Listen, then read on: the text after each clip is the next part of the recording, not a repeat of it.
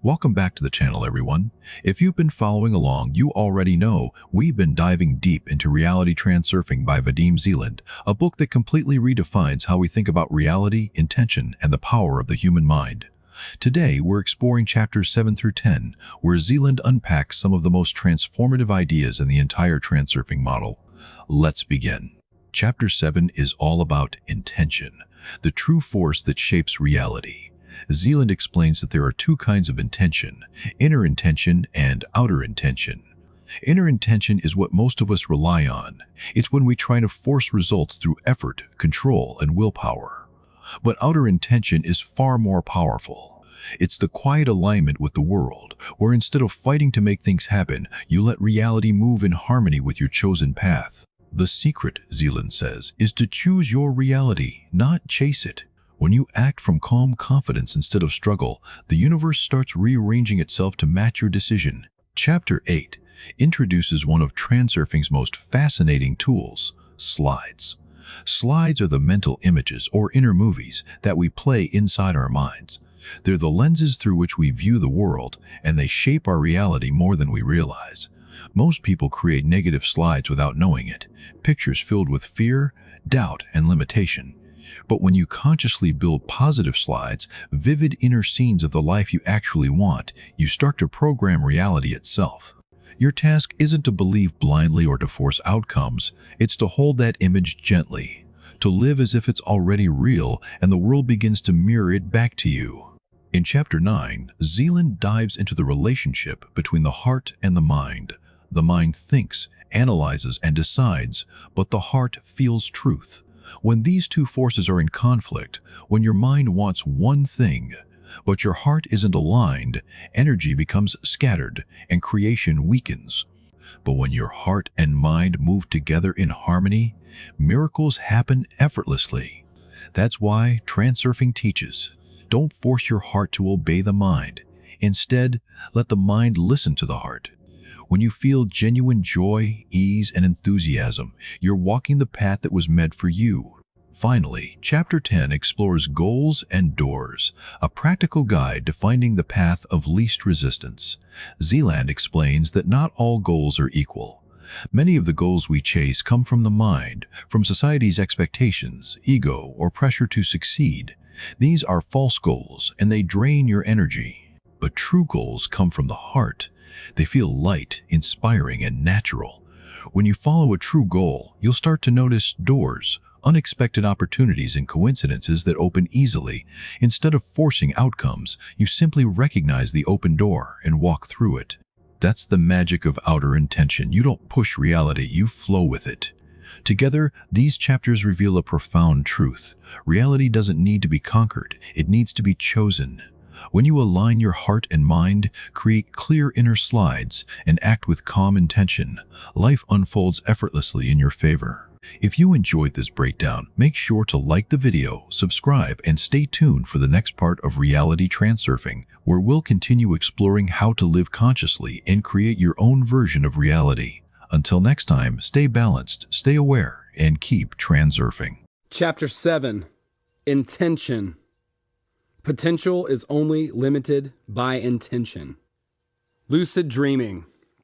In this chapter, we come closer to solving the Guardian's riddle about the fact that we are free to choose anything we want in life and how to go about it. One of the keys to the riddle lies in what we call dreaming. A person spends a third of their lifetime asleep. Unfortunately, scientific research can only offer us a limited understanding of the human sleep state, and so what exactly happens to a person when they are asleep remains a mystery. Philosophical interpretations of dreams are no more enlightening, spanning from one extreme to another. Some say that dreams are an illusion, while others claim that life itself is nothing more than a dream. Who should we believe? The transurfing model of the universe supports neither position. When adults remember their dreams, they tell themselves that what they saw was not real. The mind is comforted by the interpretation that dreams are a product of the imagination, somehow generated in a state of rest. We know that children up to the age of 4 fail to distinguish between what they see in a dreaming and a waking state. They believe that the content of their dreams is happening in the same space as the rest of their life. When a child wakes, terrified from a nightmare, they are convinced that the monster is still somewhere in the bedroom and nothing their parents can say will comfort them. Gradually, the child's mind begins to accept the idea that dreams are not real. We discussed previously how the mind quickly and willingly organizes any new information that it receives according to abstract references, and yet it takes a whole 4 years to convince the mind that dreams are not real. This must be the only thing that the mind cannot willingly accept. Most people have no memory of their life before the age of 4, and so as adults they cannot bear witness to the confusion the mind must have experienced upon awakening from a dream when it was still believed to be real. Every night when the mind switches off, it falls innocently into a kind of trap. It does not occur to us to take a critical view of events while we are asleep. Even on waking, we are surprised by how real and very natural the virtual reality of our dreams appear. The mind is accustomed to finding a rational explanation for everything, and so despite the fact that people see quite bizarre events in their dreams, for some reason, in the moment of dreaming, the mind responds as if they were quite normal. Whenever we notice or experience something unusual, the mind will instantly provide a rational explanation. And despite this, we do not question the reality of what is happening in the world around us when we are in a conscious waking state, and the same is true of dreaming. Despite the mind's incessant need to control, the simple question is this real? Slips through the prism of control and the mind falls into the dream trap. Sometimes, if we are lucky, something quite miraculous happens and we wake up in a dream, suddenly aware that we are dreaming. Usually this happens when we dream about something extraordinary or have a nightmare. The rational mind is shocked into part waking and we understand what to do next in the dream. At this point, the unconscious dream state shifts into lucid dreaming. In lucid dreaming, a person can take part in their dream as if it were a virtual game, at the same time understanding that it is just a dream. If you have never experienced lucid dreaming or are reading about it here for the first time, you can be certain that it is not a product of our imagination. Numerous books have been published on the topic, and there are many individuals who practice the technique consistently. It is not difficult to try lucid dreaming because it can be brought on by the power of intention. To quote-unquote wake up in a dream, you have to train your mind to ask the question, is this real? It is not that difficult to do if you are motivated. The process of training the mind is quite straightforward, but it does require your focused attention. Over the course of a day, you need to ask yourself whether what you are seeing is real at least 10 times. Your inner guardian will assist you. Instruct your inner guardian to keep asking you whether or not you are asleep. It is important that you answer each time as conscientiously as possible so that the rational mind retains a critical attitude rather than it becoming a routine procedure. Shake yourself a little to increase your alertness. Look around, assess the situation, and ask yourself whether everything is as usual or whether something strange is happening. If you are persistent enough, you will eventually, quote-unquote, wake up in your dream. You will probably find that it is quite difficult to remember to ask yourself this question even 10 times a day, and so you have to be really motivated if you want the technique to work. Depending on the strength of your intention, you may begin to experience lucid dreaming within a few days or perhaps a few months. It can be helpful to use a chiming clock. You can then program your inner guardian to ask you whether you are asleep or not every time the clock chimes. The sound of the clock will be like a bridge to consciousness. When you are asleep and the clock chimes, your inner guardian will become more alert out of habit, which should in turn waken your rational mind, causing you to wake up in the dream. You can use other bridges between waking and sleeping as long as you are using a sound that can be heard whilst you are asleep. Avoid linking your question to signals you cannot rely on, such as the sound of an incoming telephone call. Unless you receive a call in the middle of the night, you will not get the necessary trigger until you see a phone call in your dream. As you can see, the basic principle is to develop the habit of regularly asking yourself whether what is happening is real. Try to answer the question with awareness rather than mechanically. It is important to train yourself to assess the situation critically and respond to the question conscientiously because for many dreamers, the one thing that shifts them into lucid dreaming is recognizing an anomaly, a contradiction, or quirky element in their dream that normally they would not pay attention to. Why practice lucid dreaming? At the very least, it is fun to consciously play within your dream like in a virtual game, rather than to just have it happen. No science fiction book or computer game can compare with lucid dreaming, where you can do anything your imagination can conjure up. When an unpleasant situation arises in a dream, you can will it to change. For example, in a dream where someone is chasing you, if you think that what is happening is real, it will be very difficult to escape. If you are aware that you are dreaming, you will probably try to wake up from the dream, which does not always work. However, once you are aware that it is just a dream, you can act much more effectively by simply looking back at your pursuer and thinking, "Go away, get lost, disappear." The pursuer will vanish immediately. You can even mentally lift them up and make them do cartwheels in the air. As long as two simple conditions are fulfilled, the dreamer can control everything that happens in their dream. Firstly, they have to be aware that they are dreaming. And secondly, there has to be the realization that here they can do anything. For example, if you are dreaming lucidly and want to fly, nothing could be simpler. All it requires is your intention. An important distinction should be made between desire and intention. The desire alone to rise up in the air will lead to nothing in dreaming as in waking. It is the same with raising your hand. You can say to yourself that you want to raise your hand, but you do not necessarily move it. Then you suddenly decide to act and raise your hand, transforming desire into action by the power of intention. You do not think about how you are going to raise your hand, you just do it, and it is the same with flying in a dream. You simply decide to rise up into the air, and you can fly wherever you want to.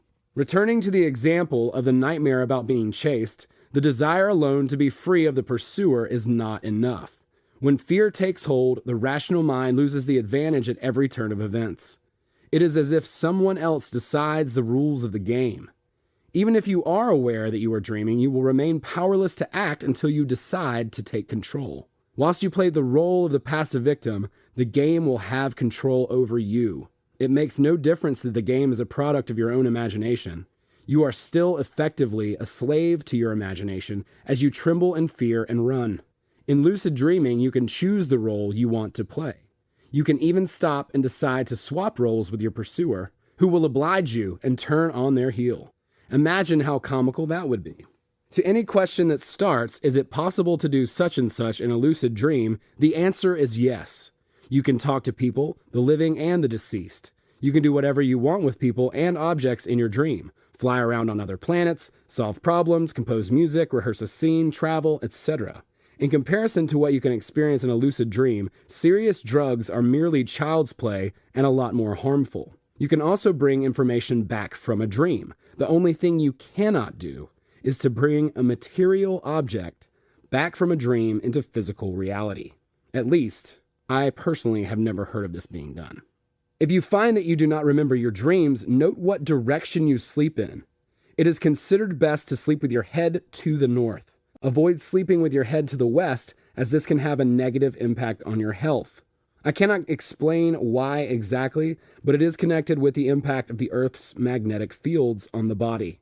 Try sleeping with your head to the north, and your dreams should become more vivid and diverse. Do not worry if you have no desire to practice lucid dreaming, or perhaps have tried to induce lucid dreams without success. Lucid dreaming does play a certain role in transurfing, but it is not essential to practicing the technique. In addition, lucid dreaming carries a subtle threat. You are probably wondering why I introduced the topic so positively, if now I intend to caution you. Lucid dreaming is a secret door that opens into the unknown. It would be irresponsible of me not to mention the potential danger that lurks behind that door, so I will explain this below. The dream space. To solve the Guardian's riddle, we have to be able to answer two questions. Why is anything possible in lucid dreaming, and why do dreams seem so real? In lucid as in non-lucid dreams, the pictures we see can be very vivid, depicting the tiniest detail. Sometimes our dreams are sharper in form and richer in color than everyday life. There is a hypothesis that the brain synthesizes certain pictures and during sleep perceives them in the same manner as it would in a waking state, similar to hypnosis. As yet, no one has succeeded in proving this theory. The Transurfing model interprets the origin of the images we see in dreams slightly differently. Rather than independently creating these images, the subconscious directly connects to the alternative space and the information it contains. If you look carefully at an object and then close your eyes and try to imagine it, you will not be able to see it as clearly. even if you have excellent powers of visualization. The image your brain commits to memory is like a low-resolution photograph. Even if the brain stores the photograph as a group of neurons in a certain condition, no quantity of neurons would be enough to reproduce all the photographs of all our memories. If our memories and dreams are a product of the information recorded by neurons, imagine how many of these cells would have to be contained in our heads. In the Transurfing model, neurons are not defined as information carriers like memory bytes in a computer. The brain does not store information itself. It stores the address to where the information is located in the alternative space. The brain is capable of retaining a certain volume of data. However, despite the fact that the brain represents a perfect biological system, it is not capable of holding everything that we are willing to commit to memory. Neither can the brain synthesize the perfect virtual reality that we see in our dreams.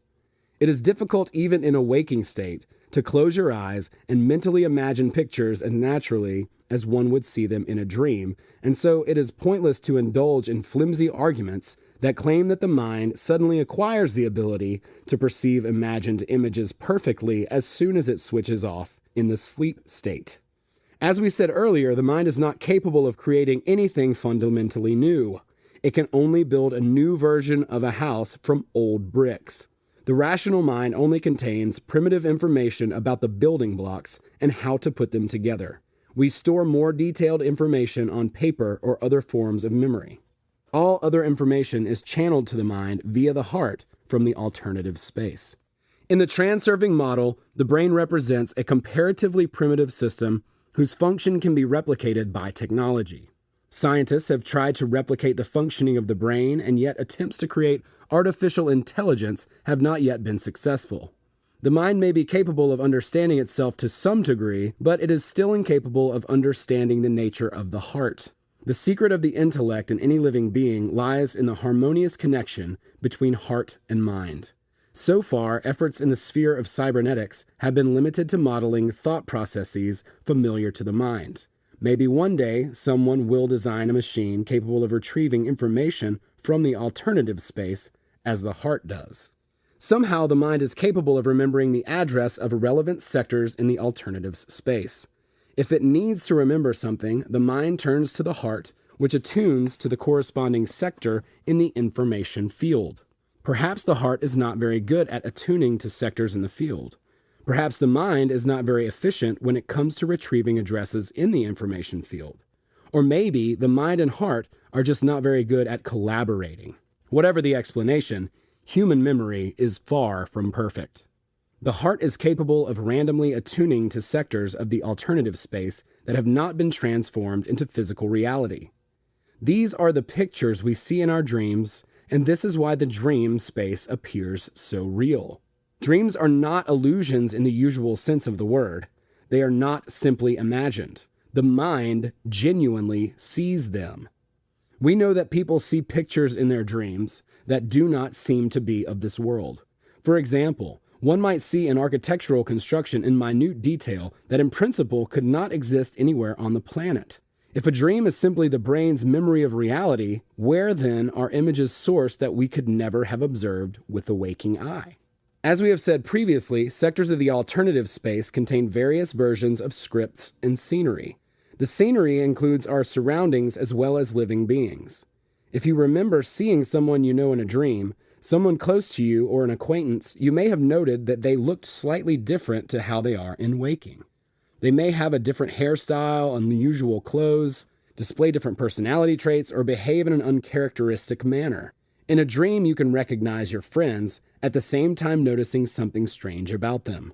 This is a manifestation of the diversity of the alternative's space.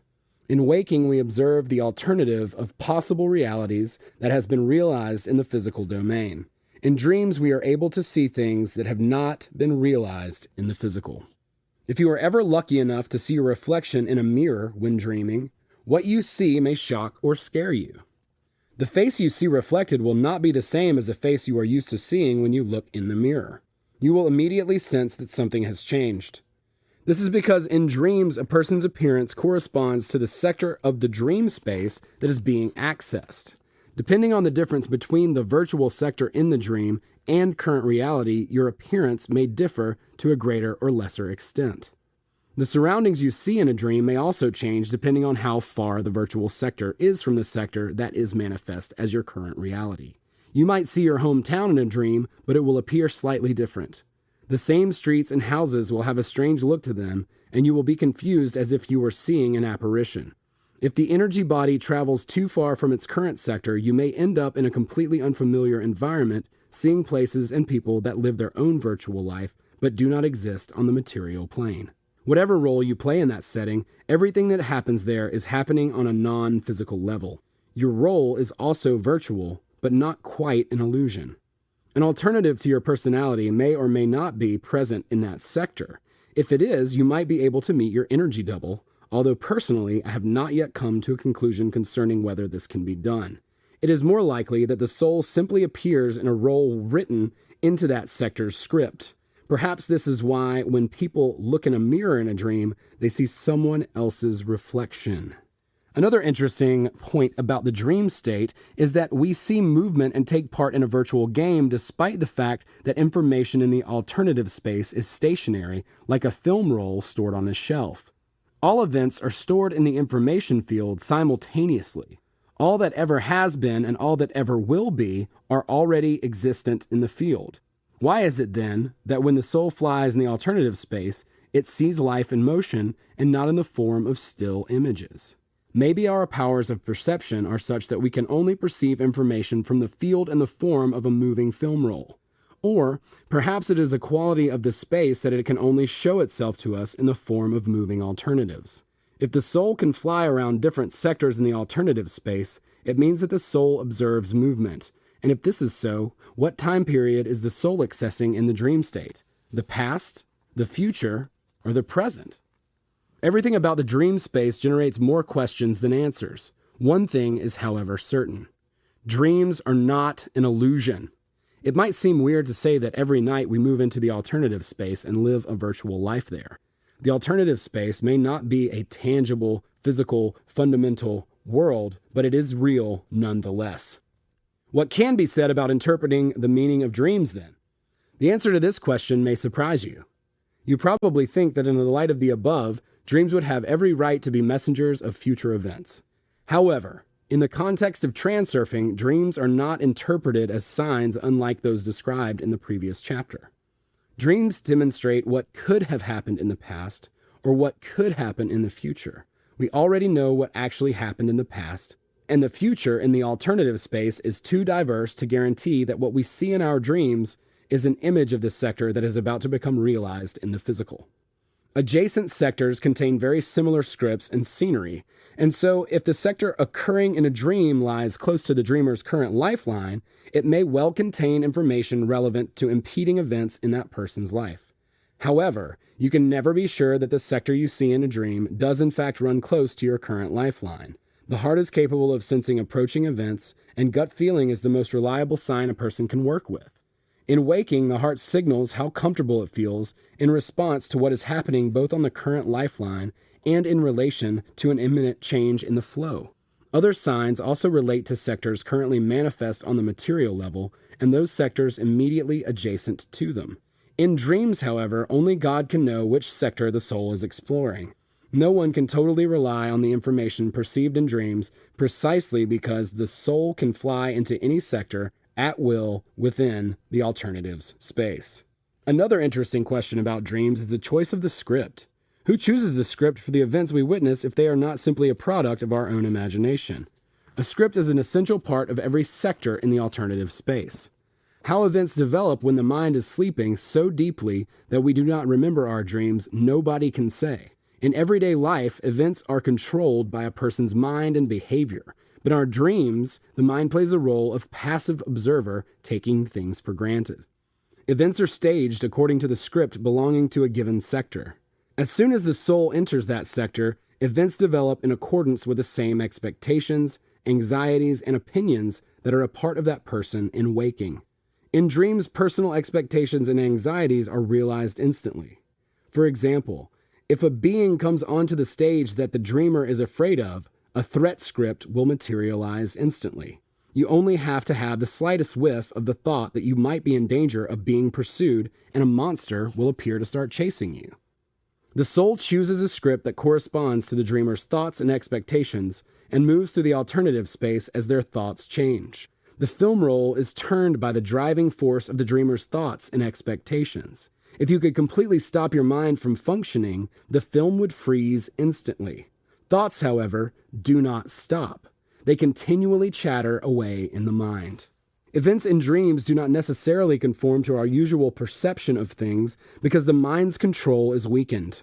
Things can appear all topsy-turvy. Inconceivable visions can appear in which the laws of physics are defied. Incredible things can happen in lucid dreaming too, because the rational mind, understanding that it is just a fantasy, will accept all sorts of strange things. Now you can see why anything can happen in a dream. Dreaming is the soul's travel through the alternative space, where all types of scripts exist. In lucid dreaming, it is not so much that the script changes of its own accord, so much as it is selected via intention. As soon as the intention emerges in your thoughts to swap roles with your pursuer, the soul reattunes itself to a sector with the opposite script. This is the mechanism for lucid dreaming. Intention selects the script. If the mind realizes that it can control the script, it forms a desire, for example, the desire to fly. This thought flashes through consciousness and is transformed by the soul into an intention. Intention is the force that carries the dreamer into the sector with a corresponding script. Because the soul's travel through the alternative space is unburdened by the destiny of matter, our dreams are very fluid and the chosen script is realized instantly. In principle, the same thing happens in physical reality, the only difference being the speed at which the script is played out. In waking life, events developed according to the same laws that govern dreams, but not at such lightning speed because the material transformation of an alternative into physical reality involves inert matter. In this context, the claim that our life is no more than a dream is unfounded, and yet in other contexts, the statement is not totally devoid of meaning. I have already described how thoughts are reproduced in the form of external, physical action and are gradually transformed into the events of physical reality. You always create the object of your mind's most dominating thoughts. Thought is energy vibrating at the frequency of a particular lifeline. In physical reality, the shift to the lifeline that corresponds to the vibration of your thought energy is delayed by various physical factors. In comparison to a sector that exists purely as information, a sector realized on the material level has heavy, glutinous quality, like resin is dense in comparison to water. This quality hinders the material transformation of a potential reality. In dreams, inert matter poses no obstacle, and so the process of shifting between sectors occurs instantly. Now you can see why I brought up the theme of dreams. In order to create the destiny you desire, it is important to be clear about how thought carries us from one sector to another, and why not all our desires find expression on the material level. You do not have to practice lucid dreaming in order to attain your purpose, though. Our goal is simply to learn the knack of choosing the script we want in waking. It is much more important to learn to wake up in real life than in a virtual one, not the least because, as we mentioned before, the activities of lucid dreaming involve an element of risk. Anyone who participates in lucid dreaming would probably assure you that lucid dreaming is not dangerous at all, but perhaps these people fail to realize that they are walking on a knife edge. No one can guarantee you that you will return from a lucid dream. There is no danger of this whilst your soul is flying in unrealized sectors of the field, but what do you think happens if the soul accidentally ends up in a realized sector of the alternative space? There is a hypothesis that a person can end up physically manifesting in that sector. I know the reader is unlikely to be easily frightened by a wild conjecture, but as you can see, the supposition does point to a certain risk. And what if it were true? It is a well-known fact that there were sorcerers of old who had perfected the art of dreaming and could intentionally pass over into other worlds forever. Their physical bodies literally disappeared from their own world. These sorcerers were either very reckless or knew exactly what they were doing. Today, tens of thousands of people go missing every year without trace. Some people believe that some of these people are abducted by aliens. I cannot corroborate this theory, But I do wonder whether some of these missing people are lost in dreaming and do not return from a sector of reality that they have visited in their dream. The soul does not necessarily have to be dreaming lucidly to fly into a physically manifest sector of the field.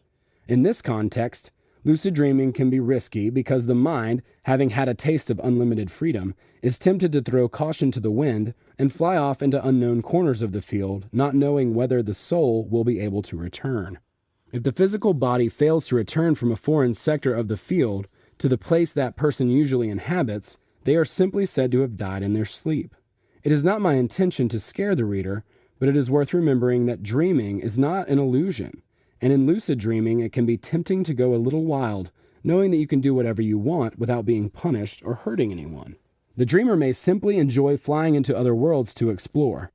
There's no reason why not, whilst the soul is visiting sectors of the field that only exists within the information field. The only danger is if the soul wanders into a sector of the field that is as manifest as physical reality. It may take the mind a little while to realize that virtual reality has become physical reality. It would be foolish to comfort yourself with the thought that our visible world is the only world that exists in the universe. The alternative space is boundless and without doubt contains many manifest sectors inhabited by all sorts of living beings. You could just as easily wander into a world that fits your picture of paradise as you could into a world that fits your vision of hell, with no idea of where that world is located in relation to your own. It could be a million light years from Earth, or it could be right here in your coffee cup. It could be very far away or close by, but in another dimension. As we said in the first chapter, eternity appears to cover an infinite distance only if you are looking directly down at it. That said, whether the parallel world is near or far from home is irrelevant. It is very easy to lose your way, but much more difficult to find your way home again, however little or far you have actually wandered from your home sector. We will not go into the theme of travel via astral projection here. Astral projection is something very different to lucid dreaming, although it is also not without its risks. Most importantly, it bears no relation to transurfing. The connection between dreaming and transurfing is fairly minor, as our task is not to escape from harsh reality by residing in the parallel worlds of dreams, but to make reality itself more comfortable. There is no need to be particularly afraid of dreaming, but it should be taken seriously. If you get a negative feeling in your gut when you read about lucid dreaming, it indicates that this is not an activity you should become involved in. Your gut feeling will tell you whether something is risky for you personally or not. The heart is better than the mind at sensing impending danger, and so dreaming without the active intrusion of the rational mind is far safer. However, if you are quite decided that lucid dreaming is for you, be cautious. Do not go sticking your head in the lion's mouth, and be careful to retain maximum levels of awareness. In dreaming as in waking, make yourself at home, but do not forget, you are a guest. The magical power of intention. We have explained that our thoughts and desires direct how we move through the alternative space, and that when we are asleep, this movement is free of the burden of inert matter inherent in material realization. The slightest hint of a thought is enough to instantly carry the dreamer into a corresponding sector of the field.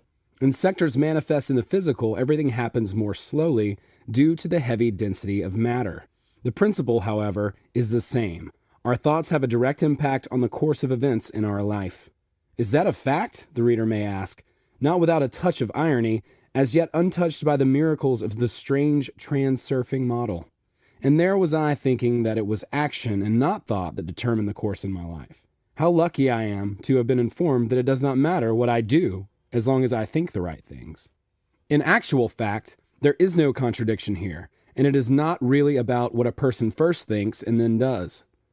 As a rule, people pay more attention to the consequences of their actions than their thoughts, because they are more clearly evident. This is connected with the impact of balanced forces. We have already described examples of events in which balanced forces engender a result that is the direct opposite of one's original striving. You may want one thing, but you experience the opposite. The more excess potential you channel into a situation, the more reality will take on a different shape to your original desire. Unable to find a rational explanation for how strangely the world behaves, people imagine that they must either have slipped up somewhere, or that it is just very difficult to get what you really want in life. It might seem that there's a contradiction in the transurfing model. On the one hand, it states that our thoughts program the energy that pass through us, and this carries us onto lifelines that match them, or, as you know, thoughts transfer us onto the sectors of alternative space that have a corresponding script and scenery. This is indeed what happens when we are dreaming. On the other hand, it seems as if our thoughts do not really have much weight at all in the physical reality of our day-to-day life because we cannot achieve the things we desire with our thinking alone.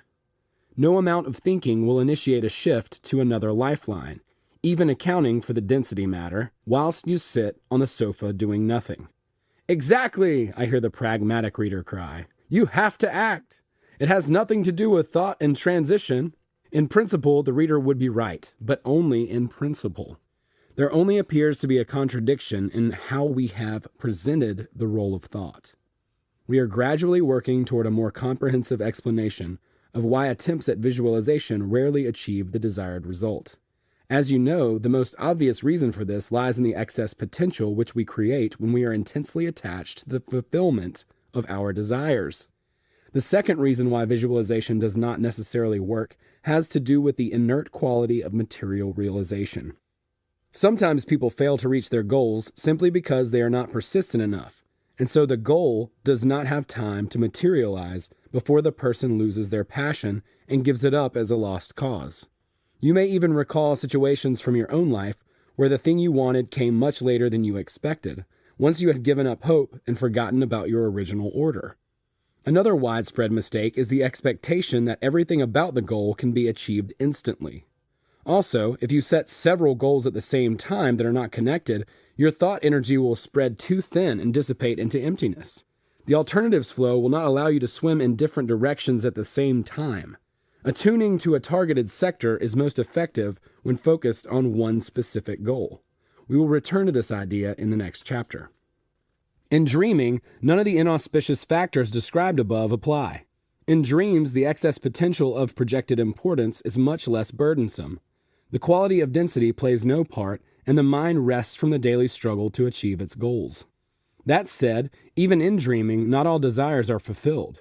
Those who practice lucid dreaming will know that not every whim will carry the dreamer to the matching sector. So what is the problem? The answer is as simple as it is fundamental.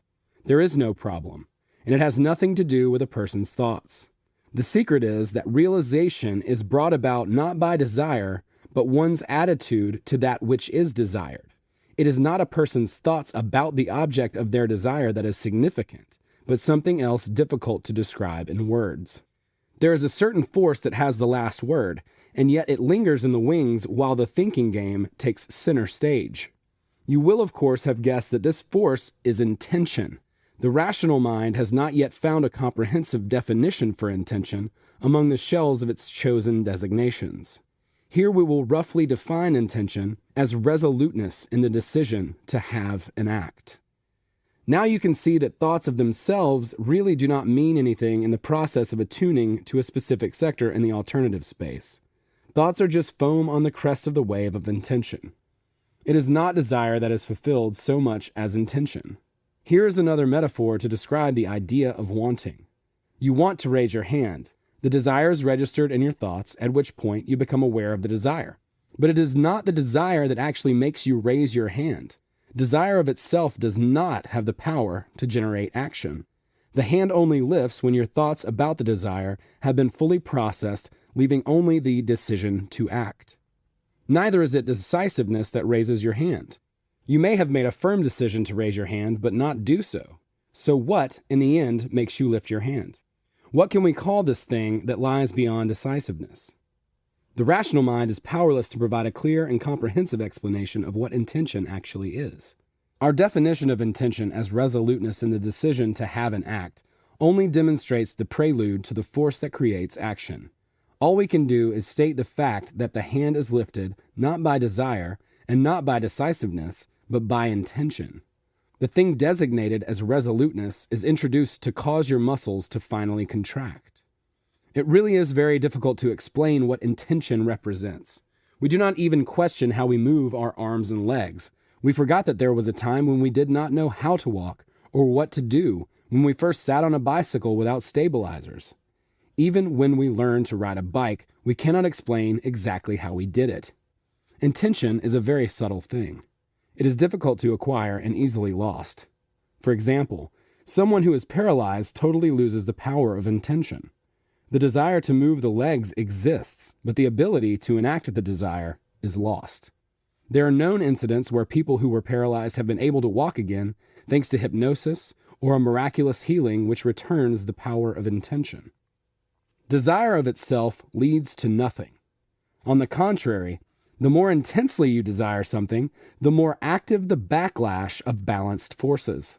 Desire focuses on the goal, whereas intention focuses on the process of achieving the goal.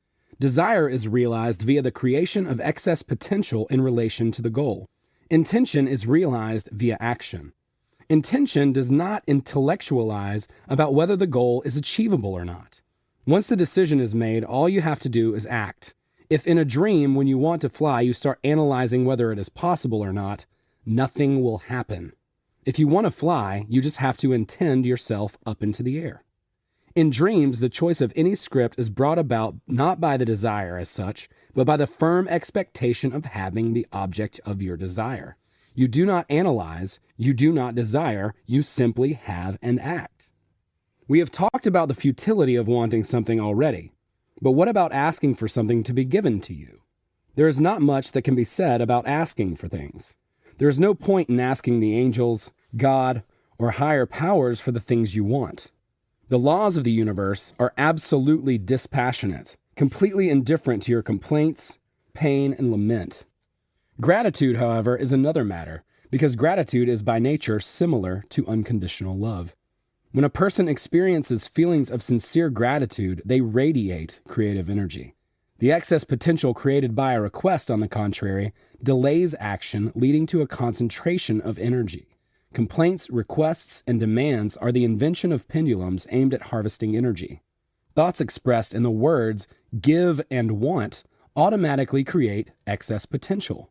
When you speak these words, it suggests that you do not have something you want and are trying to attract it with the power of your thoughts. There really is no point in trying to solicit something from higher powers or any other power. It is the same as walking into a shop and asking the owner to give you some of what they sell for free. You can request things of people within certain limits if they are well disposed toward you, but everything else in this world is built on objective law and not the desire to have someone help you. Imagine how absurd it would be if the Earth asked for the Sun permission to shift into a different orbit.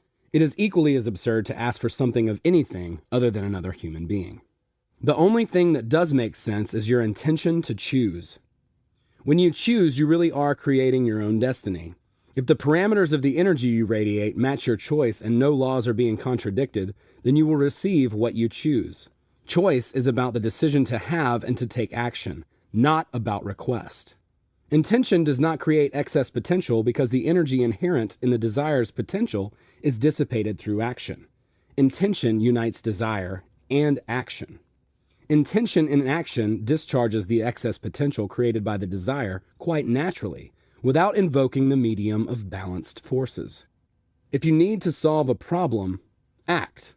Contemplating the complexity of the problem simply creates excess potential and feeds the pendulum your energy. When you take action, you realize the energy behind intention. The hands do what the eyes fear to pursue, as they say. When you set about realizing an intention, trust the alternatives flow and the problem will resolve of its own accord.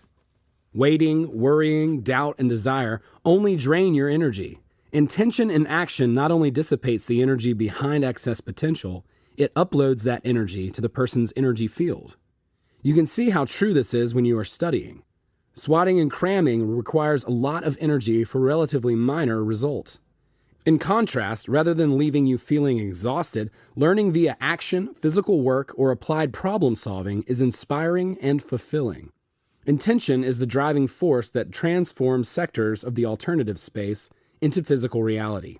The question is why our fears are also realized. Surely our fears cannot be categorized as intention.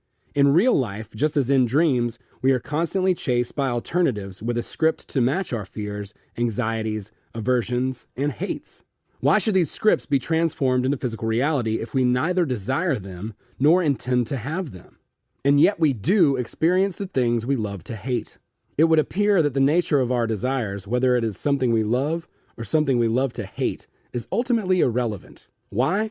The mystery is unveiled by an even more enigmatic figure and powerful force we refer to as outer intention. Outer intention. Intention is a combination of desire and action. The intention to do something by your own efforts is obviously a personal inner intention. It is much more difficult to extend the action of intention to the external world. We refer to this kind of intention as outer intention. Outer intention has the potential to rule the world, or rather, to choose the model of the behavior the external world lives by, as well as determine the script and scenery. The concept of outer intention is critical to the alternatives model. Today, all manipulations of time, space, and matter that cannot be explained logically tend to be described as magic or paranormal phenomenon. These things are the work of outer intention, which works to choose lifelines in the alternatives space. Inner intention could never transform an apple tree into an avenue of pear trees. Outer intention does not transform anything either, but it is capable of choosing an avenue of pear trees instead of an apple tree in the alternative space and executing the shift to the relevant sector, as a result of which the apple tree is substituted with a pear. Nothing happens to the apple tree. There is simply a substitution. Material realization shifts in the alternative space from one lifeline to another. No power on earth is actually capable of magically transforming one object into another. Inner intention may try, but its capacities are sorely limited. You cannot move a pencil that is lying on a table with the power of thought, but if you hold the firm intention to imagine that the pencil has moved, you may be successful. Let us say that you were able to move the pencil. Some people with extrasensory abilities are capable of doing this. What I'm about to tell you may seem strange, but physically, the pencil will not actually have gone anywhere. At the same time, you are not simply fantasizing that the pencil has moved. In the first instance, the pencil is subjected to thought energy which is clearly too weak to shift a material object. In the second case, you slip across lifelines in which the pencil has a different location. Can you see the difference? The pencil is lying on the table. With the power of your intention, you imagine that it is beginning to move. Your attention scans sectors in the alternative space where the pencil is placed in all sorts of other positions. If the thought energy you radiate at this stage is powerful enough, the pencil will materialize at different points in the space of physical reality. It is the separate pencil layer that moves whilst the remaining layers, including the layer of the observer, remain unmoved. It is not the object itself that moves, but its point of realization in the alternative space. It is hardly surprising that most people cannot get the pencil to move. In the majority of people, capabilities such as these are weakly developed, not because they have a weak energy field, but because it is so difficult to evoke pure outer intention if you struggle to believe that such things are possible at all. People who have the ability of telekinesis do not move objects. Rather, they have a unique capacity for the power of intention that enables them to shift the location of a point of material realization in the alternative space. Everything connected with outer intention is generally considered mysticism, magic, or at best inexplicable phenomena, proof of which is successfully stored away at a distant, dusty shelf. The predominant worldview totally negates these things, and so anything irrational evokes a strange fear. People who witness UFOs also experience high levels of fear and consternation. UFOs are so far from our day-to-day reality that we do not want to believe they exist. When they display the stunning audacity of being real, they evoke a weird kind of horror. Outer intention is a case of, if the mountain won't come to Muhammad, then Muhammad must go to the mountain. Did you think it was just a saying? Outer intention does not have to be all about paranormal phenomenon. In day-to-day life, we constantly come up against the results of outer intention. Outer intention is the force or mechanism that causes our misgivings, and worst expectations can be realized in the physical. Because the dynamics of outer intention function independently of our will, we do not necessarily realize what is happening. It is much harder to work with the force of outer intention than it is to work with our personal inner intention. Imagine that you landed on an island where you had to face a tribe of savages. Your life would depend on what you did next. One possible outcome is that you would become the victim. apologizing for your presence, making gifts, justifying yourself, and trying to ingratiate yourself with the natives. In this case, you would be likely to get eaten. The second possible outcome is that you would become the conqueror, showing signs of aggression, launching an attack, and trying to assert your control over the tribe. You would either be victorious or lose your life. The third alternative is that you would present yourself as master and leader. If you were to reach out your hand like the powers that be, you would be obeyed. When you have no doubt in your own might, your thought energy is attuned to lifelines where you are king and everyone else assumes that this is how things should be. The first two types of behavior demonstrate inner intention, whereas the third type demonstrates how outer intention works. Outer intention simply chooses a certain alternative. The fly that beats itself against a window pane right next to an open window acts on the basis of inner intention. What do you think outer intention would look like in the case of the fly? You would think the answer would be for the fly to discover the open window and escape, but it is not. If the fly were just to take a step backwards and look around, it would see the pane of glass and spot the open window. In the case of the fly, it is just a matter of having a slightly wider perspective on reality. Outer intention literally opens the window for the fly. Inner intention aims to impact the outside world of your current lifeline. Everything that is possible within the confines of a materialized sector can be described by the laws of natural science and fits nicely with the limits of a material worldview. Outer intention, by contrast, chooses a lifeline on which your desire can be realized. The analogy of the fly in relation to intention is probably quite clear by now. Insisting on flying through a closed window is an expression of inner intention, whereas shifting to a lifeline where the window is opened is an expression of outer intention. You can make a superhuman effort to move the pencil with your thoughts, or, working with outer intention, simply scan the alternative space for the pencil where it is placed differently. Let us imagine that it is Christmas Eve and you are certain you will not be able to find a parking spot just outside the supermarket. The voice of inner intention would say there could not possibly be a free parking space because the whole world is out shopping. Outer intention allows for the possibility that one space might become free just as you are arriving at the supermarket. It is not so much that in the case of working with outer intention you solidly believe in the possibility. It is more that you simply claim the possibility of what you deem necessary, dispassionately and unconditional. Outer intention is born of improvisation, like insight. You cannot prepare for outer intention. All magic rituals are aimed at evoking the power of outer intention, but ritual is just the preparation for magic, a theatrical prelude. Imagine that you fell from a cliff in a dream. You would have to evoke the intention to float in the air. You would not have time to prepare yourself or speak an incantation. All you could do is take it into your head to fly, and you would do so. Spells and magical attributes can help to awaken the power inherent in each and every individual, but they cannot directly apply it. Unfortunately, in contemporary man, the ability to direct the power of outer intention has all but atrophied. People have even contrived to erase the ability from memory, although ancient legends vaguely hint at it. Today it is pointless trying to prove that the Egyptian pyramids and similar constructions were built with the power of outer intention.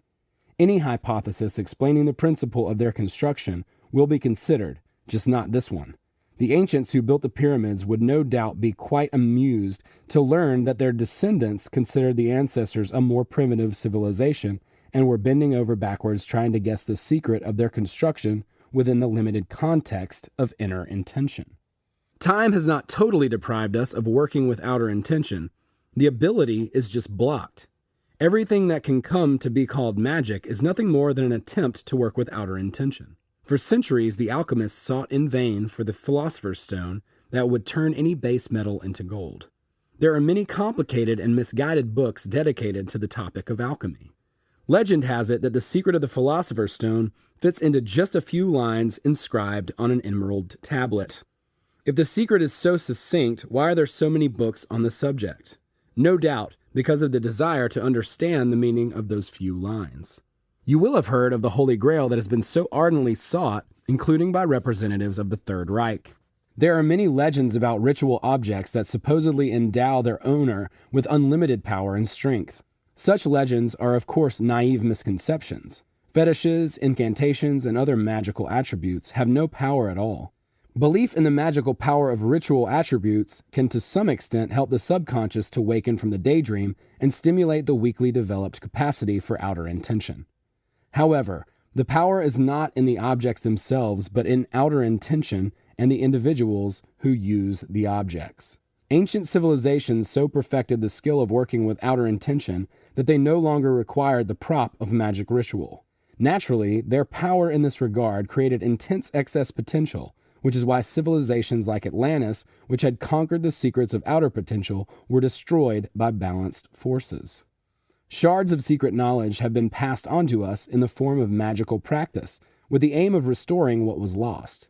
In general, however, these are frail and superficial attempts, often undermined by false understanding and confusion with inner intention.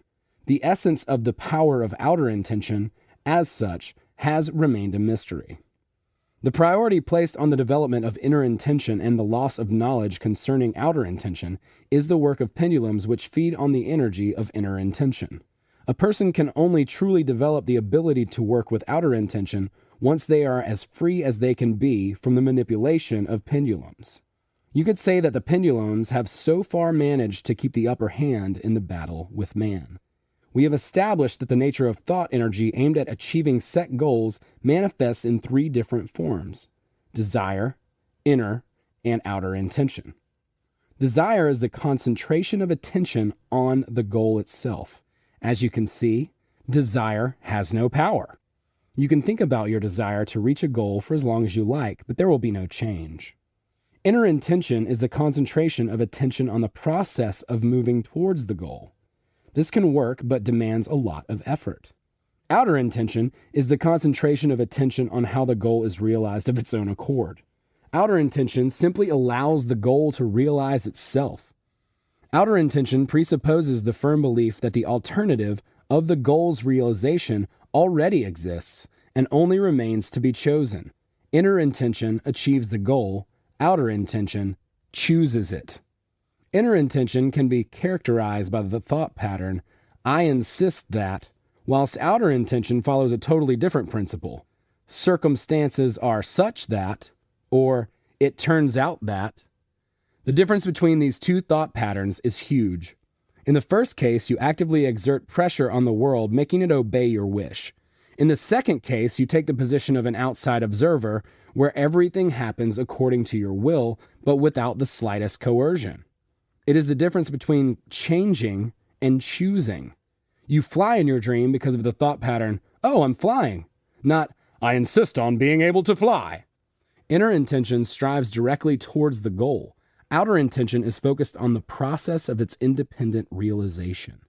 Outer intention does not hurry to achieve the goal, as it is already a done deal. The fact that the goal will indeed be achieved is neither doubted nor discussed. Outer intention is unremitting, cool-headed, detached, and moves the goal indomitably toward its realization. The following bilateral comparisons can help discern where inner intention and outer intention come into play. You try to get something from life, life freely gives you what you want. Fight for your place in the sun, the world offers you embrace. Bang on a locked door, the door opens wide before you. Try passing through a wall, the wall moves aside for you. Try and generate certain events in your life, the events come of their own accord. Using inner intention, a person tries to reposition their own fact of material realization relative to the alternative space, whereas outer intention shifts the alternative space so that your material realization is where it needs to be. Can you see the difference? The end is the same in both cases, but it is achieved by very different means. If the second part of the comparisons listed above describes your actions, then you have understood the principle of outer intention. When you battle for something, it is like you are trying to push your realization into the alternative space, whereas when you choose something, the space comes to you. Of course, the alternative space does not totally independently reposition itself in relation to where you are within it. You have to take certain actions first, which lie beyond the widely accepted perception of things. Throughout this book, I will provide examples of the difference in approach between inner and outer intention. Outer intention is the cornerstone of transurfing. It is the key to the Guardian's riddle about why there is no need for us to fight with the world, and why we can simply choose the things we want. Nothing is beyond the capacity of outer intention. You can fly in waking or walk on water if you have the outer intention of a Christ, and it would not represent a contradiction of the laws of physics, for the laws of physics work in just one sector of material realization. Outer intention is manifest in the movement of realization through different sectors of the alternatives space. It is impossible for a person to fly within the limits of a sector that is manifest in physical reality because you would have to resist the gravitational pull of the earth. Trying to do so would be an example of inner intention demanding a massive input of energy in order to overcome the force of gravity. Free flight and dreaming, as in waking, is not really movement through space and physical reality. It is a shift in the relative position of your realization point. In other words, the body consequently materializes in new points of the physical space. You could also put it this way. It is not that you fly through space, but that space moves relative to you in accordance with a choice of outer intention. This probably does not sound quite right. Nonetheless, we will not go any deeper into the theory of relativity here. We can only guess how it really happens. In order to fly, you have to have absolute faith in the idea that it is possible to do so. Why did Jesus so matter-of-factly say, "According to your faith be it unto you"? Perhaps nothing can be received or completed without intention, and there is no intention without faith. We would not be able to take a single step unless we believed it was possible to do so. However, you will never be able to convince the rational mind that it is possible to fly in waking as it is in dreaming, at least in a normal state of consciousness. There are yogis in India who can leave the ground during meditation. These are the only reliable cases of levitation that I have come across personally. Their intention may only be sufficient to attune to the movement of alternatives in which the body floats in midair. Taking into account the incredible capacities of yogis in comparison to ordinary people, you can just imagine how difficult it must be to overlay one's personal will on the power of outer intention. The dozing mind can accept the possibility of flight during sleep, but in conscious waking, however hard you might try to convince yourself otherwise, human flight will always seem impossible. For the mind to accept something, there has to be faith as well as knowledge. Faith presupposes the possibility of doubt, for where there is belief, there is also room for doubt. Knowledge eradicates doubt. You have no doubt that when you throw an apple, it will fall to the ground. You do not have to believe in this, you just know it to be true. Pure outer intention is free of doubt, and consequently of belief also. Whereas in the sleep state, a mere hint of outer intention is enough for flight to occur, in the world of inert material realization, the intention has to be absolutely pure. There is no need to be overly concerned with acquiring a knack for creating pure intention. To realize your personal goals, run-of-the-mill intention will do. It just takes some time for material realization to build up momentum. It is interesting to consider outer intention in the context of hypnosis. It is difficult to say whether hypnosis is a result of inner or outer intention. Thought energy alone is clearly insufficient to enable personal will or inner intention to move physical objects, even very light ones. Thought energy is sufficient, however, for one person to send a suggestion to the unconscious mind of another. Some people seem to have a marked ability to radiate and direct powerful waves of energy. If that energy is programmed with specific thoughts, the person the energy is aimed at comes under the effect of hypnotic suggestion. I hope you do not think that the effect of hypnosis is occasioned simply by magnetic gaze or mesmeric passes. The impact of the hypnotist's energy does not rely on visual or voice contact. However, as far as I am aware, hypnosis works mainly at close distances, suggesting that the impact results from a transmission of thought energy directed by inner intention.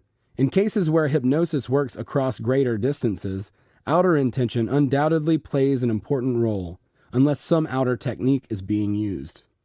To experience the power of outer intention, you have to escape the bed of everyday thinking and feeling. The rational mind usually exists within the narrow confines of the predominant worldview. It can be very difficult to move beyond the limits of the conventional mindset because outer intention is essential to make the leap, and the rational mind will not easily yield its position. It is a vicious circle because you have to apply outer intention in order to experience it. Not an easy task. I am afraid I will have to disappoint the reader, as I am not aware of any exercises that specifically develop a feeling for outer intention. The aim of such an exercise, if it existed, would probably be something strange like to intend to have intention. The only way of understanding the nature of outer intention more deeply is to practice lucid dreaming. In place of some targeted exercise, however, I would recommend simply practicing conscious living in the sphere of physical reality, not so much training outer intention as living it. The reality of the waking state differs from dreaming only in the inert quality of material realization in the alternative space. In all other ways, they are the same. You may wonder what we have to work with if we are not able to direct the power of outer intention. Of course, you are highly unlikely to move slabs of stone weighing several tons, but the density of the material world can be overcome by time. Conventional methods of achieving goals are based on activating the power of inner intention. The essence of the Transurfing method, in contrast, is based on leaving inner intention alone and applying the principles of outer intention. Inner intention transforms into outer intention when the conscious mind meets and merges with the subconscious. The boundary between the conscious and the subconscious mind is so elusive that it is almost impossible to draw a clear line marking exactly where inner intention ends and outer intention begins.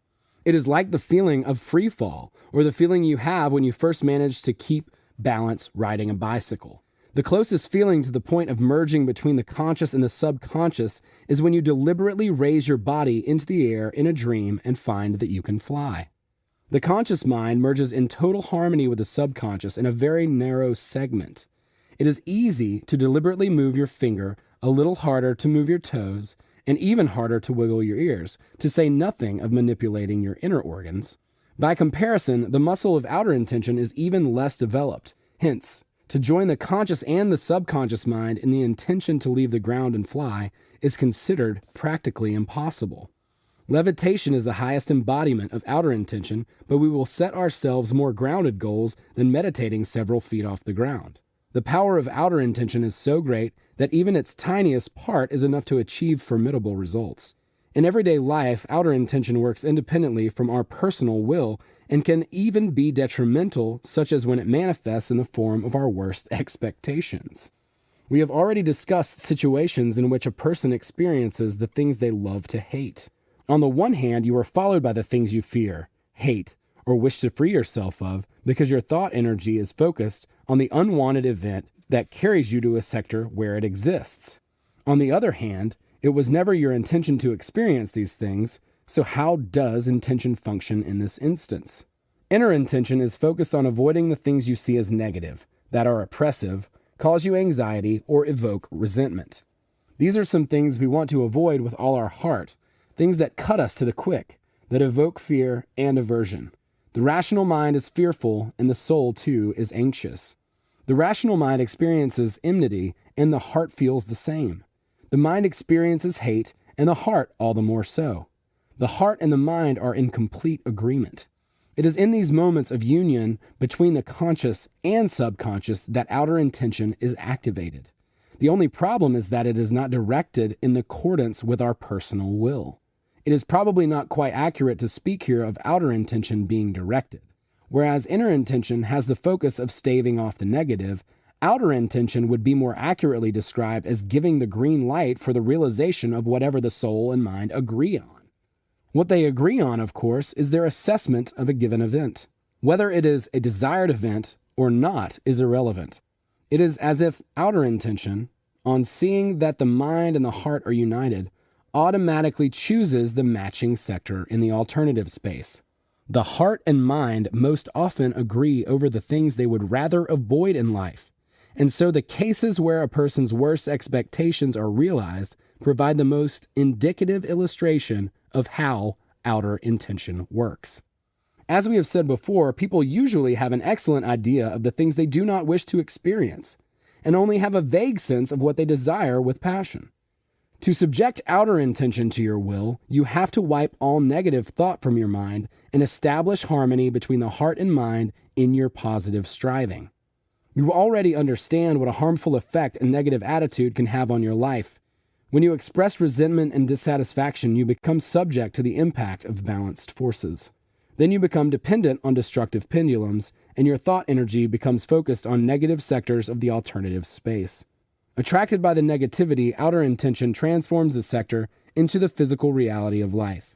This is why outer intention can work independently from your will. It is difficult to harness the power of outer intention, but there are ways of making it work for you. This is our next task. We have already established that to avoid experiencing the undesired results of outer intention, it is essential not to create the potential of projected importance and to refuse to have anything to do with negativity. Now we need to grapple with the task of how we make outer intention serve the goals you set for yourself. It may not be quite as simple as rubbing Aladdin's lamp, but methods to activate the mechanism of outer intention do exist.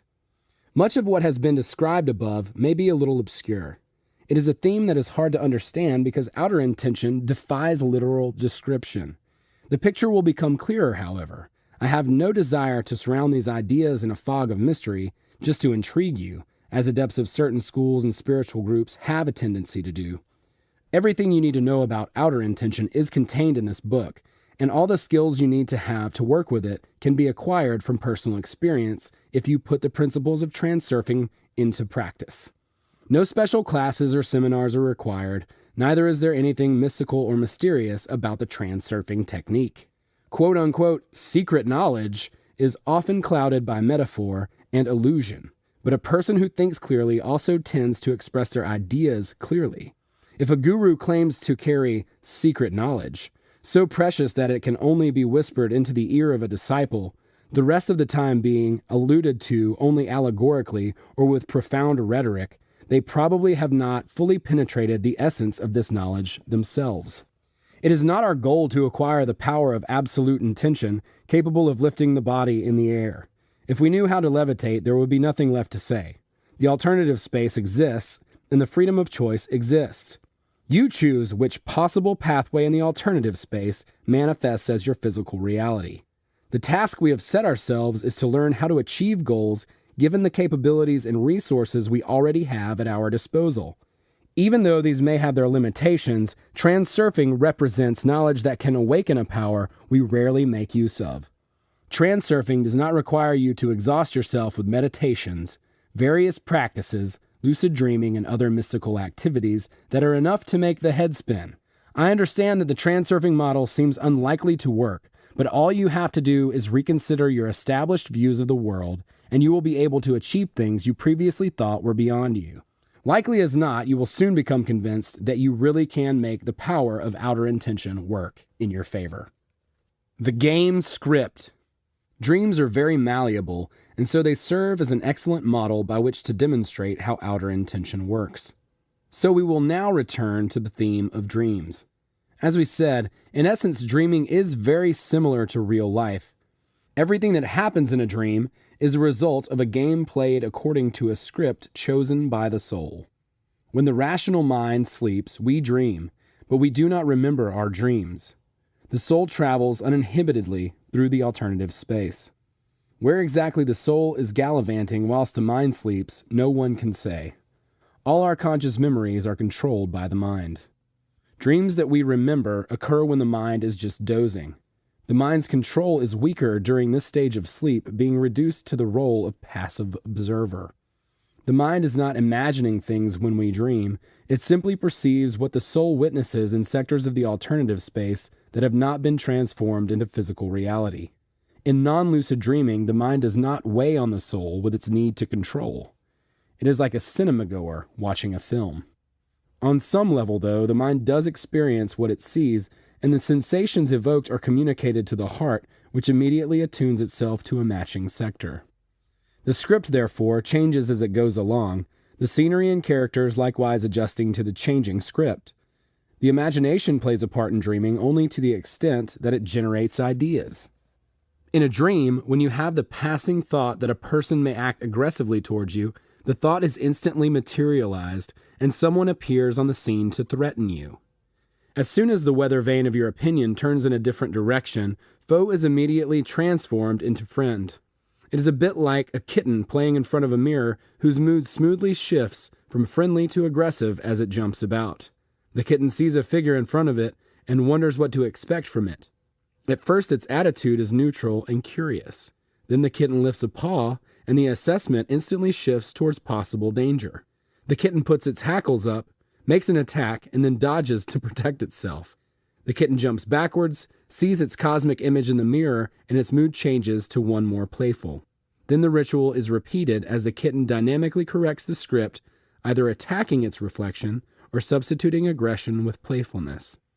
A person corrects the script in non-lucid dreaming in exactly the same way. The kitten is not aware that it is looking at its own reflection, just as a person is not aware that they are dreaming. Did you know that when a person looks in the mirror, the facial expression they see is not the facial expression they usually have? A person's expression changes the moment they look in the mirror, too quickly for them to notice. This is because of habits and desires we have since childhood to look a certain way. As soon as you say to a child, "Look in the mirror, see how awful you look when you cry," their face will change. Adults also have certain expectations when they look at their reflection. They say to themselves, "I like myself," or "How do I look?" or "I look terrible," etc. The facial expression is immediately corrected depending on the thought. The mirror is an example of how we dynamically correct our own script. Only the mirror is an example of how inner intention functions, whereas the dream is an example of outer intention.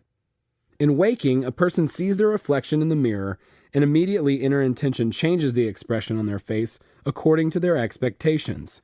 A dream is like a play, and the script that will direct the role of the outside world is chosen by the dreamer's outer intention in accordance with their experience and expectations, but irrespective of whether they will experience pain.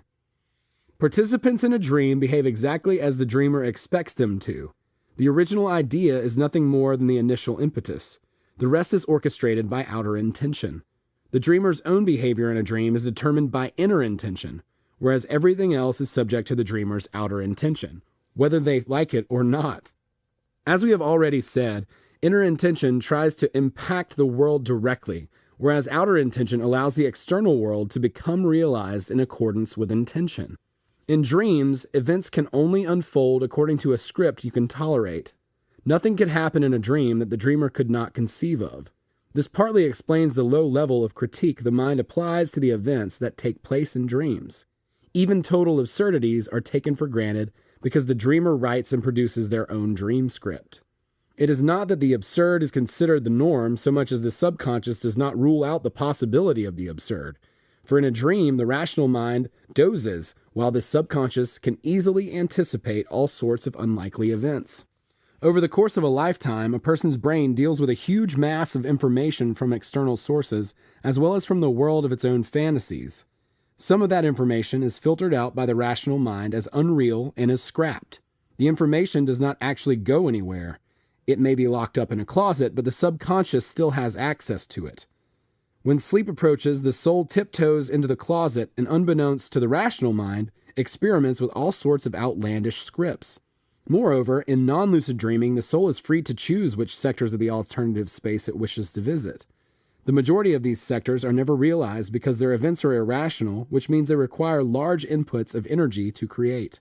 Only God can know how exactly the soul chooses its dreams. However wildly the soul chooses its dreams, the rational mind witnesses them and corrects the script according to its experiences and expectations. As we have already established, it is a person's worst fears and all that they strive to avoid that is most quickly realized. In this case, outer intention functions with no regard for personal will and often to their detriment. In physical reality, a person is also very likely to end up experiencing the things they fear. The mind is capable of making inner intention work through willpower, but outer intention functions irrespective of the will of the rational mind. It does not follow orders and manifests freely when there is agreement between the heart and mind. In dreaming, the rational mind has no direct control and does not even realize that outer intention is working.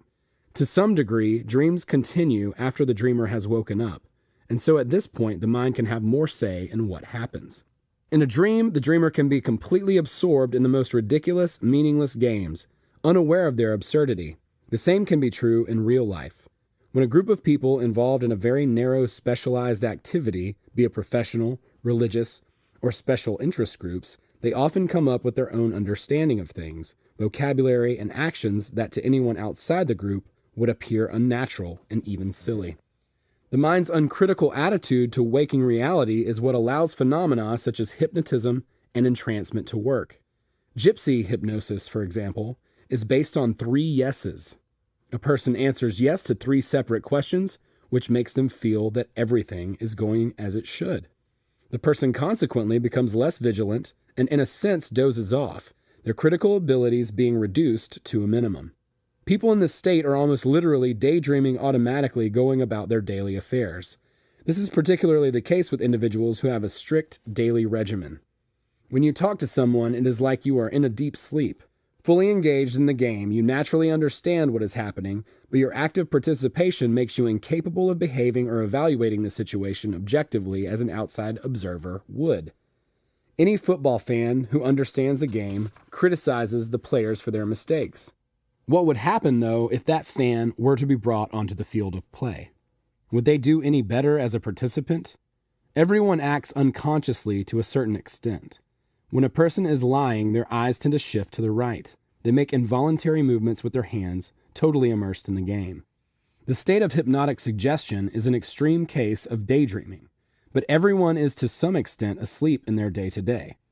In this moment, as you read, you can shake yourself and say that you are aware of what you are doing and what is happening. Later, however, a person, event, or problem will distract you and you will again get drawn into the game and doze off. You will remain sleeping all the while that you are on the stage and conscientiously playing your role. You will wake up when you come down into the auditorium and rouse your inner guardian. Once in the auditorium, you will continue to play your role, speak the necessary words, carry out the necessary actions, following the established rules, only now you will play your role consciously, in a more detached manner, assessing what is happening around you with a sober mind. In non-lucid dreaming, the dream just happens. Outer intention acts independently of your will, and there is nothing you can do about it. In lucid dreaming, a person steps down into the auditorium and consciously directs the script. It is not that outer intention deliberately aligns itself with a person's will. It just ceases to contradict it. In this case, the mind gives the heart more freedom, and in exchange receives its sanction. The unity of heart and mind, in turn, activates outer intention. In the forthcoming chapters, we will describe how to work with outer intention on the path towards one's goal.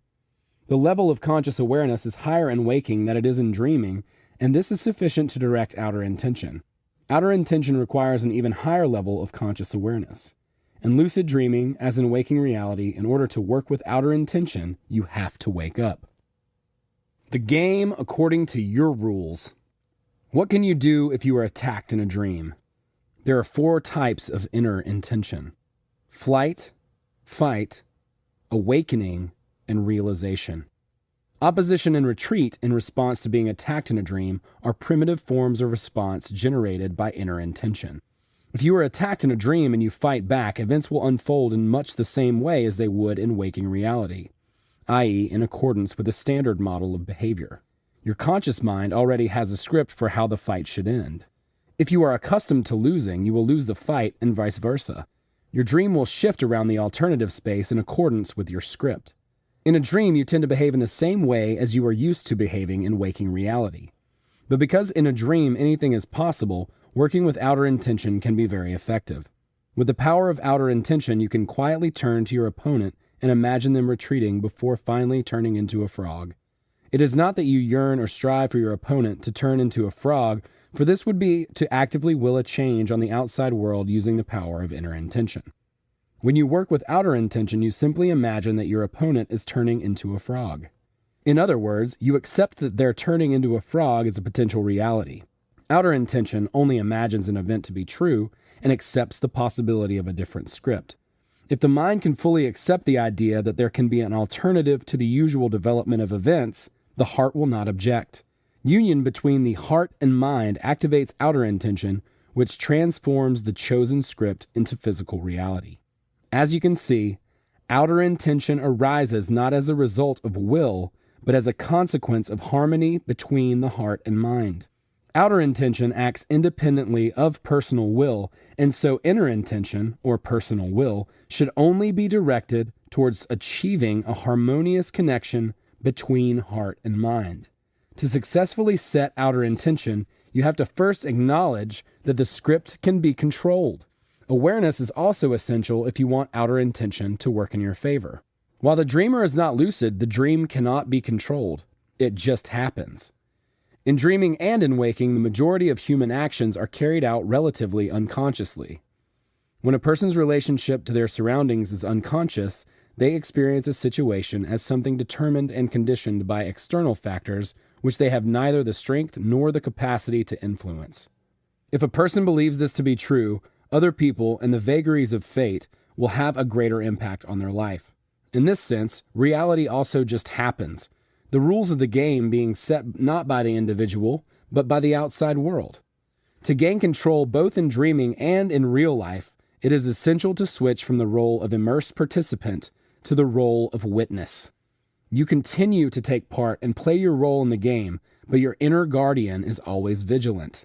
It is as if you detach yourself enough to be playing the part of an actor at the same time as observing your role in the theatricals of others from the auditorium.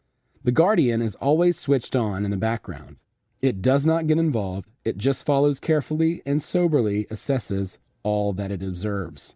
In non-lucid dreaming, it is as if the observer has switched off, leaving the actor alone to get involved. In this state, the individual becomes totally absorbed in their role, unable to see the situation from the outside. To avoid getting completely absorbed in a role, the intensity of inner importance and the projection of outer importance must be kept to a minimum, and the guardian must be always ready. Even without taking outer intention into account, a person's ability to control a situation is directly proportionate to their level of conscious awareness. In dreaming, the level of awareness is minor, and so the dream just happens.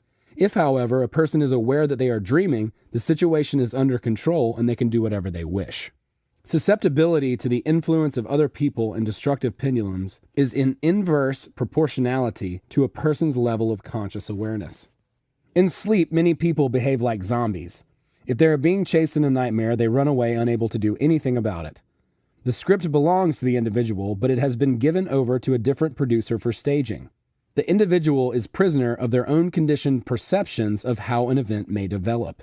Despite the fact that the perceptions originate with the individual, they dictate their own will, reducing their owner to the position of victim. Remember what happens when you become totally immersed in a problem. Imagine, for example, that you are approached by a colleague who announces that some job has to be done. If doing the job is a problem, your first response would probably be concern, perhaps a feeling of dejection. You would then run various scenarios around in your mind for events that might develop.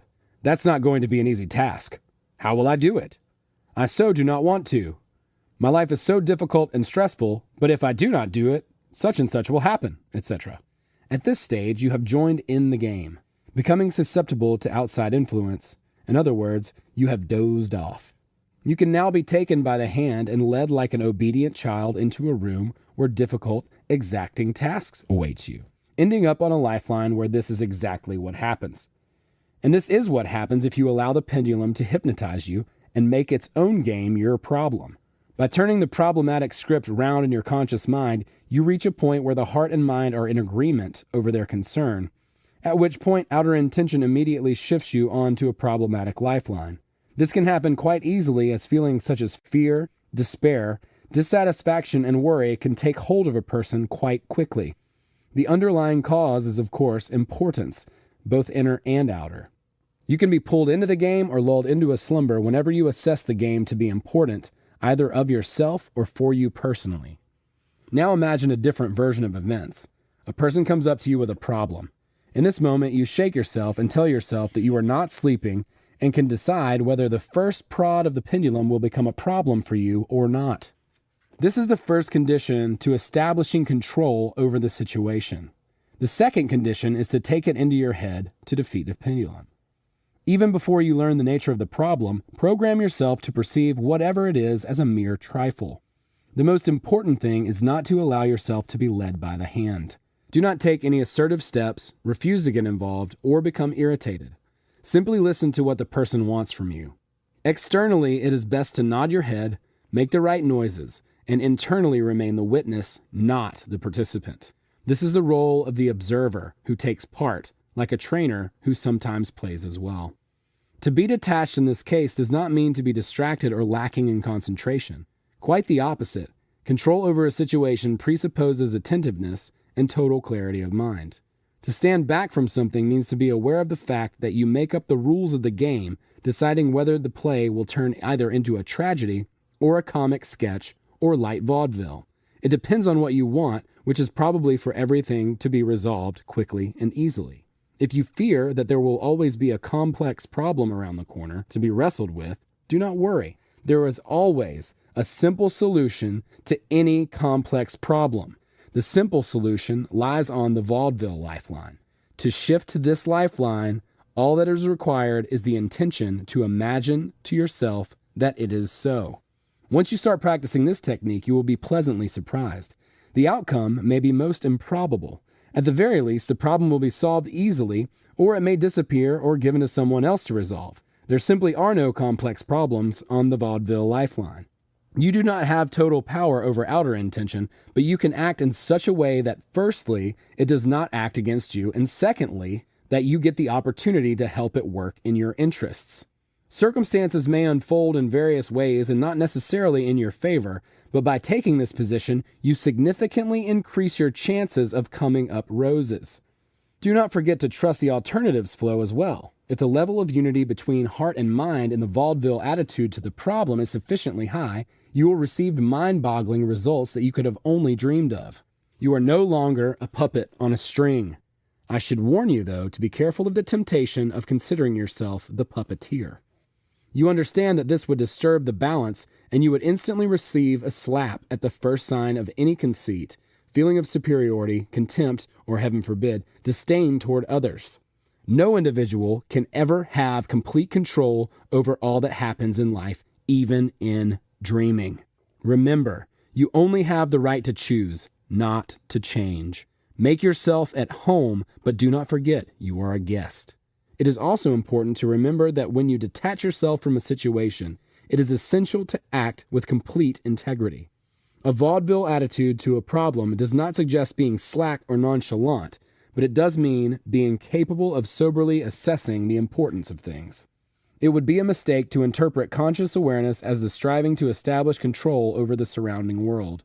The rational mind is accustomed to insisting on its own view of things, trying to alter the course of events, and fighting against the current. Sometimes when a person steps off the stage into the auditorium, they are seduced by the desire to change the script by force, imposing their will on the remaining actors. This type of behavior has nothing in common with transurfing because it depends exclusively on personal will, inner intention, to push against the current. You have to remind yourself again and again of the need to go with the flow. Conscious awareness lies in observation, not in the ability to control. Control should only be directed toward imagining an auspicious script, allowing it into your life and embracing it with all your heart, instead of floundering about in negativity. It is not about forcing your own script on the world so much as considering it possible, allowing an alternative to be realized, and allowing yourself to receive it. You will only succeed in ceasing to do battle with the world and allowing yourself to choose if the heart and mind are one. In the previous chapter, we looked at different models of behavior and the roles of the beggar, the indignant, and the fighter, neither of which fit the context of the transurfing model. So what role could be worthy of the one who is master of their own fate in this game called life?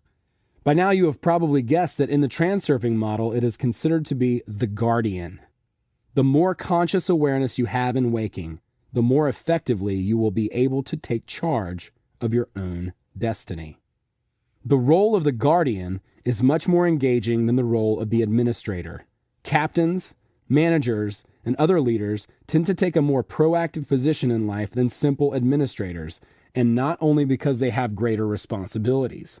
Senior management personnel are more likely to adopt the role of guardian because their position requires them to be more awake in comparison to other workers who are able to remain asleep fulfilling their responsibilities simply because they have to.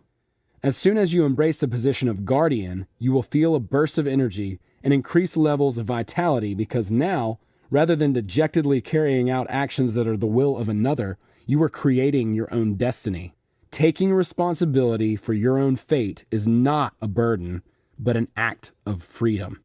Man differs from animals not so much in level of intellect as in level of awareness. Animals embody a sleepier state. Their behavior is mainly determined by stereotypical scripts instilled in them by nature, and which manifests in the form of instinct and reflex. Animal behavior is like that of an actor in a play with a fixed script.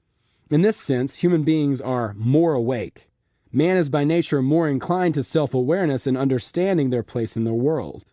At the same time, the general level of human awareness is still very limited, with most people too completely immersed in the script to have the necessary detachment for awareness. The secret of so-called clever people lies in their awareness. Awareness gives clarity of mind. Some people are able to think and express their thoughts clearly, whilst others are muddled. The relative sharpness or dullness of one's mind depends more on awareness than it does on intellect. Choosing simplicity of mind can also be means of protection from unwanted information. I don't want to know. Leave me alone. In contrast to an astute mind that embodies openness, curiosity, and the desire to receive and process information in the spirit of, I want to know everything. Obtuseness is sometimes a result of retardation, and both these traits can be developed in childhood. For example, when a child is forced to learn or psychologically manipulated. The more we daydream in everyday life, the more mistakes we make. The fly that beats itself against the window pane is also deeply asleep. When you are totally immersed in the script, you are not able to take a wider, more objective view of reality. Obsession with the game narrows perception and puts up a barrier. People are surprised when they realize they have made a mistake because they were so immersed in something to see more clearly and ask themselves, where was I looking? As if they had been seduced by some apparition. Even on April Fool's Day, when people know they may have tricks played on them, they still fall into the trap. What is this if not a daydream? Lack of awareness is the result of not wanting to look reality in the eye. The ostrich hides its head in the sand to escape the threat of reality. When people have their head in the sand, it reflects the desire to insulate themselves from the outside world in the sense of, I cannot see anything, I can't hear anything, I don't want anything, leave me alone. It is not possible in life to totally put your head under the blanket and sleep, so people try to dull their powers of perception. Unfortunately, this compromises their awareness. For example, a mild, harmless person may try to hide from the imminent threat of aggression, but they will not be able to dodge the blow because their awareness is blocked by fear. Their reactions are dulled as if their eyes were covered in a film. Rage also dims understanding. When a person is immersed in the game, they are incapable of hearing or seeing anything else around them. Hence the phrase, blind rage. Fear and anger are extreme examples of the absence of awareness. Pendulums will also try to gently dull your vigilance with a zombifying effect, playing on the fact that most people spend the majority of their time in a semi-aware state, only experiencing acute awareness and clarity of perception when the right circumstances give them an adrenaline rush. This is why it's so difficult to do something as seemingly simple as wake up in a dream and say, "Hey, you, stop messing me about." It is just a dream, and what's more, it's my dream, so I say what goes, not you. Intuitive knowledge can be drawn from the subconscious by the power of awareness. Intuitive knowledge can be more easily perceived if you can catch yourself thinking, why do I suddenly want to do this? The soul's reply will be soft and barely audible. The rational mind, however, will shout, "Shut up! I know very well what I want and what I should be doing." You have to develop the habit of constantly listening for the rustle of the morning stars to hear the music of intuition. In a semi-conscious state, it is almost impossible to remember quickly enough to note what your inner voice is trying to say. Even if early in the morning you set yourself the strict task of listening to the voice of your soul, you will not remember to do so at the appropriate moment if you sink into the daydream. So harmony between heart and mind generates outer intention, and mindfulness enables you to have it work in your favor. Unity of heart and mind is so easily achieved in dreams for the simple reason that, in dreams, the heart is free of the authoritative control of the mind. In lucid dreaming, there is still an element of control, but it is limited to adjusting the script. In dreams, the mind will accept all manner of miraculous event. In The Tinderbox, a fairy tale by Hans Christian Andersen, there is a scene in which the princess, convinced that she is dreaming, agrees to walk on the roof with the soldier. In dreams, the rational mind will accept anything, but but in waking reality, it fitfully grabs hold of its familiar worldview. It is not easy to achieve a state of harmony between heart and mind once you step beyond the realms of common sense. Common sense is like a lifetime cell from which it is difficult to escape. A person may be interested in mystical teachings, have their head in the clouds, and believe in the impossible, but there will always be place for doubt. The mind will go along with things, but at the end of the day, it knows that apples really fall to the ground. This is why it is so difficult to completely align outer intention with your own will. Nonetheless, personal experience will show that mindfulness greatly increases your chances. Maximum awareness can be achieved as long as the inner guardian is constantly present in your consciousness. The guardian objectively evaluates what is happening and assesses in whose interest the game is being played. It makes sure that you will not get drawn into the game like a puppet. You have to remember to ask yourself every minute of the day, are you asleep or not, so that it becomes an attitude. You can also practice lucid dreaming if you are unafraid to do so, but the dream will come to an end and everyday reality will return. Surely it makes more sense to focus on developing conscious awareness and mindfulness in your everyday life. As you can now see, this alternative gives you the chance to furnish your life layer according to your own taste. It is your choice. The purification of intention. Outer intention is a huge, unfathomable force. At the same time, you can see how fluid and subtle it is. It is control, and at the same time, the renunciation of control. It is the decision to have at the same time as the abandonment of the need to achieve. It is something unfamiliar to the mind. We are used to securing what we desire by setting an inner intention. We are used to thinking that if we have the right direct impact on the world, it will respond immediately. The idea of inner intention is clear and straightforward. Even so, things do not always come that easily. You still have to make an effort, insist on your goals, struggle for what you want, and fight your way forward. The method of transurfing suggests that if you let go of launching in advance, the world will offer its embrace. Obviously, such an unconventional approach is bound to leave the rational mind confused. How can you achieve a state of balance in which you combine the decision to have with the abandonment of direct action? The answer is obvious. You have to maintain balanced intention, which means to want without desiring, to take care without worrying, to strive without being distracted, and to act without demanding. Balance is destroyed by the excess potential of projected importance. As you already know, the more important the goal, the harder it becomes to reach. The saying, if you really want something, you will eventually get it, will have quite the opposite effect if the wanting is intensely driven and frantic attempts are made to acquire the object of your desire. Frantic actions are taken only when a person does not really believe that their wish will come true. Compare these two positions. This is the first. I really want to achieve what I desire. For me personally, it is a matter of life and death.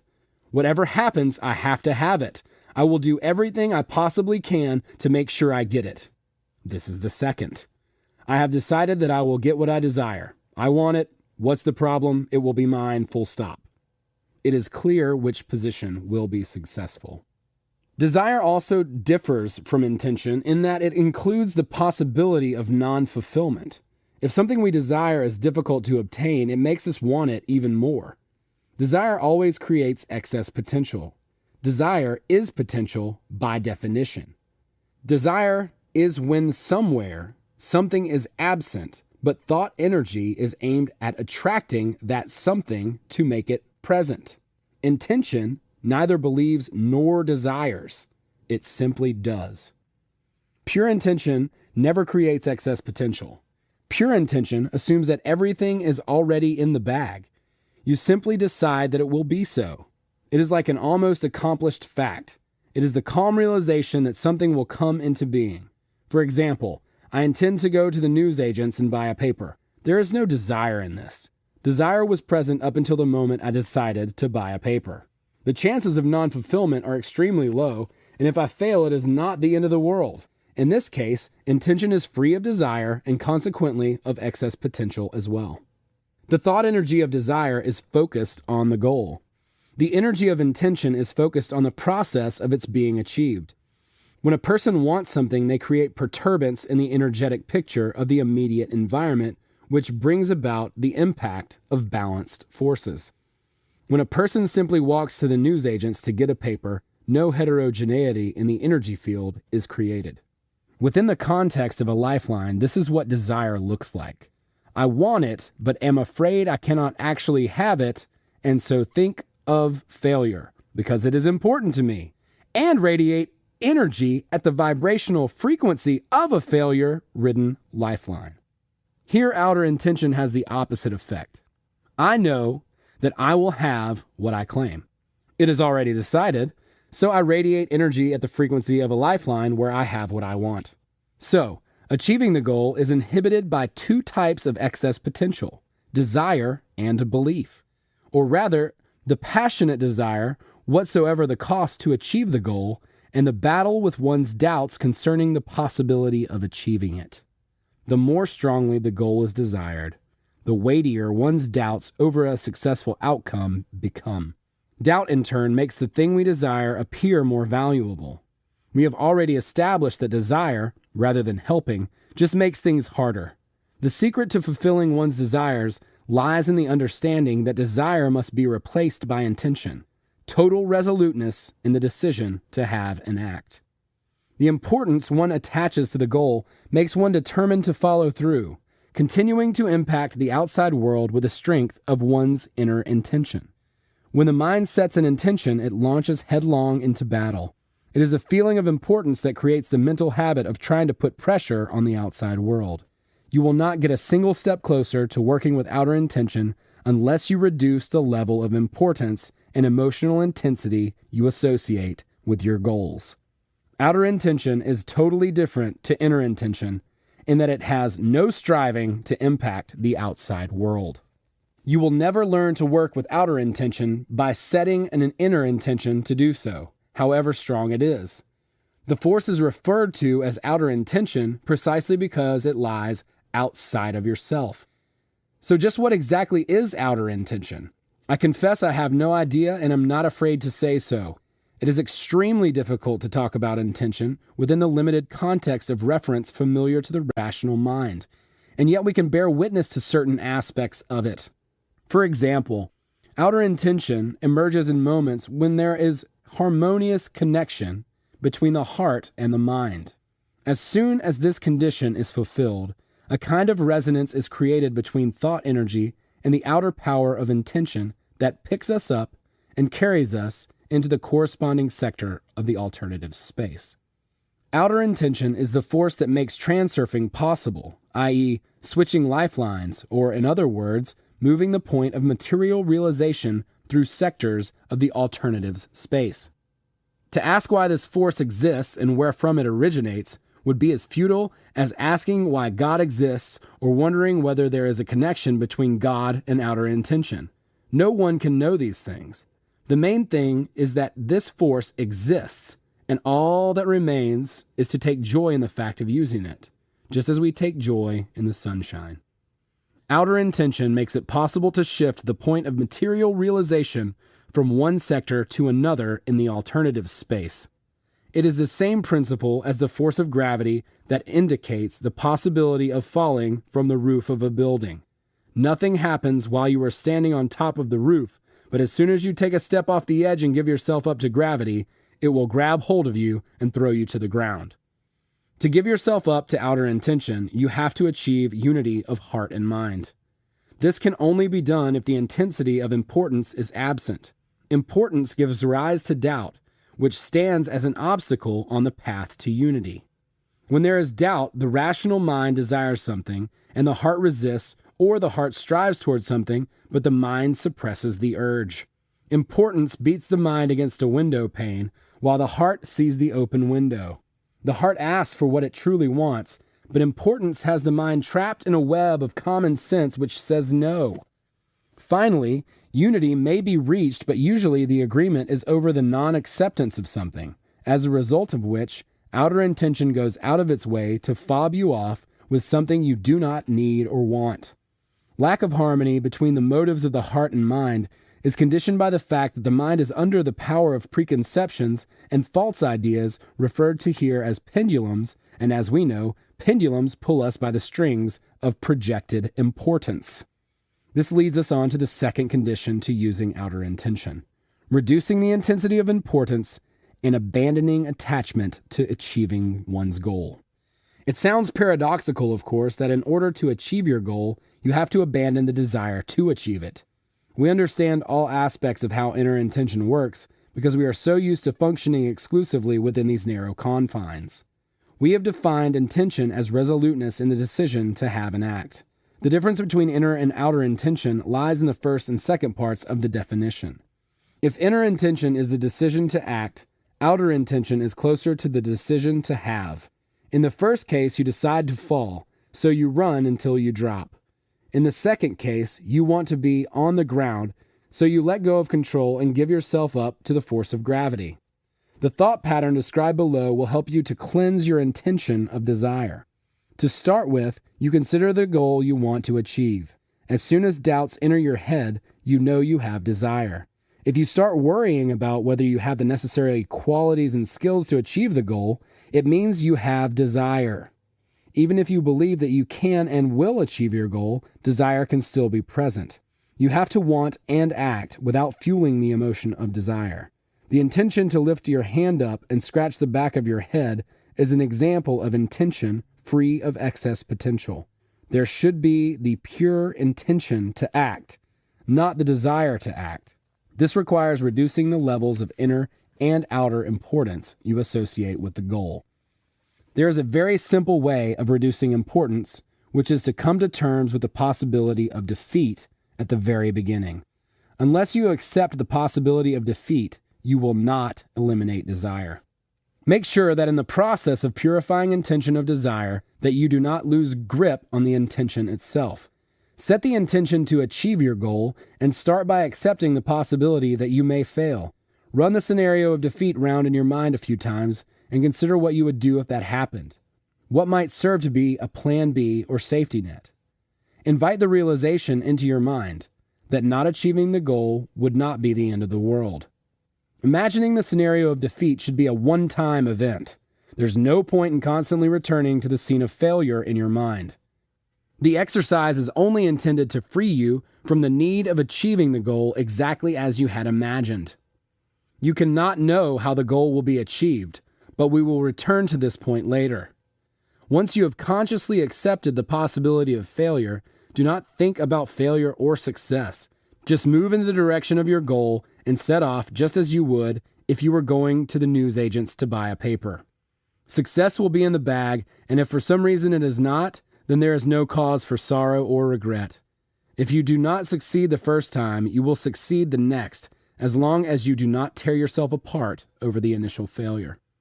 Finally, letting go into outer intention does not necessarily mean completely rejecting your personal intentions, sitting at home with your arms folded, waiting for harmony between heart and mind to magically appear. No one is stopping you from achieving your goals in the usual way. Eliminating desire and importance has the same beneficial effect when applied to inner intention. It is just that now the powerful force of outer intention can also work in your favor, helping you achieve things you previously thought impossible. Summary. In conscious dreaming, the mind controls the game script. Dreaming is the virtual journey of the soul through the alternatives space. Dreams should not be interpreted as signs. The soul will not necessarily return if it flies into a realized sector of the alternative space. It is not desire that is realized, but intention, the resoluteness to have and act. Desire is the concentration of attention on the goal. Inner intention is the concentration of attention on the process of moving in the direction of the goal. Outer intention is the concentration of attention on how the goal realizes itself. The goal is achieved by inner intention and by outer intention simply chosen. Inner intention strives to impact the outside world directly.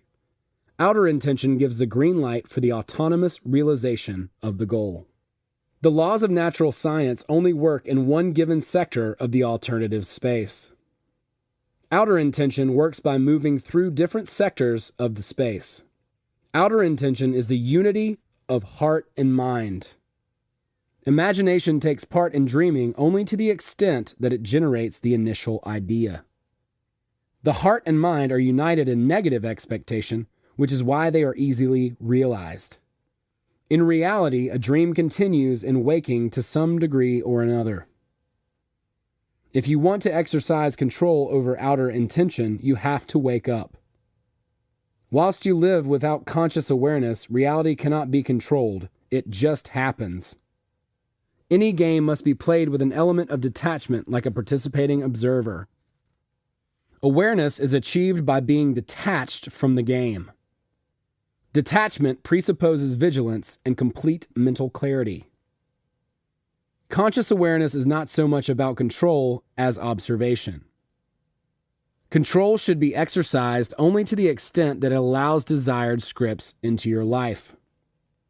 In order to choose the necessary script, you have to imagine that it will be exactly as you desire it.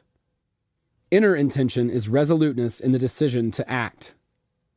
Outer intention is resoluteness in the decision to have.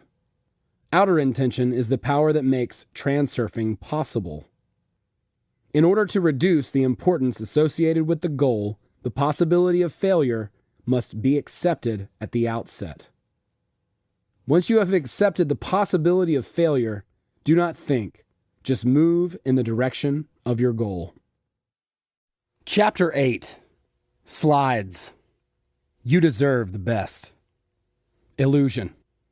Transurfing suggests that we should be careful when tempted to interpret illusion as pure fantasy of the mind.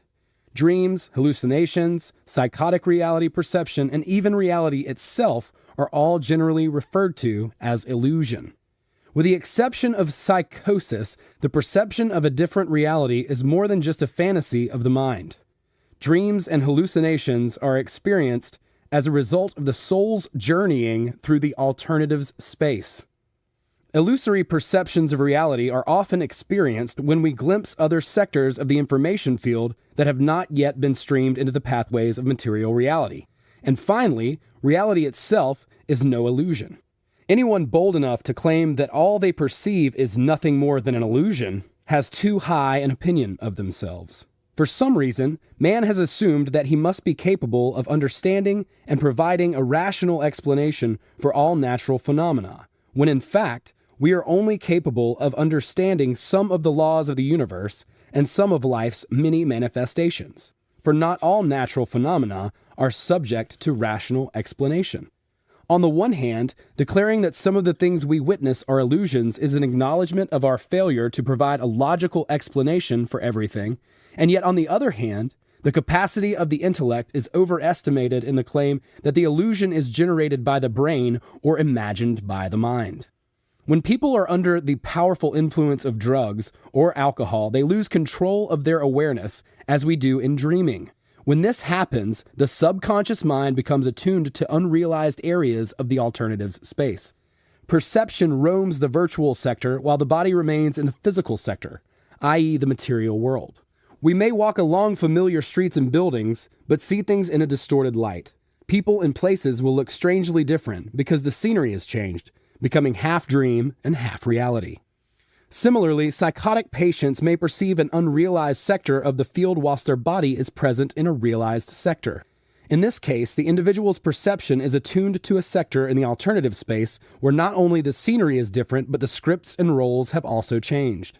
People with mental health issues are not necessarily ill in the normal sense of the word. It is assumed that a patient simply imagines themselves in the role of Napoleon or some other odious personality, but they may in fact be experiencing an alternative reality. The alternative space contains infinite possible realities. The individual simply chooses the alternative they feel the most drawn to. When the conflict between heart and mind reaches its peak, and the tortured soul can no longer bear the harshness of physical reality, personal perception usually ends up in a virtual sector of the information field, leaving the body to continue living out its existence in the material sector. A psychiatrist once shared the story of a female patient who suffered a pathological desire to have the ideal husband and children. Expressed using the terms of transurfing, the importance the poor woman had attributed to having the ideal family was right off the scale. In the end, she married a man who brutally abused her and was herself unable to conceive a child. Real life became unbearable, and the woman ended up in psychiatric unit, having lost all awareness of the materialized sector of the alternatives space. Her body remained in the material world, but her awareness had attuned to a virtual sector of the alternative space in which she was idyllically happy, playing the role of wife to an English lord and mother to perfect children. The woman's perception was totally focused on a virtual sector of the field, and yet to all intent and purpose, she appeared to be living in the same material world as everyone else. Why is it that virtual sectors of the field that are the focus of the mentally ill are not transformed into physical reality? Doctors try to help psychiatric patients with contemporary medicine, but many patients are actually happier living in an illusory world which they find a great deal more pleasurable than the physical reality they previously had to endure. What these people are experiencing is not really an illusion as such, but an unrealized alternative of reality which exists in the information field just as fully as the sector that exists as a physical manifestation. As we have already said, an alternative reality is transformed into physical reality when thought energy is programmed in a state of complete harmony between the heart and mind. Obviously, it is not possible for a psychiatric patient to embody this kind of connection. Perhaps the distortion between the material world and virtual sectors is too great, and so it would require too much energy to realize the virtual sector in the material plane. A contemporary Napoleon, for example, would be an extraordinary occurrence, and an alternative reality that lies far beyond the potential limits of the alternative's flow. There may also be other reasons that we are currently unaware of. As far as perceiving alternative realities, we are also capable of experiencing a false, distorted perception of our physical reality. A person's manner of perception greatly depends on the information they have absorbed in childhood. In a well-known experiment, 2 kittens were kept in different environments. One kitten was kept in an environment that contained no vertical objects, and the other in an environment that contained no horizontal objects. After some time, the kittens were both brought into an ordinary room. The first kitten was constantly bumping into chair legs because in its perception, vertical lines simply did not exist. And the second kitten, who could not comprehend the phenomenon of horizontal lines, constantly slipped down the stairs. Of course, the mind is capable of great imagination and fantasy, but only within the relatively narrow limits of its accumulated experience. The mind can only construct a new model of a house from the bricks of a previous design. So where is the line between imagination and actual perception of another reality? It is a fine line that has no concrete boundaries, and yet this is of no great relevance to the purpose of this book. What is important, however, is how our internal beliefs affect our perception of reality and how this reflects on a person's life. Next, we will explore what lies at the root of a distorted perception of reality and how strongly this distortion can influence the shape of one's physical reality. Distorting reality. No individual is capable of a totally objective perception in the world around them. It is like inserting a slide into a video projector. Uniform light passes through the film and is transformed into an image that becomes visible on the screen. Metaphorically speaking, the light represents the world around us. The slide represents our worldview, i.e., the model of our understanding of the world. And the image on the screen is our perception of things. How individuals perceive themselves and their environment is always relative to the truth. It is our personal slides that introduce the element of distortion. For example, when a person is obsessively concerned with some symptom or personal shortcoming, they tend to experience a feeling of inferiority and low self-esteem. They also tend to assume that their weaknesses matter to other people as much as they do to themselves. So when they are communicating with others, they insert an inferiority complex slide into their projector, which makes them see things in a distorted light. You might, for example, be worried about how you are dressed. It might even seem to you that other people are looking at you with disdain or sneering at you. However, the people around you will not be thinking anything of the sort. The negative thoughts are all in your own head in the form of a slide which distorts your picture of reality. As a rule, most people are 90% preoccupied with thoughts of their own person.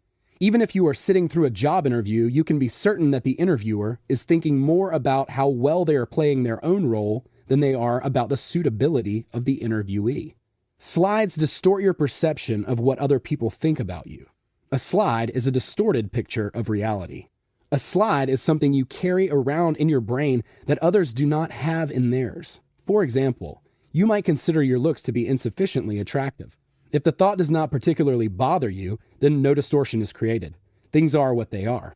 The issue is not so much what you think of your personal appearance, so much as the wider influence of the corresponding slide can have on your life. If you are worried about appearance, you will create a slide in your head that reads, "I am not beautiful or handsome," and you will look at the external world through the slide as through a filter. The corresponding image is a slide because it exists solely in your own thoughts. Only potential partners, a very small percentage of the people you come into contact with, actually evaluate, i.e., attribute importance to your external appearance. No one else particularly notices what you look like. If you do not believe me, ask the severest arbitrator you know, yourself, how much the outward appearance of people you meet matters to you if they are not part of your immediate circle as a potential partner or competitor. It probably does not even occur to you to question whether you find these people attractive or not. Other people think the same way, or do not think at all, with regard to yourself. Even if you think you are ugly, you can be certain that the same principle applies. Ugliness makes an impression only in the first moment of meeting, but after that, it ceases to attract attention, like any other part of the scenery. So let us suppose that you have inserted a slide into the mental projector relating to your seemingly unattractive appearance. You will perceive other people's behavior, be it a look, facial expression, or other aspect of body language through the perspective of the slide. What will you see as a result? You will see a sneer in a welcoming smile, and hear mockery in the sound of happy laughter.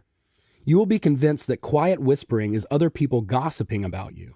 A random glance is interpreted as an askance look. All someone has to do is wince from indigestion, and you think, "Lord, what must they be thinking of me?" Finally, any compliment makes you feel patronized. Yet people will be thinking nothing of the sort. It will all be in your head, fashioned by a slide of your own making. Your behavior is also affected by your thoughts, which can make you genuinely unattractive. You may start making awkward gestures with your hands, not knowing where to put them. Your face will become distorted by tension, and all intelligent thought will disappear as the inferiority complex claims the seat of domination in your mind. As a result, the slide in your imagination is played out in the material dimension. The action of slides is twofold. Firstly, their bias skews the perception of your true place in the world and how others relate to you. Secondly, they distort your perception of the external world. In addition, people have a tendency to perceive the self-deprecating qualities of their own slides in the people around them. For example, when a person dislikes certain innate qualities in their own character, they try to hide them so that they will not have to look at that part of themselves. And yet it is impossible to conceal an unsightly slide. It sits in the person's head, doing its own thing. If you buy into the basic illusion that others think and act just as you do, you will tend to perceive in others the qualities that you dislike in yourself, i.e., hang your projections on others. A projection is when a person's dissatisfaction with self that has been forced into the subconscious pours out onto others. No one wants to criticize themselves for their own unacceptable attributes, and so they tend to ascribe them to other people instead. People are often quick to criticize others for the very things they dislike in themselves. You have probably done the same thing yourself without being aware that you were doing it. Of course, this does not necessarily mean that whenever a person blames someone for something negative, they necessarily embody the same quality themselves, but it is often the case. Observe yourself. The position of the inner guardian in role plays will enable you to quickly tell whether someone is trying to hang a projection on you. If someone is unfairly accusing you of something or accusing you of being something that you're not, ask yourself whether that person embodies the same trait themselves. It is probable that they do, because if you are genuinely not guilty of what you are being accused of, the accuser probably has a slide in their own head that is projecting its image onto you. What serves as the foundation for the slide? What film role does it belong to? The answer is importance. We keep coming back to importance. You worry about your outward appearance because it is important to you. The slide lives in your head alone, given that your appearance does not matter to anyone else for any particular reason. Ugliness or physical deformity is just part of the scenery to everyone else, because to them it is of no personal significance. Other people note the appearance as unusual, but nothing more. It is the biased slide of importance that claims an unusual appearance to be ugly. Henri de Toulouse-Lautrec, the famous French painter, broke both his legs in childhood and was physically handicapped for his entire life. While growing up, Lautrec suffered depression caused by the realization of his own ugliness. As the years passed, his physical deformity became all the more evident, causing him to suffer even more deeply. There came a point at which his distress reached its peak, and Lautrec was forced to attempt the inevitable. He finally overcame the limitations of his deformity and threw himself into life. As soon as he let go of the importance of his condition, the slide ceased to exist and good fortune came his way. Aside from realizing his talent as a painter, he was also extremely popular with the ladies. Lautrec was one of the founders of the famous Moulin Rouge Cabaret in Paris. He was loved by many women, and not only for his paintings. Slides are created when you attribute too much meaning to other people's opinions of you. If it matters to you what other people think of you, and yet you do not know what their opinions are exactly, a slide will take firm root in your mind. The slide is a product of the imagination, and so it can be called an illusion, and yet it is an illusion that can deeply affect a person's life. Slides are one example of how outer intention can act to your detriment, irrespective of your personal will. As a rule, a negative slide is generated by unity between heart and mind. As you may remember, outer intention works flawlessly under these conditions. It catches the owner of the negative slide and carries them to a sector where the content of the slide is expressed to its full intent. The transition does not take place straight away. It is a gradual and consistent process which lasts for as long as the slide remains in the person's mind. The light strokes a person sketches onto their negative slide when they first get a whiff of importance become sharper and eventually end up larger than life. If a person hates being plump, they will continue to put on weight. And if a birthmark bothers them, it will continue to get bigger. If a person considers themselves basically inadequate, they will quickly receive confirmation that this is the case. The more a person worries about being unattractive, the greater the problem will become, just as a person tortured by feelings of guilt will find punishment to be forthcoming and plentiful. The behavioral pattern will continue until such time as the person stops ascribing the slide such great importance or switches to creating a positive slide. As soon as importance disappears, the negative slide loses its foundation, crumbles, and ceases to function. All you have to do is insert a positive colored slide, and you will see that it works just as flawlessly as a negative one. Focus on the most positive slides of your personality, and people will perceive you in that light.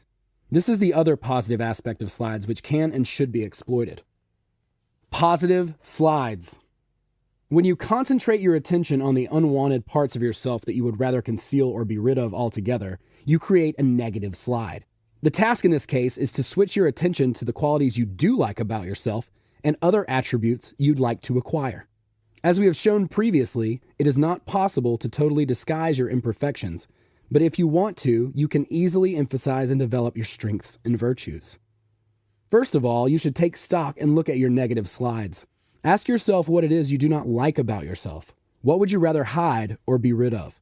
Slides are created subconsciously, but now you can wake up and consciously look at your negative slides in the eye. In a conscious state of awareness, you can easily determine what your negative slides are. The mind needs to be cleared of negative slides like we clear our space of unnecessary junk, but it is much harder to clear the mind of slides than it is to locate them. Clearing a negative slide is not like shaving off a beard. So how can you root out your negative slides? If you battle with a negative slide, it will assert itself even more forcibly. You have to deprive slides of their essential foundation, namely your attention and the significance you attribute them. You have to switch your attention from negative to positive. Dismiss with the wave of a hand anything that has been getting you down and give up the internal battle. Turn your attention away from your shortcomings and toward your virtues and any other positive qualities you would like to acquire. Is it important to disguise your shortcomings? If so, this is the basis of a negative slide. Is it important to you to make a good impression? If so, this is the foundation of a positive slide. Nothing changes except the focus of your attention and the importance you ascribe to things. Draw yourself as you would wish to see yourself. You do not have to worry about the danger of indulging in self-deception because you are playing this game consciously. Battling with your failings, on the other hand, you can hide them or dismantle them by setting personal intentions is a self-deception. Create a slide where you see yourself shining in all your glory. Love the you that you see in the slide. Work on the image, embellishing it with detail. The slide does not have to depict a static image. It can be a representation of how gracefully and confidently you move, how elegantly you dress, your aristocratic manners, shining wit and charm, how quickly other people warm to you, or what brilliant problem-solving skills you have. Feed the slide into your mind and forward. Just like a negative slide, a positive slide will directly affect your actions and overall behavior. You will unwittingly, unconsciously begin to adjust to the slide. The main task, though, is for outer intention to fulfill the picture in the slide. You have to recreate the picture in your thoughts until the slide dissolves. What I mean by this is that with time, the slide will become an integrated part of your personality, at which point it will cease to exist. Once you achieve your desire, the slide will cease to be significant.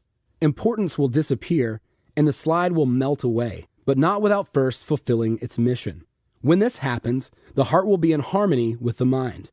The slide's mission cannot fail to be fulfilled because you desire it with both your heart and your mind. When the mind tries to transform a slide into reality by itself, your heart knows that it is just playing a game of masks. On the other hand, if you systematically and consecutively consolidate the slide's image in your thoughts, the heart will get used to it and agree to integrate the slide into its essence. Remember that outer intention will not realize the slide immediately. It requires time and the effect is gradual. As you can see, it really is not that difficult to achieve the desired result. It is all about the will to have. The pictures you draw on your slides can be connected to any qualities you think are lacking. However, it is important to be aware of how realistic it is to manifest your slide in physical reality. It is better to start with steps that are realistically achievable than to start by drawing a picture of your absolute ideal. With time, you can progress to closer versions of it. One thing you must avoid doing is creating an image that is a copy of someone else you believe already has the qualities you wish to embody. Your slide must be truly yours and not a copy of someone else's. We will return to this idea in more detail in the next chapter. For now, it is enough to say that any quality you admire will have an aspect to it that you can apply to the initial stages. Bravery can be represented by resoluteness, beauty by charm, strength by dexterity, the ability to talk by the ability to listen, intellectuality by awareness, and physical perfection by confidence. By setting realistically achievable goals, you give outer intention the opportunity to fulfill your minimum order more quickly, which means it can then be set about realizing more complex tasks. Positive slides will take effect more rapidly and effectively if you interact with people you have not met before, as they will have no previous conception of you. This could be at an interview, a competition, a party, or some other event. Feed the necessary slide boldly and fearlessly into your mind. Remember the picture on the slide and hold it constantly in your awareness. Indulge yourself and disregard any doubt or wavering that might pop up, such as, what if it does not work? Avoid the trap of thinking you have something to lose. Let go of your doubts and anxieties. If your will to have is strong enough, you will achieve your maximum potential and sometimes even incredible success. Positive slides can be created not only in connection with your personality, but also in relation to the outside world. This type of slide lets the positive in, but blocks the negative out. If you remember in the chapter, The Wave of Fortune, we discussed the transmission of positive energy. In any scenario, it is most advantageous to be open to all that is good and to ignore anything bad.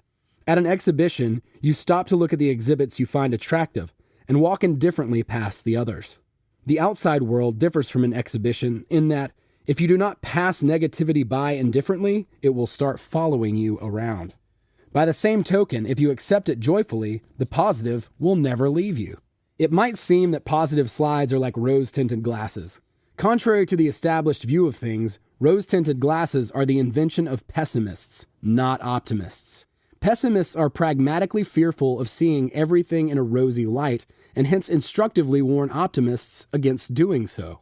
This pragmatism is nothing more than a negative slide. The pessimists cannot allow themselves the luxury of having, and so they receive accordingly. There is no need to worry that the positive slide will skew your perception. In the majority of cases, the element of inner control will make sure that any distortion is relatively minor. The distortion brought about by a positive slide will be beneficial, as long as you do not go to the extremes of imagining yourself to be a Napoleon. Everything should be approached in good measure, not forgetting the dangers of excess potential. In contrast, the distortion created by a negative slide can do immeasurable harm, but the fact of the distortion is not the primary issue. The main feature of a slide lies in that fact that outer intention will slowly transform it into physical reality. Widening your comfort zone. Are you filled with the ambitious desire to become a star or a millionaire? If so, can you give yourself permission to become one? Most people believe that fame, money, and power are the privilege of the chosen few. But if this is the case, who chooses the chosen ones? Primarily, they chose themselves, and only later is the choice confirmed by others. If you dream of something but cannot allow yourself to have the dream, it just will not happen. A homeless person may stand in the street gazing through a window at a Christmas table, but can they allow themselves to sit at the table and eat? Of course, if invited, they would accept. It takes decisiveness to walk into a house and sit at a table, i.e. inner intention. But as the homeless person is well aware, who would extend such an invitation to them? The Christmas table exists in the layer of someone else's world. Is a homeless person ready to have this table in their own home, in the layer of their own life? They know that they do not have the house or the money, or the means to earn it. Outer intention will not give the homeless person anything, because at the level of pure common sense, they are not actually ready to have. Suppose you want to get rich. Would you be ready to accept this gift of fate? Of course, if someone were giving away a spare million, we would all find it in ourselves to accept the gift without any problem. Wealth will not ruin your life, as some films with a moral try to teach us. But this is not my point. Are you ready to take the million? You are probably thinking that I mean that the million must be earned and won, but this is not what I mean either. Are you simply ready to choose and allow yourself to have? You have come to terms with the idea that you will achieve your goal. If you want to be wealthy but are afraid of walking into expensive shops, you will not achieve your goal. If you experience discomfort when visiting an expensive shop, it means you are not ready to give yourself permission to own expensive things. The shop's assistants in such places can tell immediately who they are dealing with, a potential buyer or a window shopper with an empty wallet. A buyer acts as if they are in control and holds themselves in a calm, confident, and dignified manner, aware of their right to look around and choose. The curious window shopper, who is hungry with desire but poor, behaves like an unwanted guest. They have a tense, stiff, slightly inhibited manner. They sense the evaluating looks of the shop attendants and all but apologize for daring to appear in such a prestigious place. The merely curious visitor simultaneously creates a whole range of importance potential: desire, envy, feelings of inferiority, irritation, and dissatisfaction, because not only is the shopper not ready to allow themselves to have all this material wealth and luxury, they do not even consider themselves worthy of it. For the mind harps on, none of this is for us. We are poor. We need something a little more modest. And the heart takes what the mind tells it literally. Give yourself permission to be worthy of the luxury. You genuinely deserve the best. Destructive pendulums only instill the idea that you must cut your coat according to your cloth, because it is to their advantage to keep you under control. Walk boldly into expensive shops and look at their wares with the manner of an owner and not a servant to a wealthy house. Using self-suggestion to persuade yourself that you can afford to buy expensive things is of course futile. So how can you find a way of believing and giving yourself permission to have? To begin with, let us distinguish between the realms of inner and outer intention with the phrase, be willing to give yourself permission. People who are used to thinking and acting within the limits of inner intention tend to be quite categorical. Quote, I cannot afford this, full stop. What else is there to say? End quote. Well, it is true that there is not any point in trying to persuade yourself that you can afford something expensive when all you can feel in your pocket is an empty wallet. Here, though, we are talking about something else. Inner intention entails the decision to act, i.e., to find the money. However, because the money is not there to find, the mind announces a pragmatic verdict. You really will not achieve anything at all if you act solely within the realms of inner intention. Outer intention will not hand the goods to you on a plate like manna from heaven either. For how can something come to you if even you will not give yourself permission to have it? Outer intention requires the will to have. In other words, considering yourself worthy and knowing that it all comes down to your personal choice. With outer intention, it is not so much a matter of believing as knowing. In your heart, you always doubt that a dream can really come true, and so just being willing to take the necessary action is not enough. If you do not actually believe that your dream can come true, you will not feel worthy of it either, or you will doubt that the goal is realistic. People who become celebrities and millionaires are no different to the rest of us in their abilities, but they do distinguish themselves in being able to give themselves permission to have the things they want. It is essential to give yourself permission to have. The feeling is similar to riding a bicycle without stabilizers for the first time, when suddenly all doubt, hesitation, and verbiage disappears, leaving nothing but the wordless clarity of knowing. The feeling of clarity without words, knowledge without faith, confidence without hesitation comes from the unity that exists between heart and mind. When you experience this state, you sense your own oneness with the silent force that rules the universe. This force catches you and carries you into a sector where the subject of agreement between heart and mind can be manifest. Everyone is free to choose whatever they desire, but far from everyone believes in this overriding principle of indulgence and leniency. No matter what I say, you may not yet fully believe in the freedom of choice. Because the majority of people still live under the power of pendulums, life tends to give examples of the opposite. Even if you have freed yourself from the clutches of pendulums, freedom of choice may still lie beyond the limits of your comfort zone. It seems too unreal, too implausible to have freedom of choice in a world of pendulums. In your heart, you probably do not believe that achieving a remote goal is down to personal choice. However, positive slides can help include the implausible into your comfort zone. When the idea that any dream is achievable no longer makes you uneasy, doubt will melt away and faith will be transformed into knowledge. The heart will come into harmony with the mind, and the will to have appears. It is futile to try and convince the heart of anything. The heart does not reason, it just knows. The heart can be taught, however, and is capable of embracing a new comfort zone. This requires a slide. With the help of slides, unity between heart and mind can gradually be achieved. The fortress is taken by lengthy siege. Create the dream slide in your mind and hold it in your awareness constantly. Return to the picture you have created again and again and refine the details constantly, adding new elements to it. Do not look at the slide from the standpoint of the objective observer. Delve into it, live it, at least virtually. Pinch yourself every time you find yourself picturing the slide like an image from the film on a flat screen, as this is not very effective. You have to mentally play out the scenes, experiencing yourself as a direct participant rather than a cinema goer. Whatever you are doing, conjure up the slide in your mind's eye as often as you can. You can think about other things, but the picture should always be there in the background. Seeing the slide has to become habit. A slide will only bring results if it is reproduced systematically over a period of time. Express an active interest in anything that relates to the object of your dream. Absorb all the necessary information, allowing it to penetrate the layer of your world. It helps to play your slide out in real life, at least formally. For example, in those expensive shops, you can practice how you would like to choose. Do not think about the money and do not look at the price tags because money is not the goal so much as what you can buy with it. It is enough simply to be around expensive items, to feel the taste of them, to spend time choosing calmly, looking around and evaluating the items on display. Allow all these things into your personal space. Look at the items as if you were planning to purchase them soon and not as if they represented an unattainable luxury. Pretend you own the goods already.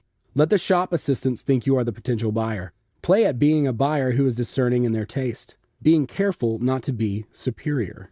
By letting these things into the layer of your world, you will gradually attune to a lifeline in which they can be yours. There is no need to be concerned with how the things you want will become yours.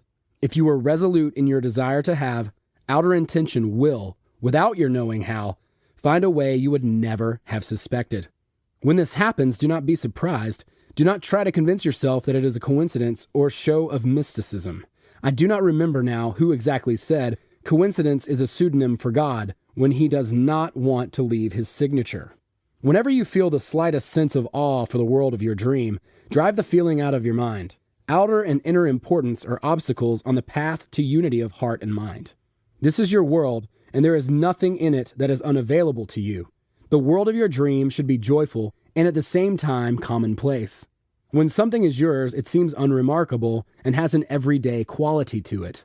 So in order to attune yourself to a lifeline that corresponds to your dream, you have to feel as if you already had it. You are consciously playing a game, not just kidding yourself. There is no better example of the will to have than the new Russian billionaires who are now more numerous in Russia than in the developed countries of the West. During perestroika at the end of the 1980s, certain lightweight politicians decided that a socialist economy could immediately be transformed into a market economy if everything were to be privatized. Those who understood the significance of the moment and happened to be right next to the feed box got rich straight away without any particular effort or manpower. Everything that had belonged to the state during the socialist epoch, such as oil, gas, gold, and diamonds, as well as various natural, industrial, and intellectual resources, instantly became the property of a small handful of oligarchs. What had been common property now belonged to a small handful who had never studied business management, unlike the real billionaires who had to actually earn their millions. All those who found themselves close to the feed box had to do was put out their hand and shout, "Mine!" and then seal it with a legal document. On what basis did property that was previously common come to be owned by this elite group of individuals? This period in Russia's history is of course unique, but there were many other talented people around at the time who ended up with nothing. So why these few? The individuals who finally reaped the resources were the ones who gave themselves permission to have. The newfound wealthy few suffered no feelings of guilt, qualms of conscience, doubt, or sense of inferiority. They did not consider themselves in any way undeserving, and it never occurred to them to feel guilty for shopping in expensive boutiques. They had the will to have, and so dispassionate outer intention gave them what they wanted. And yet you would think this approach implausible. Visualizing the goal. The transurfing methods proposed for reaching personal goals lie beyond the realms of common sense and conventional worldview. Of all known unconventional methods, visualizing one's goals has most in common with the methods of transurfing. Visualization involves using the imagination to create a mental picture of a goal in as much detail as possible and carrying the picture in your mind. The conventional worldview would say that this visualization is a waste of time. It is true that distance is covered by the one who walks the road and not by the one who sits around lost in daydreams. However, imagining a mental picture of the goal has the same deciding weight as the actual process of achieving it for reasons you are already aware of. The one who simply walks the road will achieve average results and live the same life as everyone else, making their own fine contribution to the majesty of common sense. In contrast, the pilgrim, who has the methods of transurfing at their disposal, is capable of achieving the kind of results that common sense can only attempt to explain, grasping the notions of luck, coincidence, and fate's chosen few. From the point of view of common sense, transurfing seems to turn everything on its head. The same, of course, can be said of common sense from the view of transurfing. If you do not want to live like everyone else, if you do not want to be content with mediocre achievements, if you strive to experience life to the maximum, then you are a pilgrim. In transurfing, the pilgrim is not Lady Fortune's chosen one. On the contrary, Lady Fortune is the pilgrim's choice. You can achieve anything you want if you succeed in toppling the monolith of common sense. This does not mean floating in the clouds, quite the opposite. It means coming back to earth and grounding, because the majority of what we call common sense is nothing of the kind. You will have seen the truth of this several times already, and many more unusual ideas await you yet. We still need to answer the question of why visualization does not always bring about the desired result. Even dedicated followers of alternative psychology and all things esoteric cannot totally depend on visualization for success. Various visualization techniques exist, ranging from quite simple to more complex versions, and they all work to varying degrees of success. Sometimes they work, and sometimes they do not. Like me, you may find this level of reliability unsatisfactory, and so I would like to reassure you from the outset that the technique used in transurfing is slightly different. As long as it is practiced according to the rules, transurfing offers a no-fail visualization technique. There are 3 common types of visualization techniques. The first type is the dream. From a practical point of view, this is the weakest and most unreliable form of visualization. There is no harm in dreaming, but in terms of transformation, it is fairly useless. Dreams do not come true.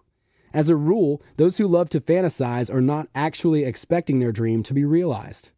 They might think they do, but deep down they either do not believe it is really possible or lack the intent to have and act.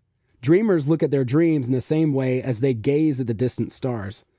When you hint to them of castles in the sky, they close up like an oyster clamps its shells shut. Leave my dream alone! When you define the goal of the dreamer with more precision, you find that it is in fact just the process of dreaming and nothing more. The second type of visualization is the film. I do not mean the kind of film one watches at the cinema, but the kind of film people watch in their mind in relation to their desires. This is different to simply dreaming because the process is initiated consciously. There is the intent to have and to act, and one action undertaken includes visualizing the realization of your desire as if you were watching a film. For example, you want to have your own house, and so you imagine the house of your dreams in all sorts of different ways and in all its detail, i.e., according to the rules of visualization. In your mind, you will probably have a very clear picture of what the house looks like and will hold the image in your mind's eye every day. If you fulfill this task perfectly, you would expect to see the desire materialize. But guess what? You will see much the same or exactly the same house that you imagined, but it will not actually belong to you. It will be a house that belongs to someone else because you get what you order. If you work conscientiously on visualizing your perfect house, but do not explain to the waiter that the house belongs to you, the waiter will simply carry out your order perfectly. You can end up being so busy with the quality of the visualization process, like they teach in the books on the subject, that you forget about the most important thing: who owns the house? This is the key mistake most people make when they practice this type of visualization. The film remains a film they will never participate in. They end up staring at it like a beggar stares into a shop window. In the third type of visualization, the person plays a role in the film rather than simply observing it. This type of visualization is much more effective. By playing an active role in the visualized material, you set the parameters of your thought energy to the corresponding lifeline. For example, if your goal is to have a new home, there is no point in looking at it in your thoughts as you would at a painting. Create a kind of virtual waking dream. Enter the house. Walk through the rooms, touching things as you go. Sink into an armchair across from the fireplace and feel the cozy warmth and smell of smoke. Put a couple of logs on the fire. Go into the kitchen. Take a look in the fridge to see what you can find. Go sleep in a comfortable bed. Do you feel relaxed? Sit at the table with your family. Have a housewarming party. Move the furniture around. Touch the grass in the garden, noticing how green and soft it is. Plant some flowers. What are your favorite? Pick an apple from the tree and eat it. Make yourself at home because it is your home. Do not look at it with the eyes of a suffering dreamer, with awe as if it were something unavailable or some distant prospect. The house is already yours. Act as if it were real. As you know, the visualization described above represents a slide. This kind of slide will widen your comfort zone, and with time is sure to be materialized, although when exactly, no one can say. You may have to wait a long time. It all depends on how you work with the slide. If all you do is play with it for a while and then forget about it, you will not have much to hope for. There really are no miracles. It is important to remember the following points when working with a slide.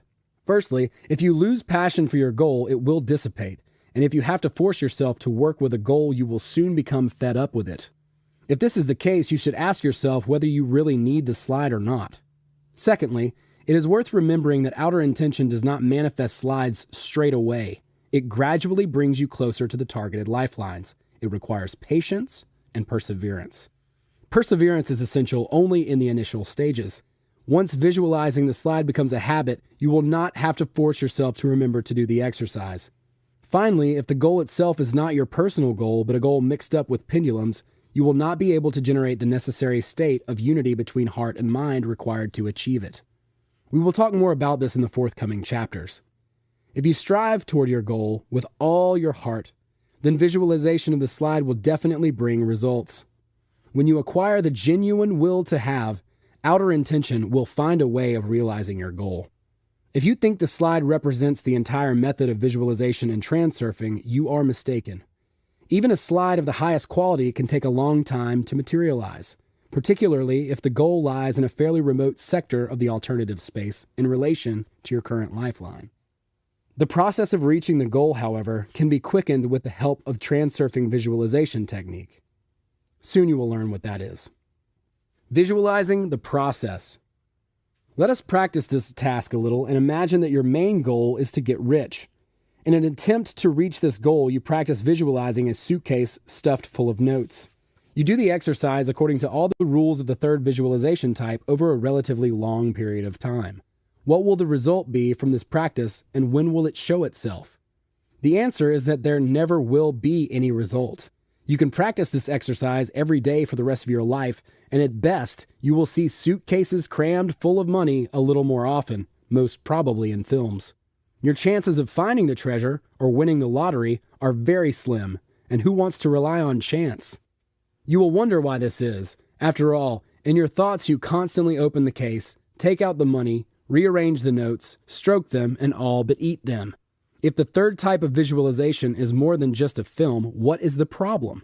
And what about that all-powerful outer intention? From the point of view of transurfing, there are two mistakes that undermine the example of visualization shown above. The first is that your true goal is not really a suitcase filled with money. Money is an attribute, not a means, and certainly not a goal. We will talk more about personal goals later. For now, we will push ahead. The second mistake is that concentrating attention on the end goal will not move you toward that goal unless you are already just one step away from achieving it. Of course, your comfort zone will be widened and outer intention will gradually take effect, but you are not helping it. You have to at least put one foot in front of the other. And yet, the fact that you have to act as well as visualize is not the point here, as we are still discussing the practice of visualization. Until now, experience has told you that if you want to achieve something, you have to focus all your thoughts and efforts on your goal.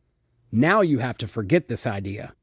As I promised in the beginning, transurfing undoubtedly works, but you have to let go of commonly held ideas and embrace new ones that may seem a little incredible from a more conventional standpoint. We will explain how visualization in transurfing is fundamentally different to other visualization techniques. As you know, desire is the concentration of attention on a goal. Intention is the concentration of attention on movement towards the goal. The driving force behind any action is intention and not desire. Hence, what moves you to the goal is to visualize the process of moving towards the goal, rather than to contemplate the goal itself.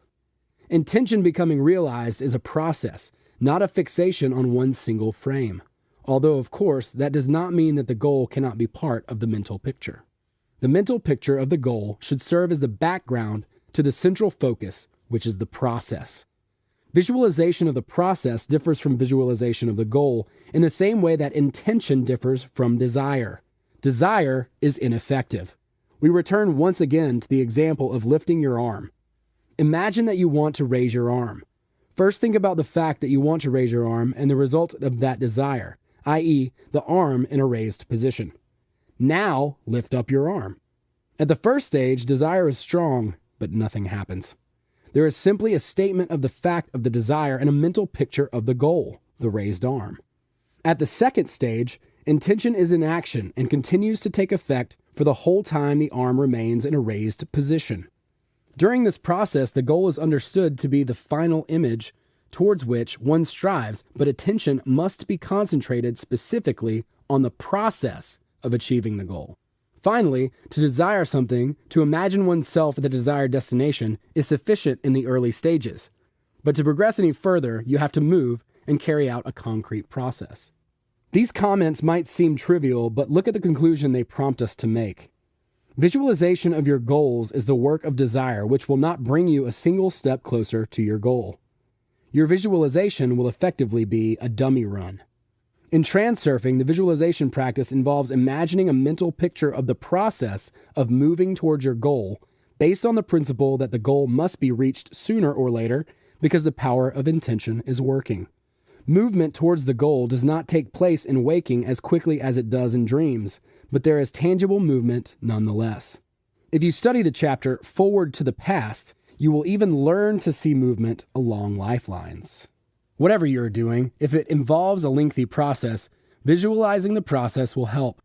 This type of visualization method is not particularly helpful in creative work where the end goal may not yet have acquired distinct contours. What should be understood by visualization of the process in this context? You might be working on a piece of artwork and have an idea of the general qualities you wish the piece to convey, but not yet know how exactly it will turn out. When you take a break from your work, imagine that the piece you are creating is constantly improving. Today you complete certain details. Tomorrow you plan to add a few new touches. Imagine to yourself that your creation is becoming all the more transformed. You give it ever new qualities and it becomes a work of art in front of your very eyes. You are content, engrossed in the creative process, watching your baby grow with you. You will automatically know what to visualize in any situation. The secret is to go beyond contemplating the nature of your piece to imagining the very process of its birth, development, and perfection. There is no point in assuming that in your mental picture the creation or artistic piece will paint, sculpt, or construct itself. You are the one creating it, and the piece will reach its perfection in your hands. An artist creates and admires their work simultaneously. A perfect example of this is how a mother cares for her child when it is growing up. A mother feeds her child, puts it to bed, and imagines her tiny tot continuing to grow with each passing day. She takes care of her child at the same time as constantly confirming her admiration of its beauty. The mother plays with her child, constantly giving it instruction. She contemplates her child's intellectual development, anticipating the onset of schooling. As you can see, in relation to her child, the mother is not focusing on an end result, so much as simultaneously creating and visualizing an ongoing process. The mother does not simply observe her child's growth. She takes part in it, all the time imagining the child's development and the kind of person they will become. If what you are creating is a computer program, every day when you finish work, imagine that the program is gradually becoming more effective and easier to use, and how the next day you will impress everyone with new enhancements. If, on the other hand, you are working on a business project, imagine that innovative ideas suddenly occur to you and that every day you introduce unique proposals. Observe the growth of your project and give yourself permission to feel assured that it is being transformed into an example of best professional standards. If you are working with your body, nourish it as a mother does her child. Imagine that your body is gradually acquiring perfect form. Look after it, train it, and then imagine that you are building more muscle, making your body look more toned. Whatever the focus, visualize the process. Visualize the means by which your project will reach completion. Contemplating the end result will expand the limits of your comfort zone, and so in this sense it has value. But visualizing the process of moving towards your goal will significantly quicken the work of outer intention. Do not worry if you do not yet know how your goal can be realized. Continue to visualize your slide calmly and systematically. Once the goal fits easily within the limits of your comfort zone, outer intention will present you with a means. There is no need to rush about stressing over how to find a way of achieving your goal. Do away with importance and trust the alternatives flow. Watch the slide, live it, and you will automatically take the right type of action. The method does not stop at visualizing the process either. The material realization of the alternative space is inert, like resin, which is why, unless you have a Messiah's mastery of outer intention, the transition has to occur gradually. Gradually not only means continually, but also progressively. Herein lies the secret of another aspect of visualization in transurfing. Transfer chains. If the realization of your personal goal lies in lifelines which are quite distant from your current coordinates, it is practically impossible to attune your energy to these lifelines directly.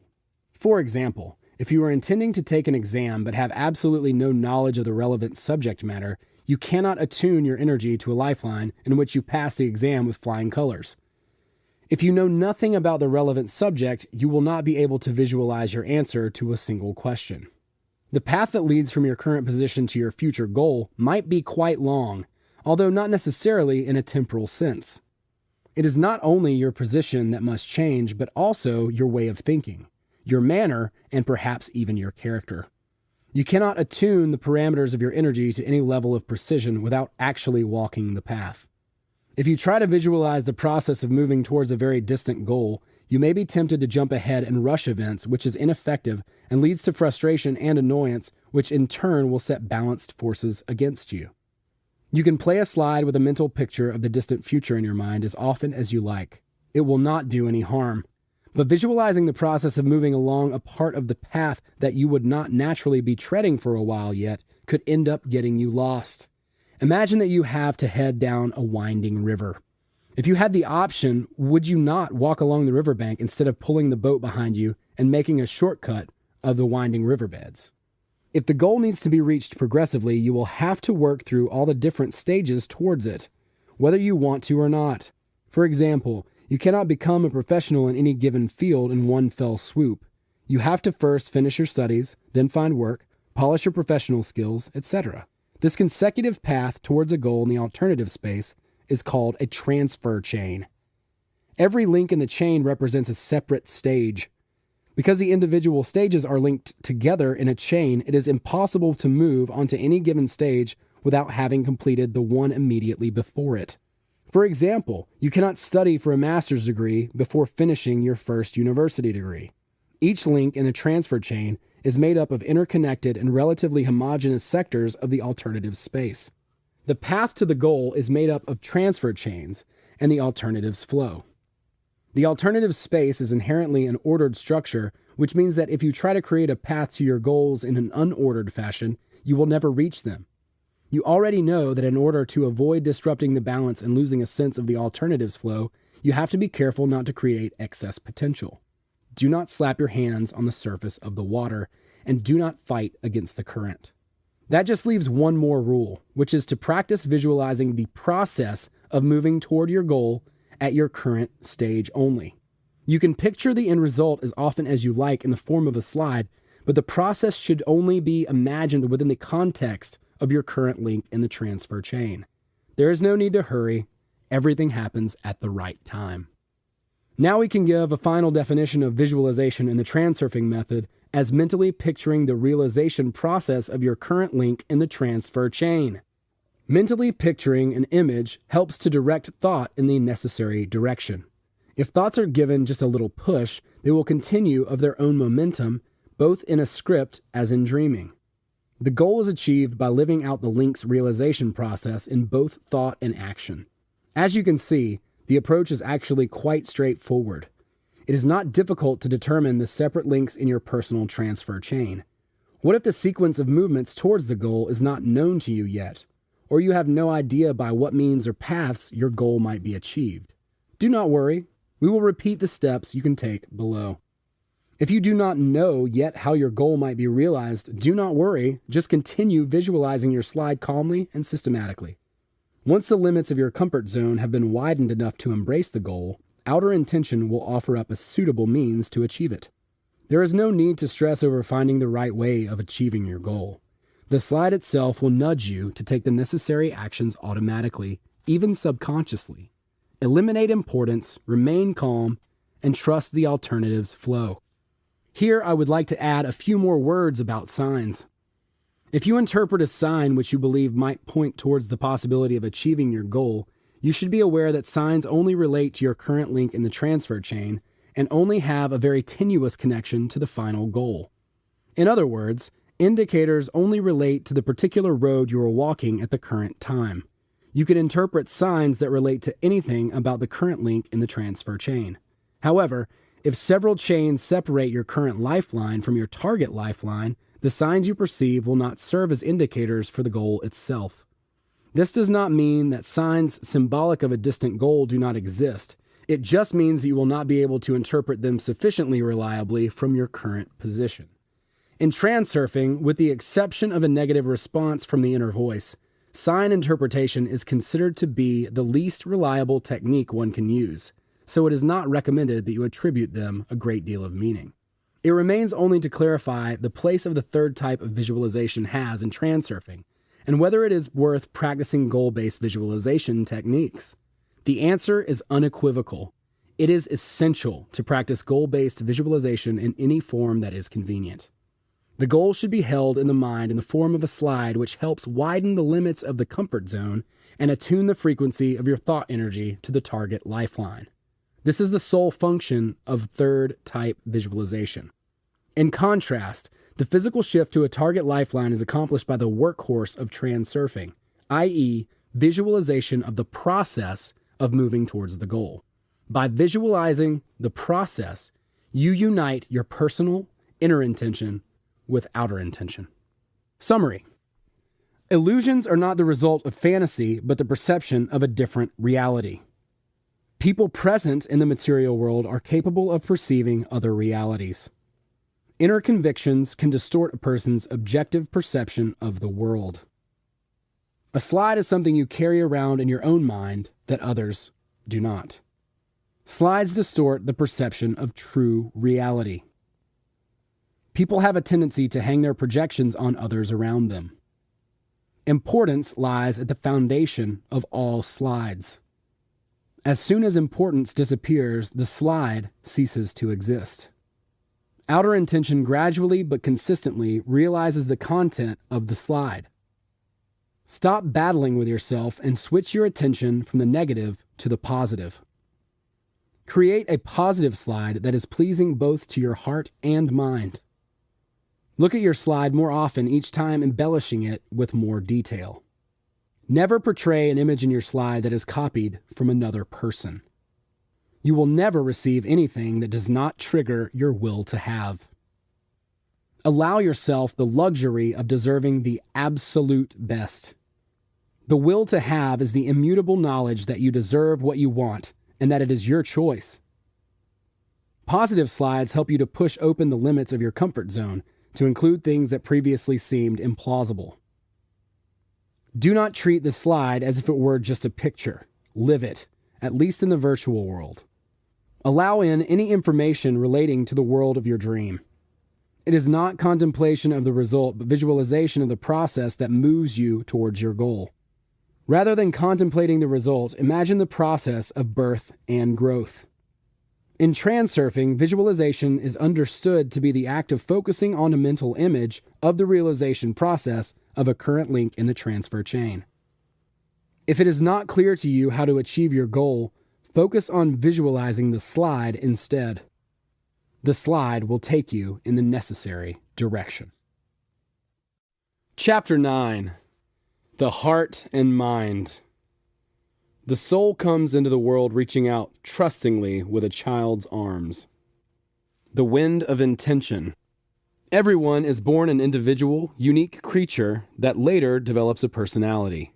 Thoughts, knowledge, convictions, habits, even character gradually build up like layers of plaque. These parts of the self obviously do not come out of nowhere, and yet what is there of us originally? Could we all really have begun as a completely clean sheet? Just try for a moment being a completely clean sheet.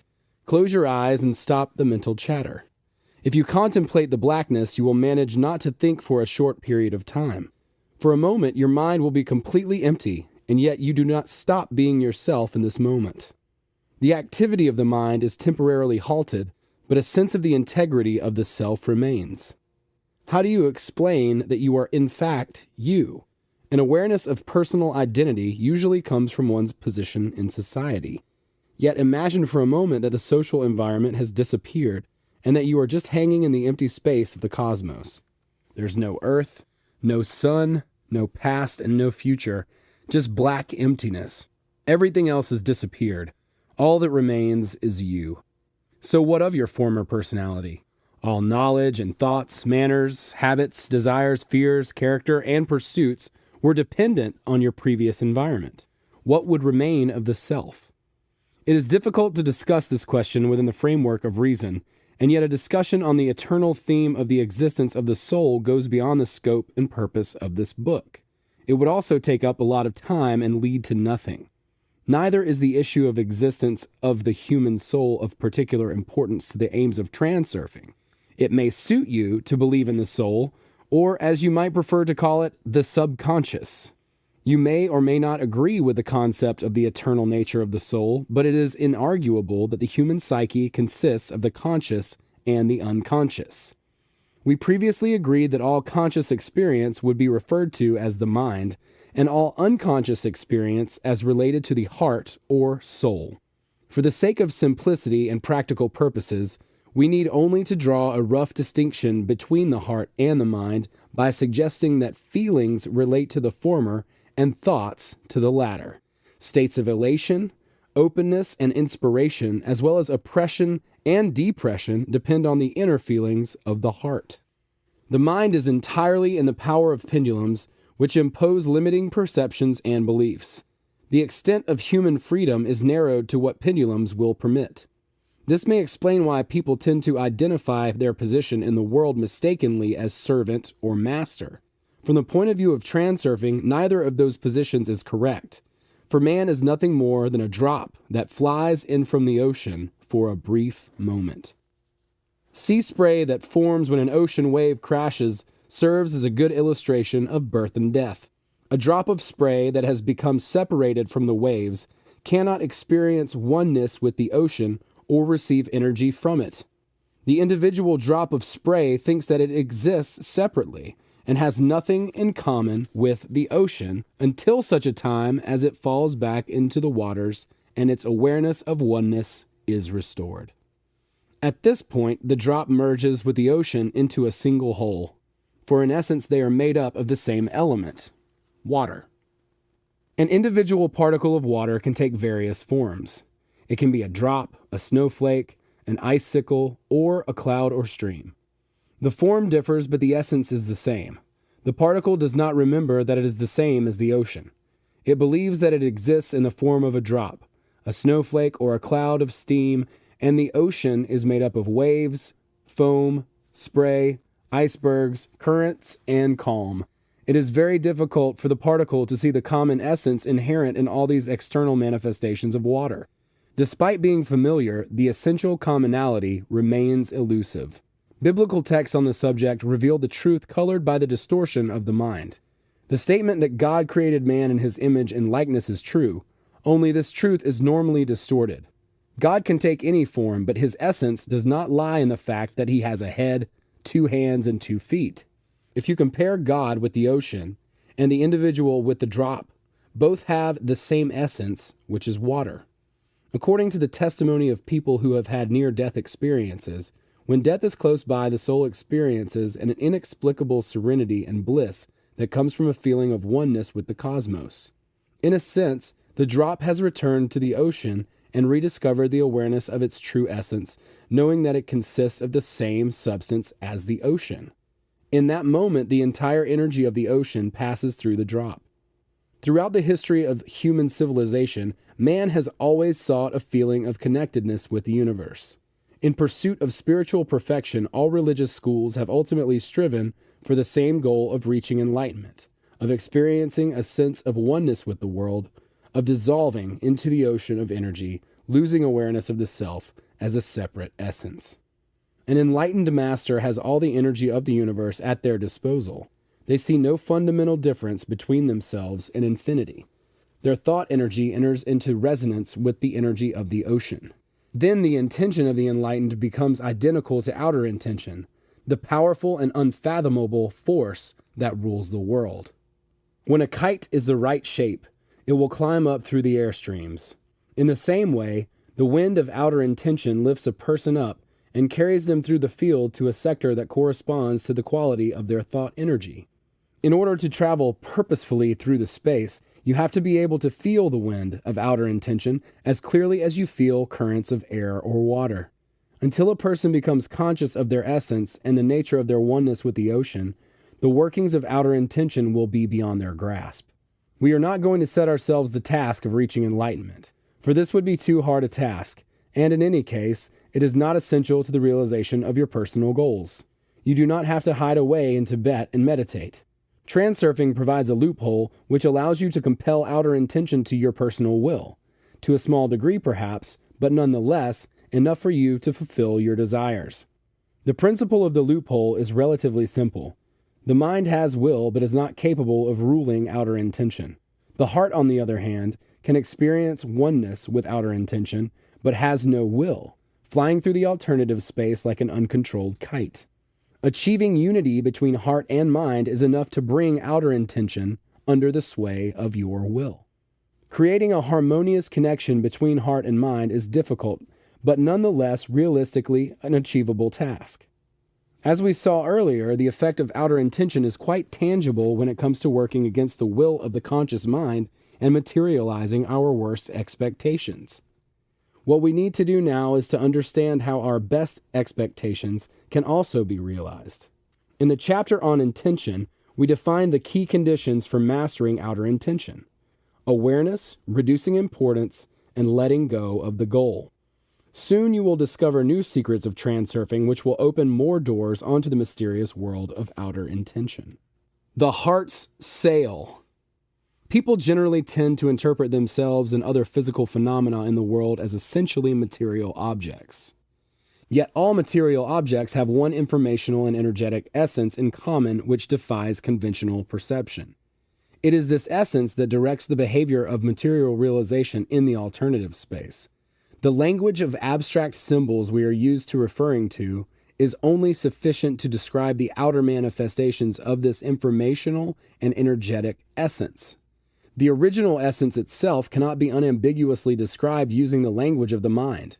Hence the magnitude of philosophical and religious movements that have attempted to do so. Human perception is like this because we have been taught since early childhood to concentrate our attention on separate elements. Look at Lila. These are your hands, and these are your feet, and this is your porridge. Look at the bird. Our perception continues to be shaped and conditioned throughout our entire life, and so the mind constantly channels data according to an established template of how the world is described. For example, if someone has never seen another person's energy field, the mind would be reluctant for the eyes to perceive it because it is not consistent with the established template.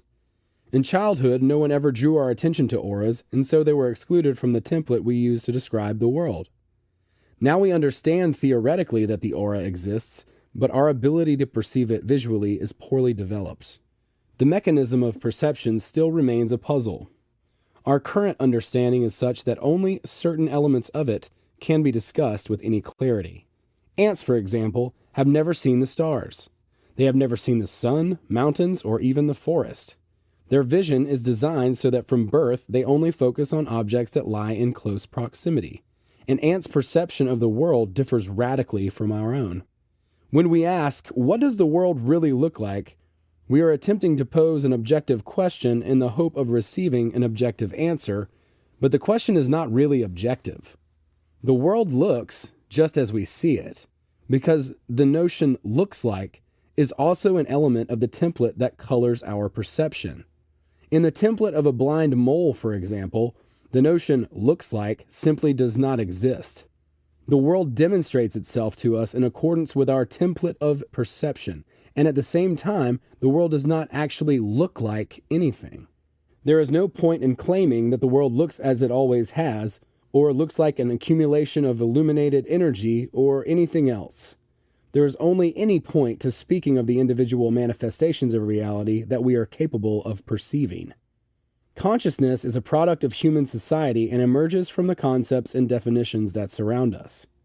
Whereas the soul, or subconscious, is part of man from birth, consciousness is acquired as the surrounding world becomes defined by ideas and definitions in terms of human language.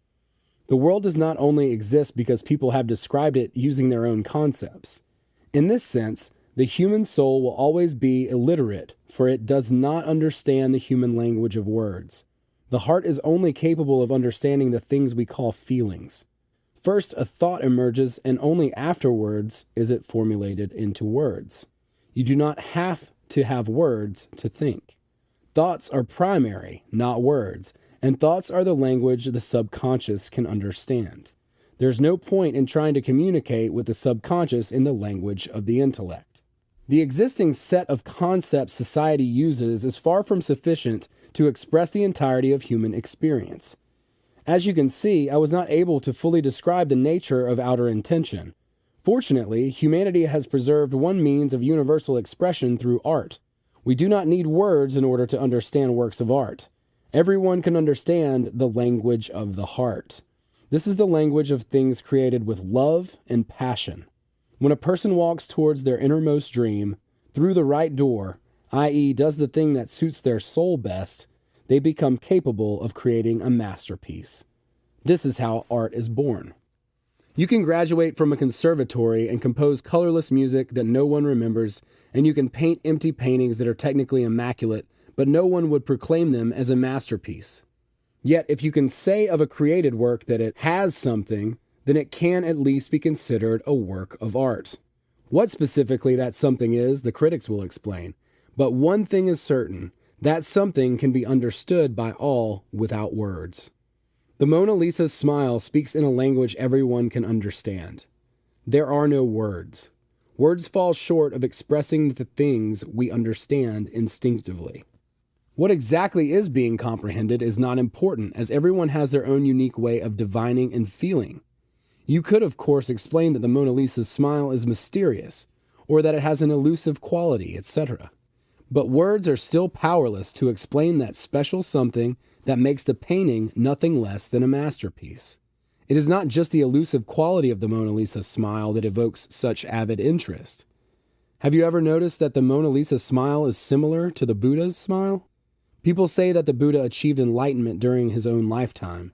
In other words, people say that the Buddha, like the droplet of water, experienced a sense of oneness with the entire ocean. In all the pictures of the Buddha, his smile is totally dispassionate, and at the same time it expresses serenity and bliss. It is a smile that can be characterized as an expression of the contemplation of eternity. When you see the Buddha's smile for the first time, it evokes a strange mixture of bewilderment and curiosity because it reminds you of a drop of something distant and forgotten, the feeling of oneness with the ocean. Any reminder of this distant oneness touches a chord in the heart. When human language emerged, the language of the soul gradually began to atrophy. People focused too exclusively on the language of the mind, and so with time it began to take primary position in our experience. Even the story that explains how this occurred is told in the context of an intellectual concept. A distortion of the process is described in the legend of the Tower of Babel, in accordance with which the gods became angry with man for failing to construct a building that reached the height of the heavens, and so they confounded the languages of man so that people would no longer be able to understand one another. In essence, the majority of myths and legends express a truth which has been interpreted via mental constructs. Perhaps the high tower serves as a metaphor for the power the people received when they learned to express their will consciously in the language of the mind. As we have said already, the heart can feel the wind of outer intention, but it is not capable of putting up a sail to harness the wind's force. The will of the mind, however, can put up a sail. Will is an attribute of conscious awareness. The subconscious flight of the heart on the winds of outer intention is spontaneous and uncontrolled, whereas conscious awareness allows personal will to be expressed deliberately. Initially, before the languages of the heart and mind became so divorced from one another, harmonious connection between heart and mind was easily achieved. Later, the mind focused so intently on constructing a worldview based on its own references that its knowledge of outer intention was left far behind.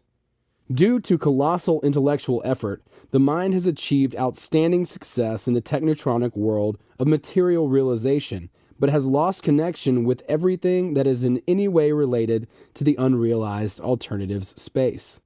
It is because the mind has radically distanced itself from an understanding of outer intention that so many ideas within the Transurfing model seem implausible. The mind can retrieve the knowledge that's been lost, but in order to do so, there must be a connection between heart and mind. The difficulty is that the heart, unlike the mind, does not think. It knows. While the mind considers the information it receives passing it through the analytical filter of the template worldview, the heart receives knowledge from the information field directly, without subjecting it to analysis, and communicates with outer intention in the same manner.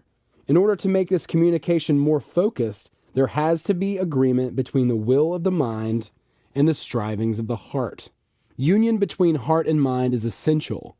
If you can achieve this connection, your heart's sail will fill up with the wind of outer intention and carry you directly to your goal. The wizard within. Your heart already has everything you need to know to realize your desires. Do you remember the story of the Wizard of Oz? The clever Tin Man dreams of having a brain. The kind scarecrow longs for a heart, the brave lion strives to acquire courage, and the girl wants to go home. All the characters already have the things they desire, but if the wizard tells them so, it would sound too implausible to be true, and so he creates a magic ritual instead.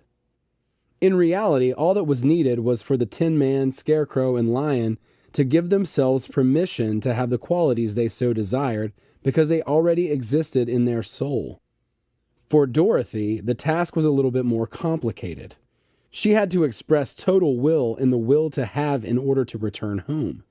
The magic ritual helped her to strengthen her faith, and then the wind of intention carried her home. As we have already said, not everything that is connected with outer intention fits into the framework of the concepts of the mind. The mind is responsible for this scenario. Pendulums also assisted in the process because freedom and individual control over outer intention would have severely undermined the pendulum's interests. The pendulum monsters only benefit from people who do not stand out in any way and are content to work for them as a cog in a wheel. The realization of individual potential is a pernicious threat to the pendulum because an individual who is free works for their own development and prosperity.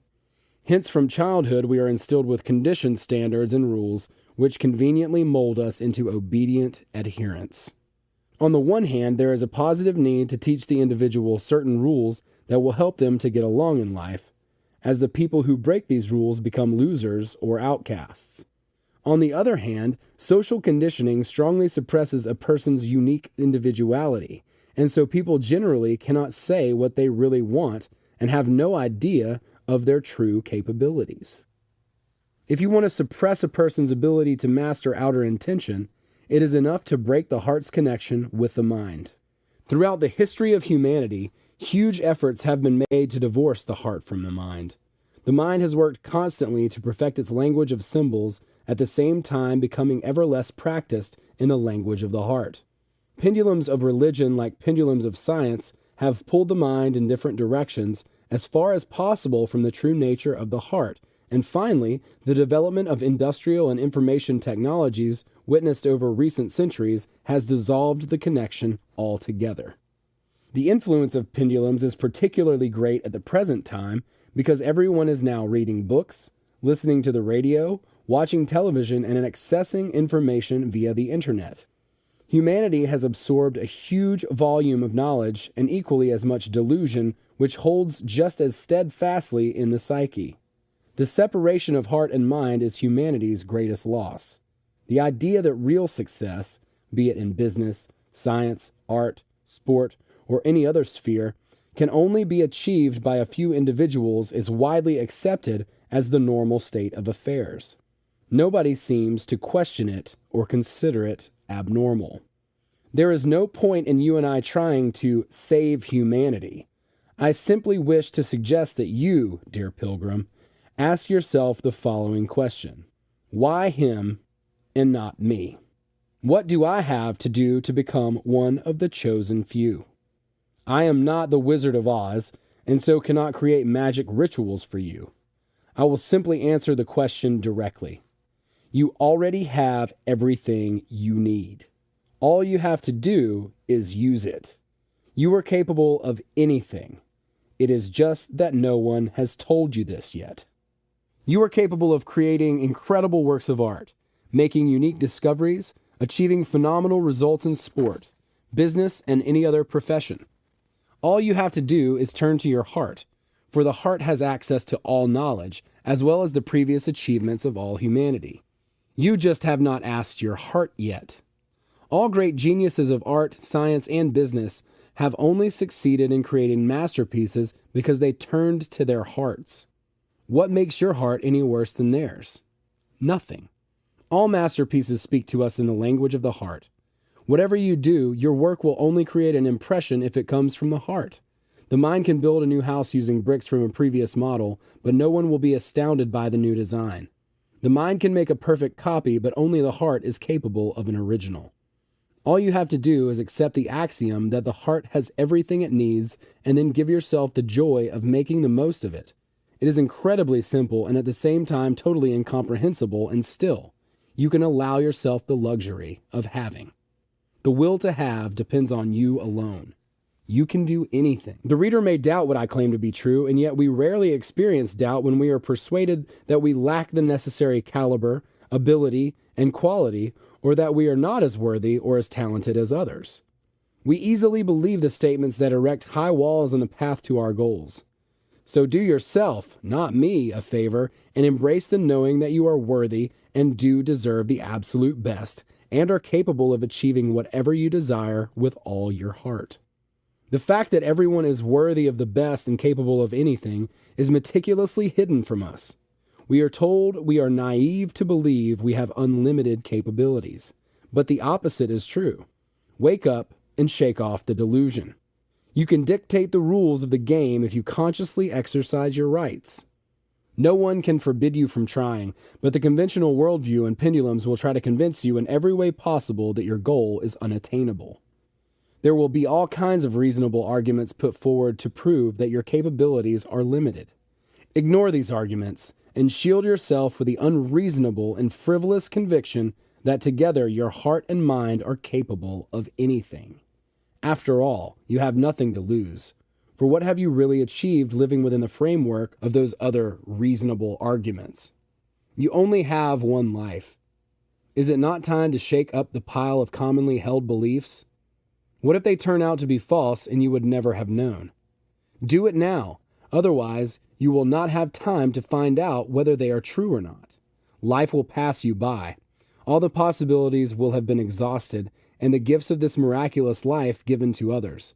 And perhaps indeed they will only be given to a few, but nonetheless, they will not come to you. Only you can decide whether you want to fully exercise your rights or not. If you can allow yourself to have something, you will achieve it. Begin by believing in the unlimited possibilities of the heart, and then turning your mind around to face it. False beliefs make this more difficult to do, but the Transurfing model helps to deconstruct many erroneous ideas. One of these beliefs stands as follows: it is hardest of all to overcome the self, or it is hardest of all to battle with the self, or the predatory Russian saying, you have to be able to stamp on the throat of your own song, i.e., sacrifice your own desires and act in the interests of others. This is one of humanity's greatest delusions. How can one possibly battle with the amazingly beautiful creature that lives within you? And what would be the point? Negativity does not live within.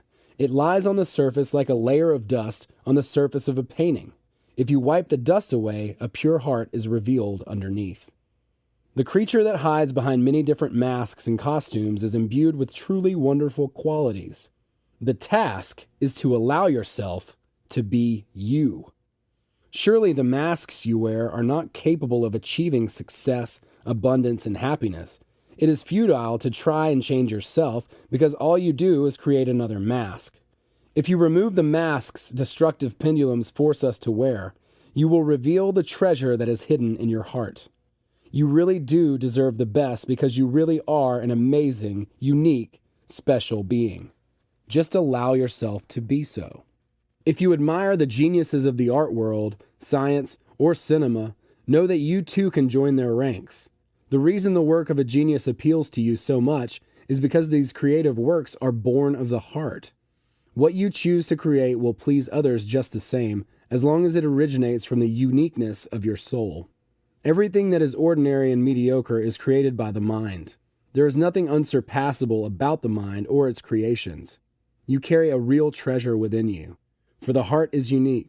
Only the heart can produce an ingenious creation. Make sure the mind allows it to do so. The mirage. All their lives, people are forced to believe that success, wealth, and fame only befall the chosen few. At university, in tournaments, competitions, and similar events, people are constantly made to understand that they are far from perfect and that other people are better and more deserving than they are. The ones who achieve success, wealth, and fame and abundance are the ones who do not buy into the deception. It's that simple. It might be difficult to believe that everyone deserves these things and is capable of achieving them, but you can begin to believe if it is your intention. Many people dream of becoming a star and achieving huge success, and the general standards for success are actively and widely promoted. The pendulums love to demonstrate the achievements of their favorites to the silent majority. They introduce their favorites as an example of the success we should all strive for if we want to reap the full range benefits life has to offer. A star has everything the life can give swimming in the rays of wealth and fame. Who would not want to be rich and famous? Even if you do not particularly want to be a huge success and are not the type that hankers after material luxury, you probably would not turn down the chance of material well-being and fulfillment from personal achievement.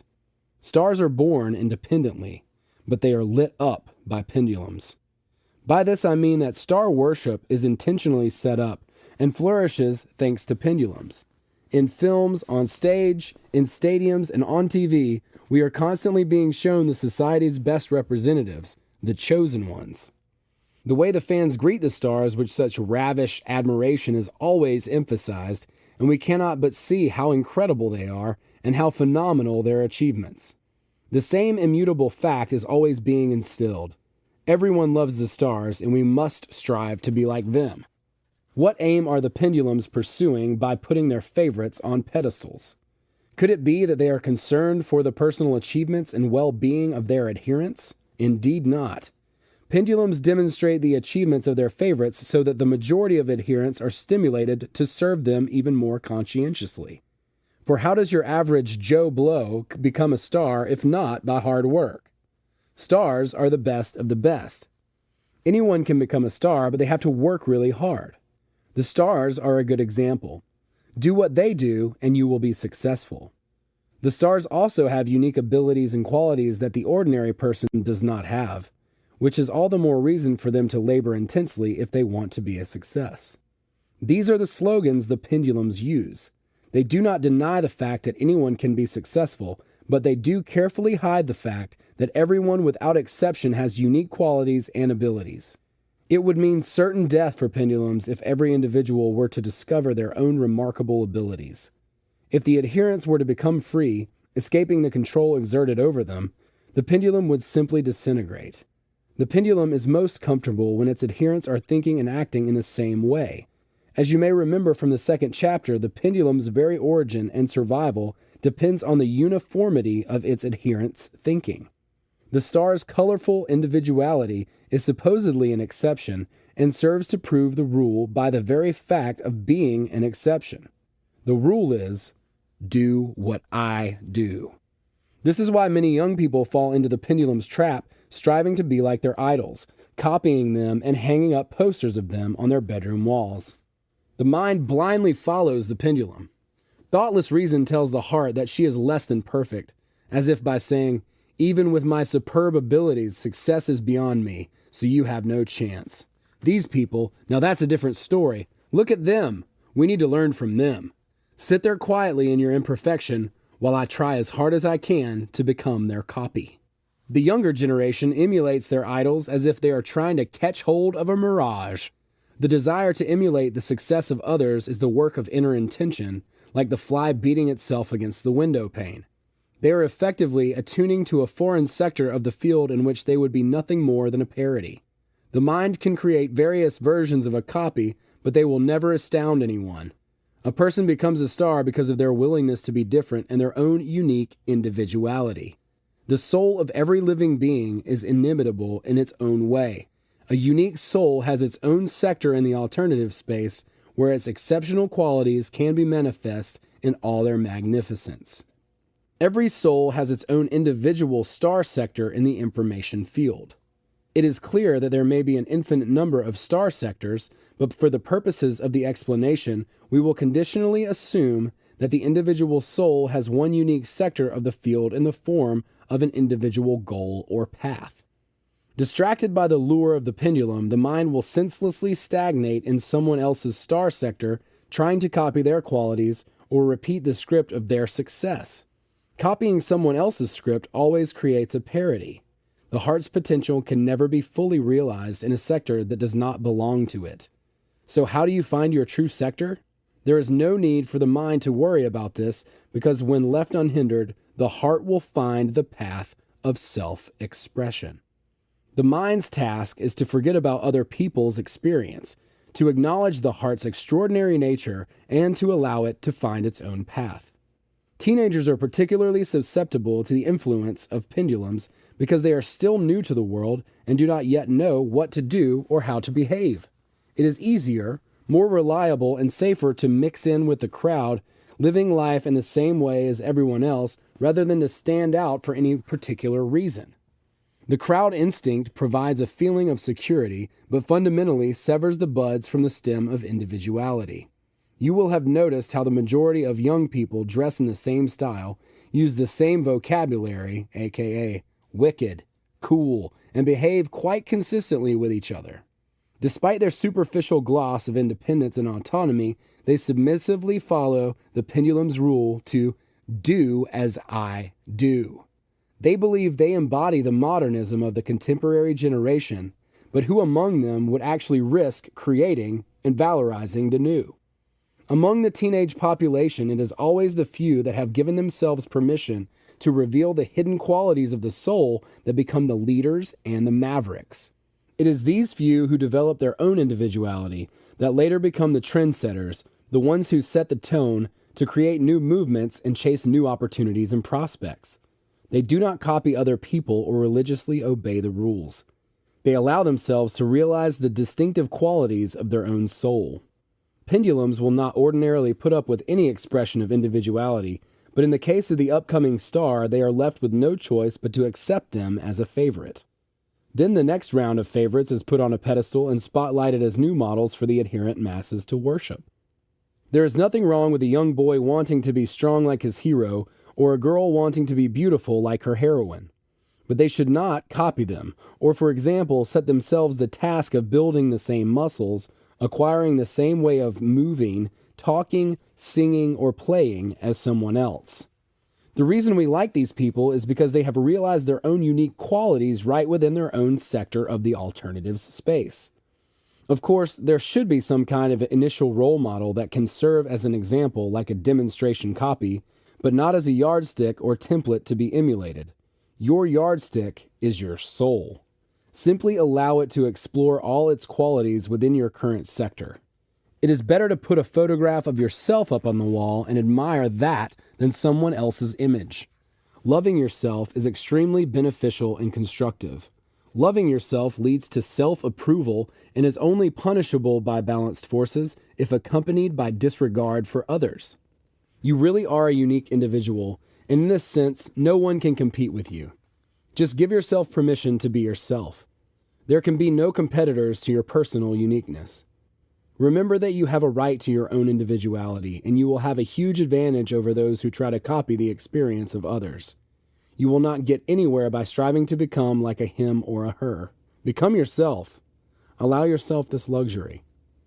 While you wear the mask of an existing star, at most you will be a copy, and at worst, a parody. Stars do not become stars by copying other people. When you give up on futile attempts to be like someone else, everything will work out. Likewise, when you cease futile attempts to repeat other people's scripts, everything will work out. When you acknowledge the brilliance of your own individuality, other people will have no option but to agree with you. Allow yourself to be presumptuous enough to have. All great actors play themselves. This might seem strange because the roles they play differ, but personality, character, and charm give an actor away immediately. The hardest role to play is the one where you play yourself and allow yourself to remove the mask and be yourself. It is much easier to play someone else because putting on a mask is comparatively easy, and the actor will have the professional skills to pull the role off. It is infinitely more difficult to remove the mask, but if you can take off the mask, what ensues is not role play, but what they call life on the stage. It only seems difficult, but in fact deciding to have is quite straightforward. All it requires is for you to shake off the stereotypes imposed by pendulums and once and for all claim belief in the infinite possibilities of your own soul. There is nothing pendulums can do to stop you if you reject the experience of others and give yourself permission to be a star. All they can do is imbue you with oppressive thoughts like, a star has to be beautiful and I am not beautiful. A star has to be able to sing well, act, and dance, but I cannot. A star has to have talent which I do not have. I have not got what it takes. I am better of watching how other people do it. Do take a good look at the stars of the pop, science, sporting, and business worlds. Many, if not all, fail to meet the perfect standards and expectations of what a star should look like. Every celebrity has their own bundle of flaws that could potentially eclipse their positive traits. For example, one star has a long nose, but people still think she is beautiful. Another star cannot sing, but people are mad about her songs. Another has no acting ability, and all the directors have sent her packing, but she still climbed the ranks of celebrities. Another is short and fat, and you can only guess why the women love him so much. Another is a right nobody. Just what do people see in him? You look at another, and he turns out to be really nondescript. You ask yourself, could he really be famous?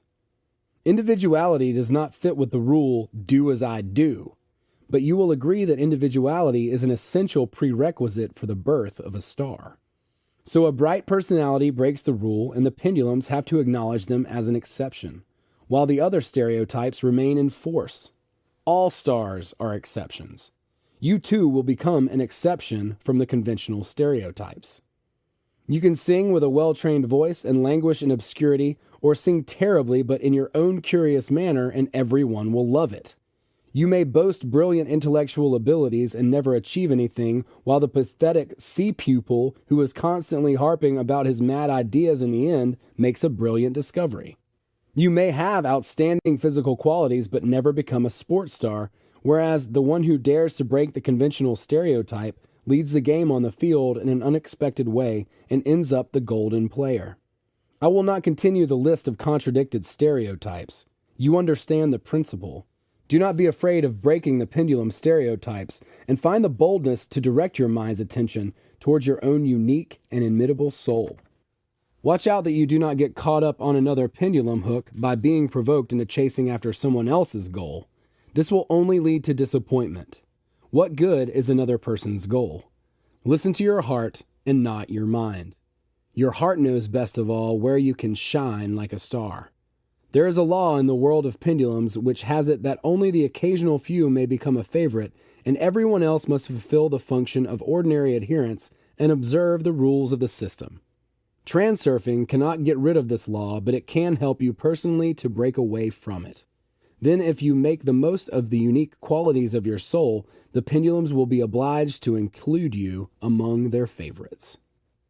Guardian angels. Many people believe that they have a guardian angel who helps them. If you believe in your personal guardian angel, that is wonderful because it means that it exists. When you think about your guardian angel, turn to it with confidence and be grateful, and you can be sure that these thoughts make your angel real. There is nothing that cannot exist in the alternative space. You may even believe that thoughts can create an independent, informational, energetic being if it pleases you to do so. The more sincerely you love your angel and express your gratitude for any small thing it helps you with, the stronger the little angel will become and the more it will support you. Ultimately, it does not really matter whether the angel exists independently or whether it is created by your thoughts. There is nothing wrong with not believing in guardian angels either. If you do not feel the need for a guardian angel, you obviously feel comfortable and good about your life, which is great. In the end, you get what you believe in. Although if I was you, I would believe in my guardian angel. What if guardian angels do exist irrespective of whether you believe in them or not? What if they love us, look after us as best they can, but we have forgotten them and turned away from them? The angel might need your love and be weakened by your lack of attention. It might be drained of energy and unable to assist you while you give your energy away to destructive pendulums. Pendulums may also assist you, but only if it serves their interests. The well-being of a specific individual is of no consequence to pendulums at all, whereas your guardian angel takes care of you alone. Imagine your angel in any form, a cherub with wings, a fluffy cloud, a bird, whatever. It really does not matter how you see your angel, for of itself it does not actually look like anything. It only takes a specific form within your imagination, so imagine your angel in the way that you find most comfortable. You can even identify it with your soul if you want to. People with extrasensory abilities can communicate with their angel. Do not worry if you are not one of those people. Your angel will find a way of setting you on the right path. It is important not to take offense at your angel, or even worse, get angry with it.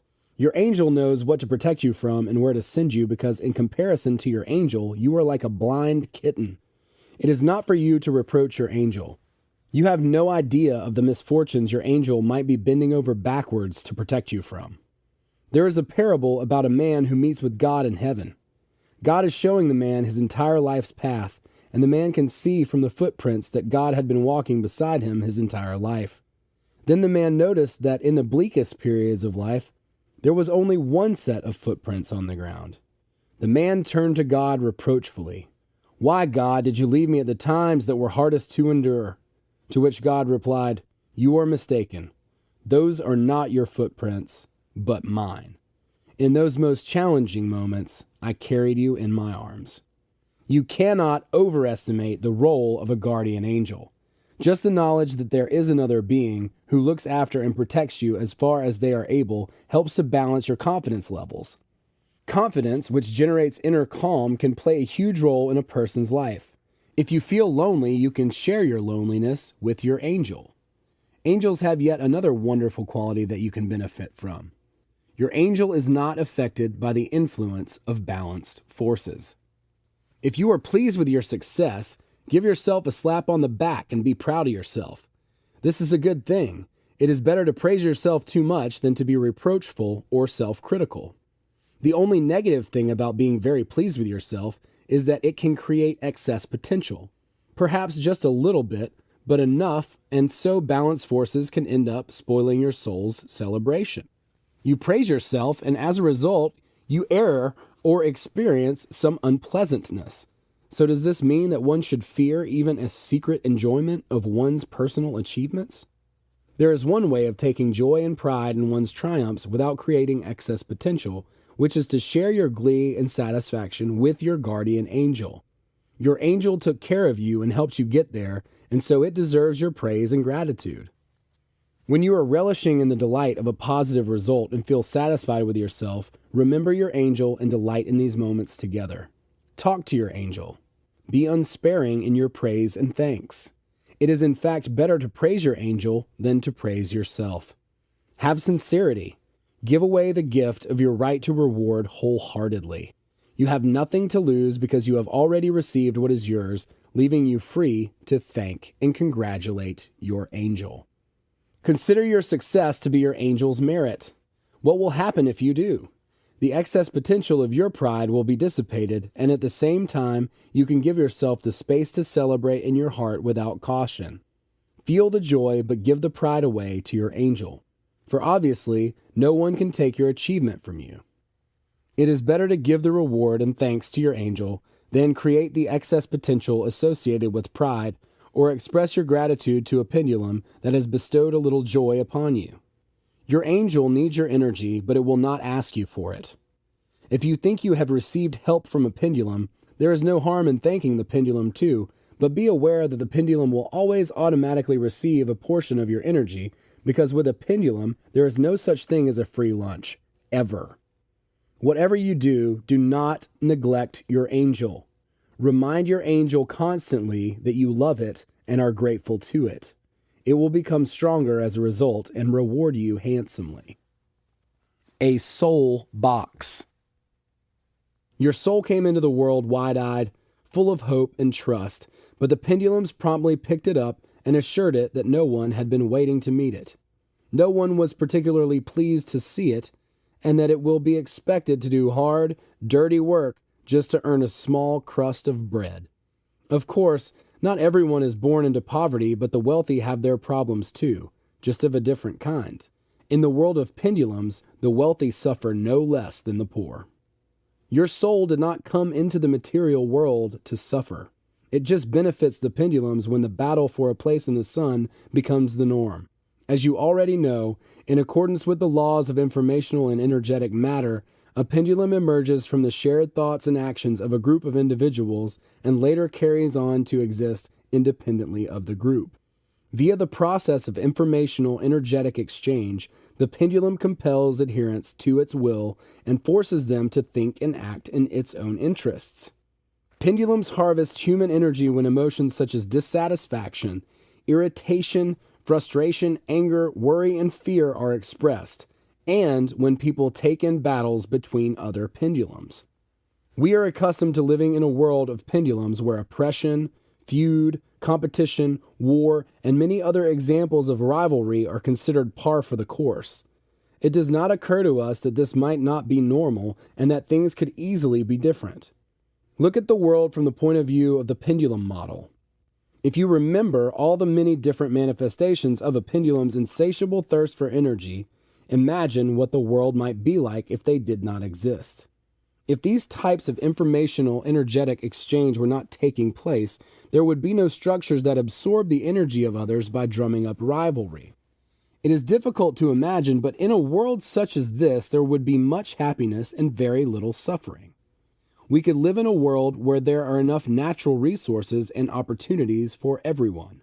The idea has been instilled in us that the battle for survival and natural selection is an essential process that facilitates the evolution of life. It is true that these processes do support the development of the world, albeit of an aggressive kind. However, natural selection is not an essential condition for the growth of life. Life could equally as well develop in accordance with other, more humane laws. In the world of pendulums, natural selection occurs according to a negative script by which the one who suffers loses their life. Selection relies on the methods of oppression and destruction. Have you ever wondered whether there could be a different, more positive script in which the one who feels well survives? These two scripts differ only inasmuch as negativity differs from positivity. One could argue that both scripts have a place in the context of natural selection, but negativity is still the predominant factor. The weakest one dies. Whatever the case may be, the system that pendulums have established in the human world is far harsher than any system supported by nature. The battle for survival as it occurs in nature does not exhibit the same hardened and aggressive features that it does in the human world. The pendulums people have created are considerably more powerful and hostile than any of nature's pendulums. Just because in nature someone is always getting eaten does not mean there is a constant war going on. The lion feeds on the cow just as the cow eats the grass. Importance is a trait unique to the human being. Because plants and animals have zero understanding of importance, the law of balance is maintained. It is only because man observes natural phenomena from the human belfry of importance that the normal coexistence of living organisms is perceived to be a fierce struggle. Even animal kingdom rivalry over territory and mate is purely nominal in comparison to the constant warring of man. Animals very rarely inflict physical injury on each other unless they are hunting for prey. In the majority of cases, any conflict is decided in the best interests of the one that barks loudest and pulls the most intimidating grin, and if blood should be drawn, it is most likely because paws cannot avoid being heavy. Emotions such as anger and hatred are not characteristic of animals. Neither do they show signs of courage or cowardliness. It all comes down to survival instinct. Daring wolves and timid rabbits only exist in our imagination. We cannot change the world. We have to accept that how the world is does not depend on us. Myriad limitations and conditioning literally stuff the soul into a box. The mind captured by convention becomes the soul's jailer, prohibiting it from realizing its potential. The individual is simply forced to behave in the way the pendulum world demands, to express dissatisfaction, to get irritated, to fear, to compete, and to fight. Human thinking and behavior is determined by reliance on the pendulum world. As you have already understood from previous chapters, this type of conditioning drains a person's energy, sets balanced forces against them, and distracts them from their true path, sending them out in search of false objectives. To top it all, outer intention manages to realize our worst expectations. Most people would be happy to free themselves of conditioning and dependency, they just do not know how to. Now you know that the pendulum's power relies on their adherence, importance, and lack of awareness. People are not usually aware that they are reacting to provocation. They give in to worry, fear, and frustration automatically, expressing dissatisfaction and anger out of habit. They easily succumb to gloom and will exert maximum effort when met with obstacles. People live as if in a dream, complying with the script enforced by pendulums. They are oblivious to the fact that they can take control of the script, believing that very little depends on their own actions. Importance sucks people into the pendulum's game, and lack of awareness deprives them of their final chance to shape the script. The game is played by the pendulum's rules. As you can see, sometimes I repeat the same point several times. This is because although the insights set forth in this book might seem obvious, the conventional pendulum-constructed worldview is so deeply rooted in the human psyche that they can be difficult to feel and comprehend in their full depth and entirety. You can, however, break out of the box of conditioning if you follow the principles of transurfing. The power of the pendulums is great, but as long as you abandon importance, their power is insufficient to prevent you from consciously exercising your right to choose and to write the scripts in your life. It is in the pendulum's interest to keep people under control so that they can pursue their own goals. To the pendulums, the individual is just an instrument, a means to an end, a puppet. Your soul came into this world as to a celebration, so go ahead and give yourself permission to have this experience. Only you can decide whether you want to spend your entire life working for the good of someone else's pendulum or living for your own enjoyment. If you chose to live life as a celebration, it is essential that you free yourself from the pendulums that bind and seek out your own goal in your own doorway.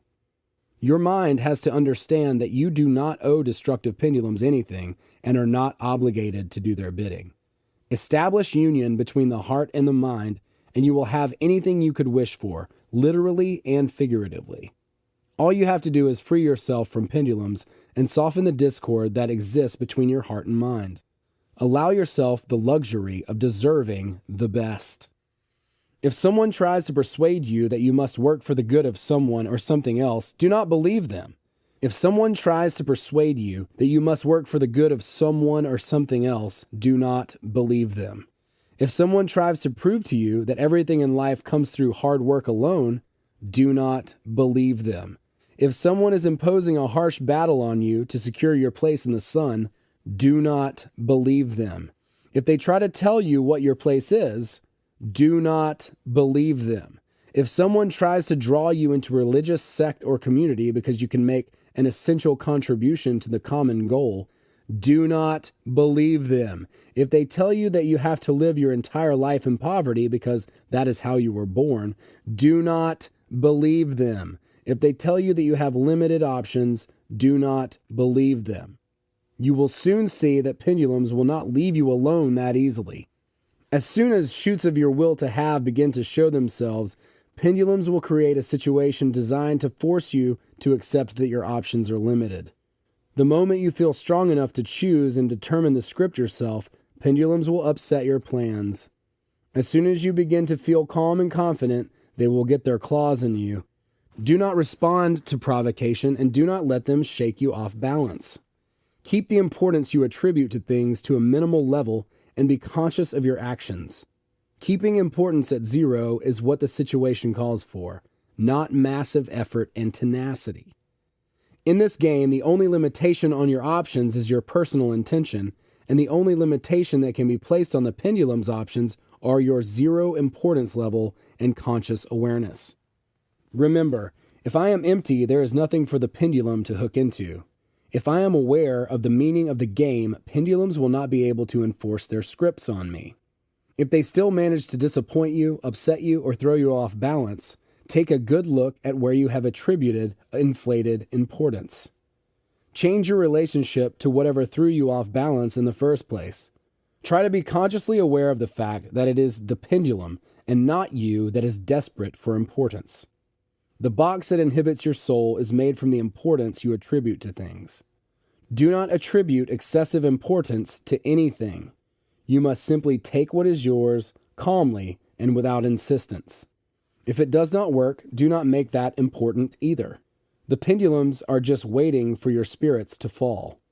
If something distresses you, make it seem less important. Be aware that it is just a game, and precisely that, a game, and not a fight, for in essence the pendulums are like clay pigeons. The game is harsh and relies on human weakness. The moment you give any slack to importance, you lose. If you keep importance at zero, the pendulums fall through your emptiness and the clay golem disintegrates. You will source strength in the awareness that you understand the rules of the game.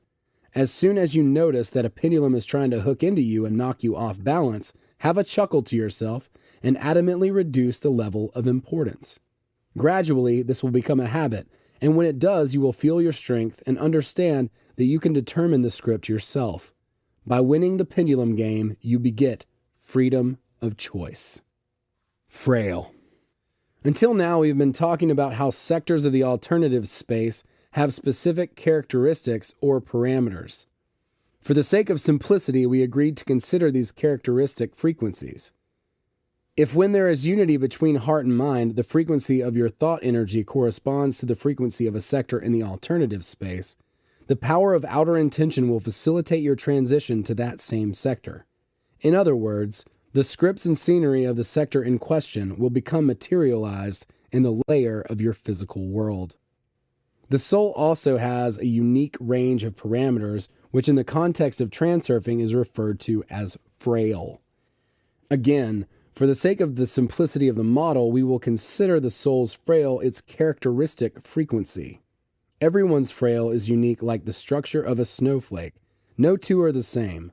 The frail characterizes the unique and incomparable essence of a person's soul.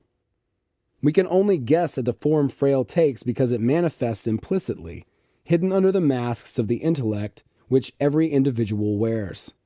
For this reason, there would not be much point in going into this notion more deeply here. It is beyond doubt, however, that every individual has a unique soul essence. You can describe the character, habits, manner, and appearance of a person you know, and yet there will still be something else beyond the characteristics, an integral image of that person that you understand without words. It is this individual's essence that requires no explanation that we call frail. You may have come across people who emanate an elusive and indefinable charm. Surprisingly, they may be relatively unattractive in their outward appearance, and as soon as they begin to speak, you immediately forget their physical shortcomings and are entirely spellbound. When asked wherein lies that person's charm, you can only mutter, "There is something about them," finding no other explanation. Such people are extremely rare. If there are none in your circle of acquaintances, look for them among the stars in show business. The hallmark of these personalities is the exceptional beauty and charm which seems to radiate from the depths of their soul. You will immediately recognize that their beauty is different to a doll-like beauty, for doll-like beauty is purely external and corresponds to conventional, established standards. From the point of view of frail, the secret of this type of charming beauty lies not in the fact that a person has a beautiful heart or other special spiritual quality. You will come to accept, or not as you wish, another paradox of the transurfing view. Beauty lies not in the heart or soul, but rather in the harmonious connection between heart and soul. No one who has not yet learned to love themselves, who is self-critical, begrudges their work, lives in mental turmoil, or at odds with their own soul, can ever radiate the beauty of charm. Conflict between the heart and mind is reflected in a person's outward appearance and their character. If a person is happy and has learned to love themselves, if they enjoy life and do what they want to do, then they will exude a certain inner light which indicates that the mind is attuned to the soul's frail. Unity between heart and mind equates thought energy with the nature of outer intention. Self-fulfillment and a balanced relationship between heart and mind generate something very similar. Inner peace ignites an inner light that reminds the heart of its true nature, which is why the beauty of harmony is interpreted as charm or spiritual beauty. This kind of beauty sometimes evokes hidden envy, and people ask, "How come you look so radiant?" The heart is not at peace when the mind is suffocating it in a case, but when it is caressing the heart like a rose, admiring it and caring for it, allowing every petal to open freely. This is that rare thing we call happiness. Frail can manifest in the form of a hobby or other pursuit, and anything that is done with love and enthusiasm. Often the strings of the frail rest silent for a long time. Sometimes a sign of some kind will cause a string to sound. It could be an unexpected passing comment that for some reason strikes a chord in your soul, or something you see that has special magnetism that immediately draws you to it, and you begin to sense a vaguely perceptible urging over and over. This is the outer intention of the soul working. But since it is a vague yearning, outer intention works without a specific aim. It is important to listen to the dictates of your heart so that the mind can pick up on them. Then you can catch hold of outer intention and quickly achieve your desire. What prevents the mind from entering into a relationship with the heart? Once again, importance is the problem, along with our old friends, the pendulums, that install false aims and values. As we said earlier, it is pendulums that set the standards of our notions of beauty, success, and abundance, and inner and outer importance that motivate the individual to compare themselves with these standards. Naturally, the mind finds a bundle of shortcomings and starts to hate itself, and consequently, the heart too. It tries on all sorts of masks, trying to make the frail fit the standards, but as a rule, nothing good comes of it. As a result, the rift that exists between heart and mind widens. How then can there be any question of inner peace? The mind waters its rose with reproach and dissatisfaction, and the rose becomes even more feeble. The mind will search for treasure anywhere except in its own heart. Pendulums tout loudly and seductively while the heart tries quietly and delicately to make its abilities and inclinations known. The mind does not listen to the heart and tries to change frail. Naturally, nothing good comes of this either. As a result, the heart and mind converge in their decision to negate these imaginary imperfections. Outer intention immediately transfers the individual to a lifeline where hostility intensifies because the imperfections have literally materialized. The mind assumes that if it wears a correcting mask, it will be able to meet the established standards. As you know, this is fruitless, like chasing after a mirage. Rather than making the most of the frail's precious uniqueness, people beat against the window pane, chasing after the success of another. And yet the star's success is born from having attuned the mind to frail. The one hunting the mirage achieves nothing and is deeply dissatisfied with self. No one can ever reach a lifeline where they accept themselves and feel fulfilled by expressing fundamental dissatisfaction with the self. The parameters of their energy field will simply correspond to lifelines where they have even more reason to feel unfulfilled. This is the game that pendulums inflict upon us. It appears senseless, but from the pendulum standpoint, the game has a very definite meaning. Dissatisfaction and a lack of fulfillment are their favorite dishes. How can you attune the mind to the heart's frail? The only way is to convince the mind that above all, the heart is worthy of love. You have to first love yourself, and only then pay attention to the virtues of others. Love for the self should not be confused with self-satisfaction, vanity, or complacency. Complacent self-satisfaction comes from considering oneself superior to others and creates dangerous excess potential. To love yourself means to understand your own uniqueness and accept yourself the way you are, warts and all. The love you have for yourself must be unconditional, otherwise it will turn into excess potential. Surely you are worthy of your own love, for you are the only one there is of you. If a person has gone too far in the battle with their frail, it will be difficult for them to just up and love themselves. How can I love myself if I do not even like myself? This is pure excess potential born of increased inner and outer importance. Outer importance lies in the fact that I take someone else's standards to be the immutable truth. Perhaps I am valuing the virtues of others too highly. Internal importance lies in the fact that I force myself to follow other people's standards. Who said that I am any less than they are? I am just me. Could my self-esteem be too low? To learn to love yourself, shake outer importance off its pedestal and give up worshiping other people's standards. Who is stopping you from creating your own standards? Let others chase after your standards. Release inner importance and let yourself go. You are not obliged to follow or live up to people's standards. You have to remain aware of the fact that the pendulums need importance, not you. When you love your heart with all your mind, outer intention will carry you to a lifeline where you will be totally accepting of yourself. If you like yourself, no matter what, you will succeed in deceiving outer intention and reveal qualities you never suspected having. When your thought energy radiates at the frequency of self-acceptance and self-fulfillment, outer intention will pick you up and carry you onto lifelines where you really do have something to be proud of. One of the commandments says, "Love your neighbor as yourself." For some reason, everyone seems to focus on the necessity to love your neighbor, but the commandment presupposes that one already has love for the self.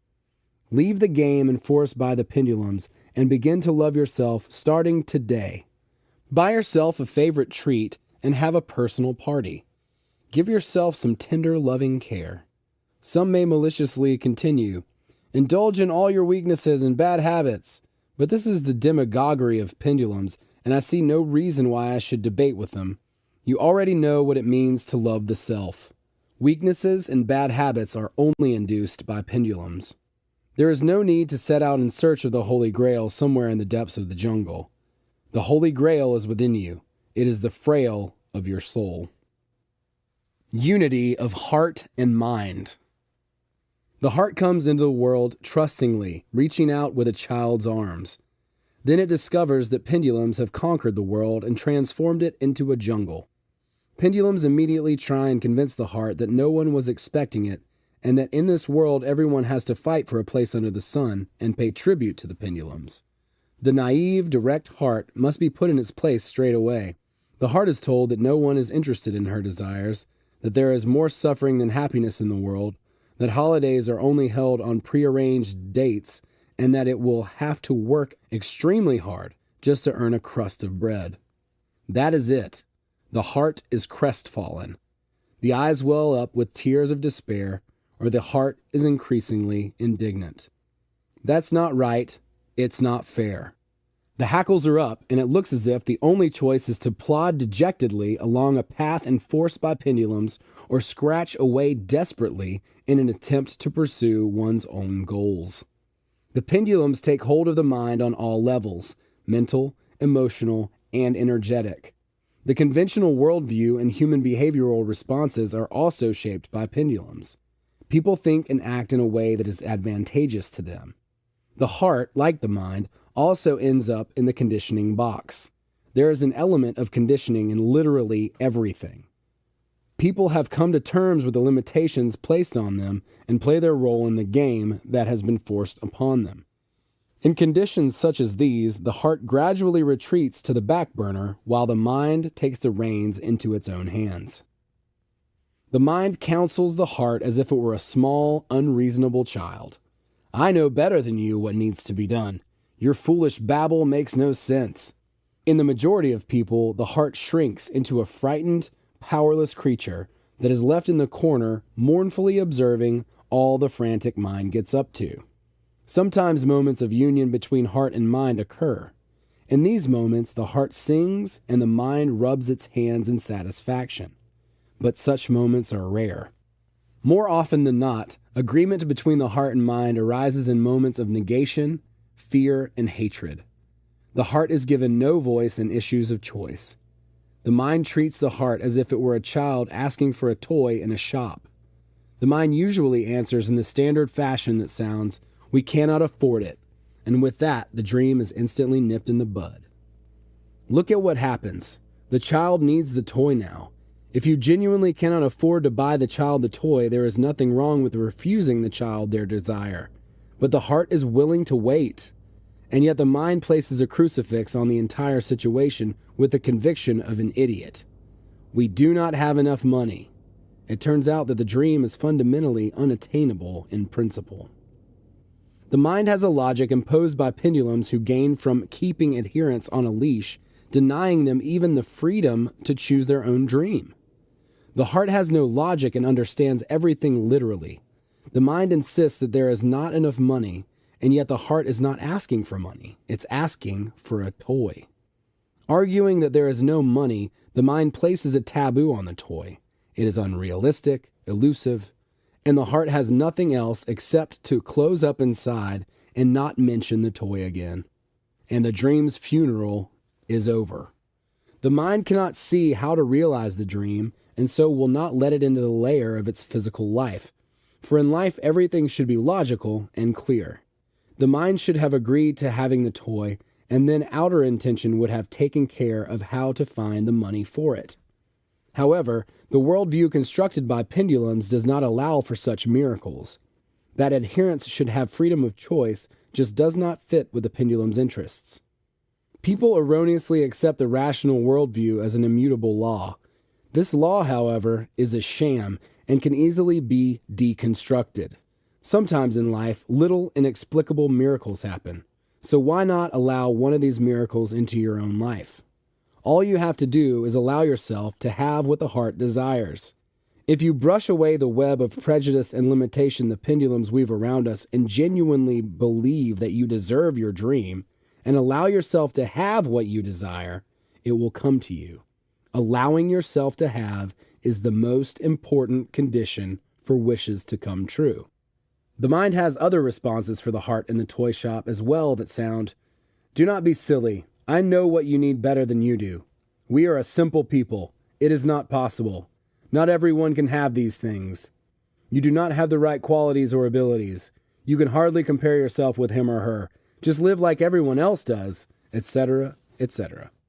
If it were not for the impact of pendulums as a mitigating factor, one would accuse the mind of extreme stupidity. One can only hope that on reading these lines, it will wake up from its tenacious illusion and comprehend the absurdity of its quote-unquote reasonable arguments. Without the heart, the mind is not capable of very much at all, and yet together, the heart and mind are capable of almost anything, because their merging generates the magical power of outer intention. The mind governs internal intention, and the heart governs outer intention. Without help, the heart is not able to direct outer intention in a goal-orientated manner, and yet when the heart and mind merge, outer intention becomes controllable and can be used in pursuit of specific goals. Everything that you think is unattainable is indeed impossible to achieve via internal intention, which is governed by the mind. No one is arguing against that. Whatever goal you set yourself, I agree that it would probably be hard to achieve within the limits of a rational worldview. And yet, why should you have to walk away from your dreams simply because some puffed-up authority claimed the right to determine what is real and what is not? Why should not you claim your right to a personal miracle? The secret of happiness is just as straightforward as the secret of unhappiness. In both cases, it comes down to unity or disunity between the heart and mind. The older a person gets, the greater the discord becomes. The mind succumbs to the influence of pendulums, making the heart unhappy. In childhood, the heart still hopes that someone will give it the toy it wants so badly. But with time, hope fades. The mind finds more and more confirmation that the dream is difficult to achieve and puts off realizing it until later. Usually, the putting off till later lasts for a lifetime. Life comes to an end, and the dream is stored away in a dusty box. In order to achieve unity between heart and mind, first of all, one has to determine what exactly there should be agreement on, i.e., identify one's goals. Despite seeming obvious, this question is not as trivial as it might first appear. As a rule, people know exactly what they do not want, but find it difficult to express their true desires. This can be explained by the fact that pendulums strive to subdue people enough to impose their own false goals upon them. There can be no question of unity of heart and mind if the mind is chasing after a seductive mirage and the heart longs for something else entirely. On top of that, people are so intensely busy and concerned with carrying out various types of work for pendulums that they have no time to simply sit quietly and consider their true desires. You have to deliberately set aside time and remember what your heart longed for in childhood. What did you like? What did you want? What really attracted you, and what dreams did you have to give up on over time? Ask yourself, does the goal from that distant past still attract you? Think about what you really want. Could it be a false goal?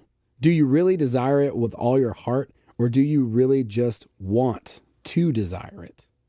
When you think about your goal, you must reduce inner and outer importance. If outer importance is heightened, the goal will appear seductively prestigious and unattainable. Are you sure you have not been caught on a pendulum's hook? If internal importance is heightened, you will think the goal is beyond your capabilities. In this case, you will again be attracted to the goal because it appears unattainable. Do you really need it? When considering your goal, Do not think about whether it is prestigious. Shake the goal from the pedestal of unattainability. This will reduce outer importance. Likewise, when you are thinking about your goal, do not think about how to achieve it. This will reduce inner importance. Only think about how comfortable you feel. Imagine how you would feel if you had already reached your goal. Do you genuinely feel good about it? Or is it like a heavy weight on your heart? Doubting whether your desired goal is realistic or not does not mean that it is not needed. The important thing is that your heart sings when you think about your innermost goal. However attractive something might appear to you, if it evokes a heavy feeling in your heart, the goal could be false. We will look at all these questions in more detail in the next chapter. If you have no specific goal and do not desire anything in particular, you either have a weak life force or your mind has finally driven your heart into its box. In the first case, you can increase your vitality by looking after your health better. It might be that you do not truly know what good health is. When a person is in good health, life is pleasurable and they want to experience everything all at once. The heart is incapable of not wanting anything because for the heart, this life is a unique opportunity. In the second case, you only have one option, which is to love yourself. Might you have gone a little overboard looking after everyone else? Put yourself first. You cannot do anyone any good if your own heart has been pushed onto the back burner. You can waste your entire life sacrificing yourself to serve others, even if it is for the sake of those closest to you, to say nothing of pendulums. We are not given this life to serve others. We are given this life to realize our own individual potential. Shutting away your heart in a box creates powerful excess potential in the shape of a hidden lack of inner fulfillment, which will spill out in all kinds of trials and tribulations for yourself and those close to you. You will think that you are doing good deeds, whereas in fact, from a wider perspective, all those good deeds are to the greater detriment. Look after yourself tenderly, attentively, and enthusiastically. Then your soul will be warmed through and spread its wings. Do not believe anyone who tells you that you have to change yourself in order to be successful. No doubt you have heard such things said. This is the pendulum's favorite recipe. Apparently, if something is not working, you have to work on yourself. What do the pendulums mean when they say that you should change? They mean turn away from yourself, face the pendulums, and follow the rule, do as I do, in order to fulfill their demands and act in their interests. In order to change yourself, you have to struggle to overcome yourself. What question can there be of unity of heart and mind if you cannot accept or love yourself and are in conflict with your inner self? The soul will not accept false claims. It has its own inclinations and needs. When you work towards false goals, you either end up achieving nothing, or when you arrive at your destination, you finally understand that it was not where you wanted to be after all. Transurfing has no relationship to pendulums and so recommends a completely different path. Do not change yourself, accept yourself.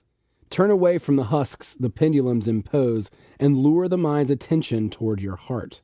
Listen to the dictates of the heart consciously, reducing importance as you go. Allow yourself to have, and you will receive anything your heart desires. To bring your heart and mind to unity, you have to pay attention more often to your level of inner peace. You feel comfortable, calm, and at peace when nothing is worrying you or getting you down. Inner tension signals the opposite. You feel uneasy, oppressed, afraid, you feel down, or something is weighing on you. If these are the feelings that arise and you know what is causing them, then the tension begins in the mind. As a rule, the mind knows what is frightening, worrying, or oppressing it, and so you can rely on the mind to find a solution. The heart's tension is a little more complicated because the discomfort is manifest vaguely. The mind will insist that everything is fine, that everything is going as it should, and there is no need for concern.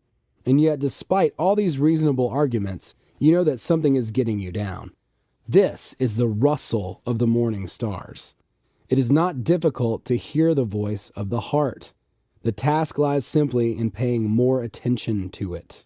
The mind, with its logical reasoning, sounds too loudly for the individual to attach any meaning to a vague and elusive presentiment.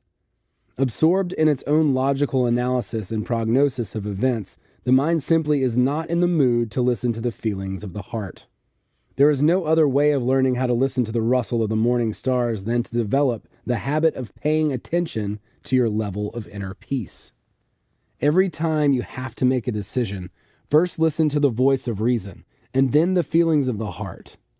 As soon as the mind has made a decision, the heart will react to it either positively or negatively. In the case of the latter, you will experience a vague feeling of inner tension. If you forget to pay attention to your level of inner peace until it is too late, try and remember in retrospect which feelings the decision evoked. You will have experienced a fleeting feeling precisely at the moment the decision was made. In this moment, the mind was so involved in analyzing the situation that it was too busy to take note of any whispering from the heart. Now try and remember what this first fleeting feeling felt like. If it was an oppressive feeling on the background of the mind's optimistic reasoning, this is the heart's way of saying no. To what extent can you trust the presentiments of the heart? If you think you have experienced a premonition of a particular event that is going to happen, it is not advisable to place too much trust in these feelings. There is no guarantee that the mind will correctly interpret the information the heart is providing. Only a feeling of inner tension in response to a decision made by the mind can serve as a reliable guideline. A feeling of inner peace, however, is not necessarily a guarantee that the heart is saying yes. It might be that the heart simply has no particular response to your decision. Yet, when the heart says no, you will feel it distinctly. As you know from the material in previous chapters, the soul is capable of seeing sectors in the alternative space that will be transformed into physical reality as a result of an intellectual decision being put into action. When the heart sees the result, it will express its response to it as positive or negative. You will know from your own experience that when the heart says no, it is always right. You now have the reliable criteria of inner tension as a way of determining the truth when you have to make a decision. If the heart says no and the mind says yes, boldly refuse if at all possible. The heart is not capable of desiring anything bad. If, however, the mind still insists that we have to, act as best you can in the circumstances. Sometimes in life we do have to accept the inevitable.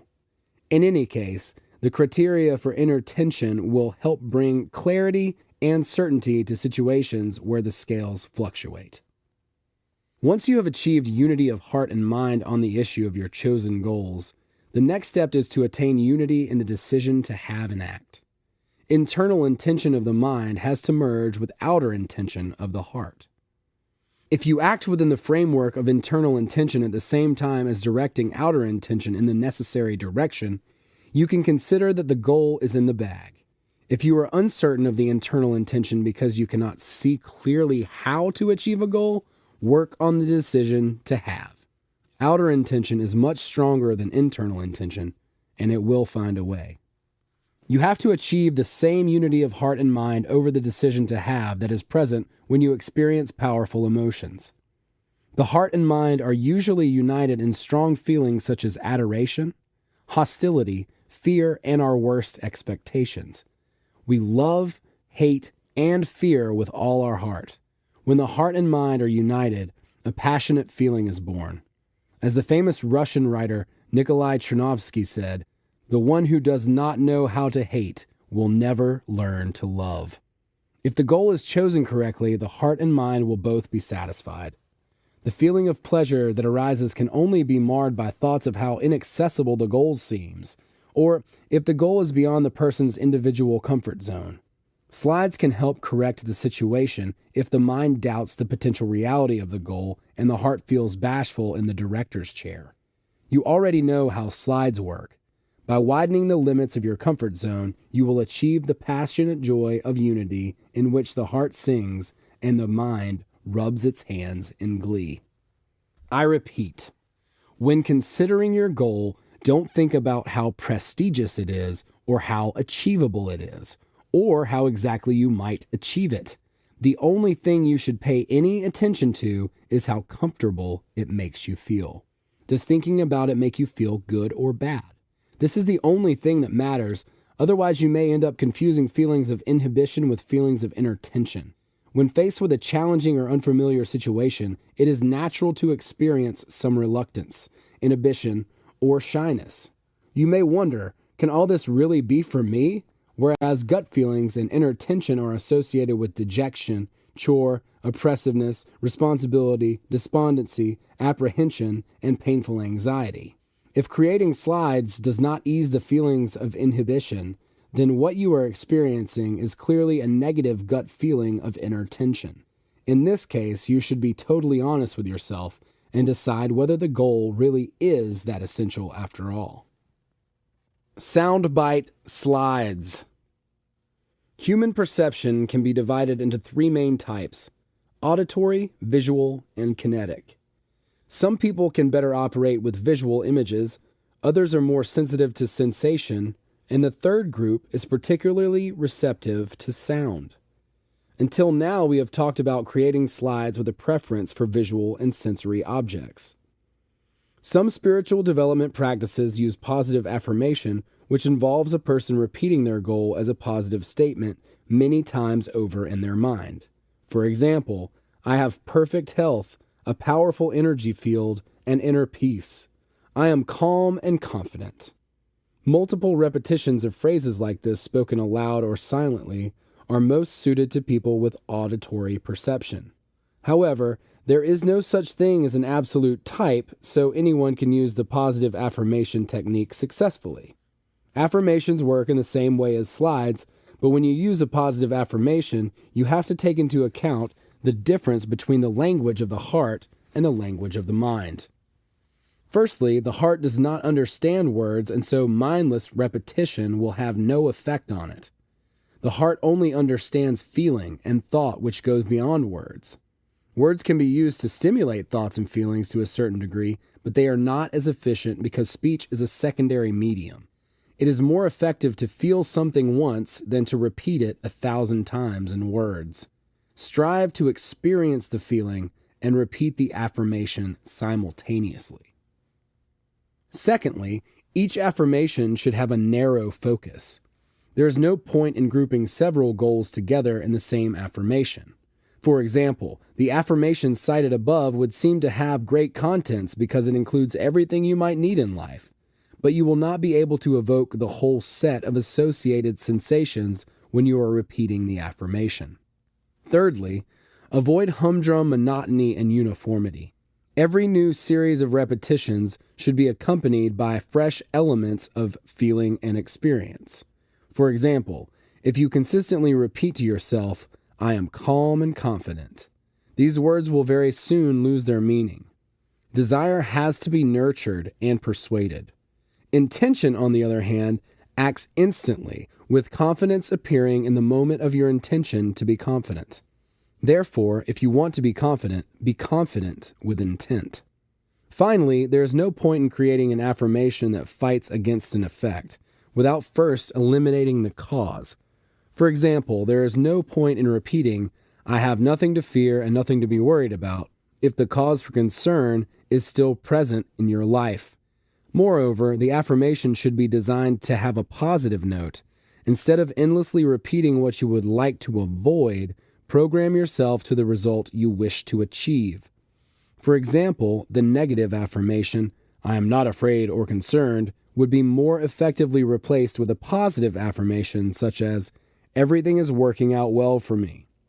Be specific about what would have to be going well for you to have no cause for concern as a result. Note also that you should say everything is working out fine and not everything will work out fine. If you write the affirmation using the future tense, the future will never become the present, being simply transformed into an oasis somewhere just ahead of you. You have to set the parameters of your energy as if you already have the thing you are ordering. Neither is there any point in ordering inner peace. Inner peace results from a harmonious connection between heart and mind on a specific issue. Harmony cannot be achieved as a general principle by abstract auto-suggestion. The heart can, however, be taught and soothed with the help of a slide. Affirmations work most effectively when you are in a zero emotion state. i.e., when there is no excess potential. The subconscious cannot be persuaded, instructed, or ordered to do anything. As soon as you switch on any emotion, you destroy the balance. If you try to beat a thought into your brain, your heart will simply stick its fingers in its ears and ignore you. An affirmation is most effective when it is repeated dispassionately in a relaxed state. Then perhaps your mind will get through to your subconscious. If the mind has to desperately try and convince the heart of something, it means that the mind does not really believe it either, and no amount of repetition will dispel its doubts. Nothing can be achieved by the mind pressuring the heart. Neither can you generate will to have with intent when you are riding an emotional high. The things that belong to you seem mundane and you take them for granted. You handle things that are yours calmly without insistence, in the same manner that you take letters out of your postbox. If you mistake assertiveness for will and the intent to have, you will end up spinning circles on the spot and taking a pendulum by the hand. Before you have time to blink, the pendulum will let go of your hand and send you sliding headlong into the pit of your former indecision. When your will to have with intent is free of your desire to have, the pendulum will have nothing to hook into. As you can see, an affirmation represents a kind of sound slide. You can use affirmations and film slides, and of course, they are additionally effective when integrated into the same practice. Here is an example of an integrated slide. It contains a picture of your new home. You are sitting beside an open fire in a creaking rocking chair with the logs in the fire happily spitting and crackling away. It is so nice to sit and watch the fire. You can hear the sound of rain outside where a cold wind blows, but you are warm and cozy beside the fire. You have your favorite treat on a small table beside you, and there is an interesting film on television. You see, hear, and sense the whole scene and say to yourself, I feel comfortable. You are not simply watching the slide, you are living it. A window onto the alternatives space. People always have controlled and uncontrolled thoughts running through their mind. Some people refer to this as the inner dialogue, but in essence it is not a dialogue but a monologue, because the mind really has no one else to chat to aside from itself. The heart is not capable of thinking and talking, it only feels and knows. The inner dialogue is loud in comparison to the silent sensations of the heart, and so intuition manifests itself very rarely and is barely noticeable. Some people believe that if you can quiet the inner monologue, the mind will give you access to intuitive information. This is true, but it is not possible to switch the monologue off totally when you are in a conscious state. Imagine that you have concentrated on being still and have managed to relax the flow of thoughts and words. You may have no apparent thoughts, experiencing the emptiness within, but this does not mean that the monologue has been silenced. The mind is not asleep, quite the opposite, in fact. It is very alert because its task has changed. It must not think or chatter. It is as if the mind is saying, okay, I'll be quiet. We'll see how you get along without me. That the monologue appears to have been silenced is an illusion. The inner monologue can only be truly quieted when the mind relinquishes its control or at least relaxes its vigilance. When the monologue only appears to have been stopped, the mind is still on the lookout, and you could say drowns out the feeling of the heart even more with its deafening silence. When the mind really surrenders its control, your perception falls through into the alternative space. The inner monologue is only truly muted when you are sleeping or experiencing deep meditation. This only has any practical benefit if a person practices lucid dreaming or deep meditation in which a state of consciousness is maintained. Lucid dreaming can be used as an experimental way of training the skill of outer intention. But what about in waking? Can you silence your inner dialogue when you are in a conscious state? Fortunately, there is a loophole. In moments when the mind gives some slack on its control, a narrow window spontaneously opens, and through it the intuitive feelings of the heart erupt into consciousness. Intuition is felt as a vague insight, also called the inner voice. In moments when the mind is distracted, it is easy to intuit the feelings and knowledge of the heart, to hear the rustle of the morning stars, the voice without words, meditation without thought, and sound without volume. In these moments, you begin to get a sense of something, but it still has an elusive quality to it. Do not think, feel intuitively. Everyone has experienced the thing we call intuition at some time or another in their life. For example, you get the feeling that someone is about to arrive. You sense that something is about to happen. You have an unconscious urge to do something, or you realize that there is something you just know. In the game of thinking, the referee is the mind's analytical apparatus. The mind quickly sorts any data it receives onto shelves reserved for different signs to make everything logical and rational. Silencing the inner monologue is like confiscating the referee's whistle and making him sit out the game on the reserves bench. The mind continues to observe, but it is incapable of controlling the game. The mind occasionally takes short breaks from juggling data, as if for a brief moment sitting down on the bench for a rest. During these breaks, the window opens to intuitive information. In these moments, you fall asleep. This may be news to you, but this really is how it all works. Everyone falls asleep during the day several times. It is just that they are not aware of doing it because the window is open for a very brief instant. The dozing mind wakes up and continues with its monologue. Sometimes an impression of what was glimpsed through the window reaches the conscious mind in the form of intuitive information, but more often than not, the mind pays no attention to these brief visions because it is so engrossed in its own thoughts. In sleep, the soul can travel anywhere and flies about purposelessly, but when the window opens during waking, the heart specifically sees the sector of the alternative space that backgrounds the mind's current thoughts. The soul's gaze is directed towards the corresponding sector of the alternative space, where it sees knowledge related to the mind's current thought content. As soon as the window opens, this knowledge breaks through to consciousness. If on waking the mind pays attention to the impressions of the soul, i.e., remembers the short burst that took place during sleep, it will receive what is called intuitive knowledge, information that comes as if from nowhere, as if pulled out of a hat.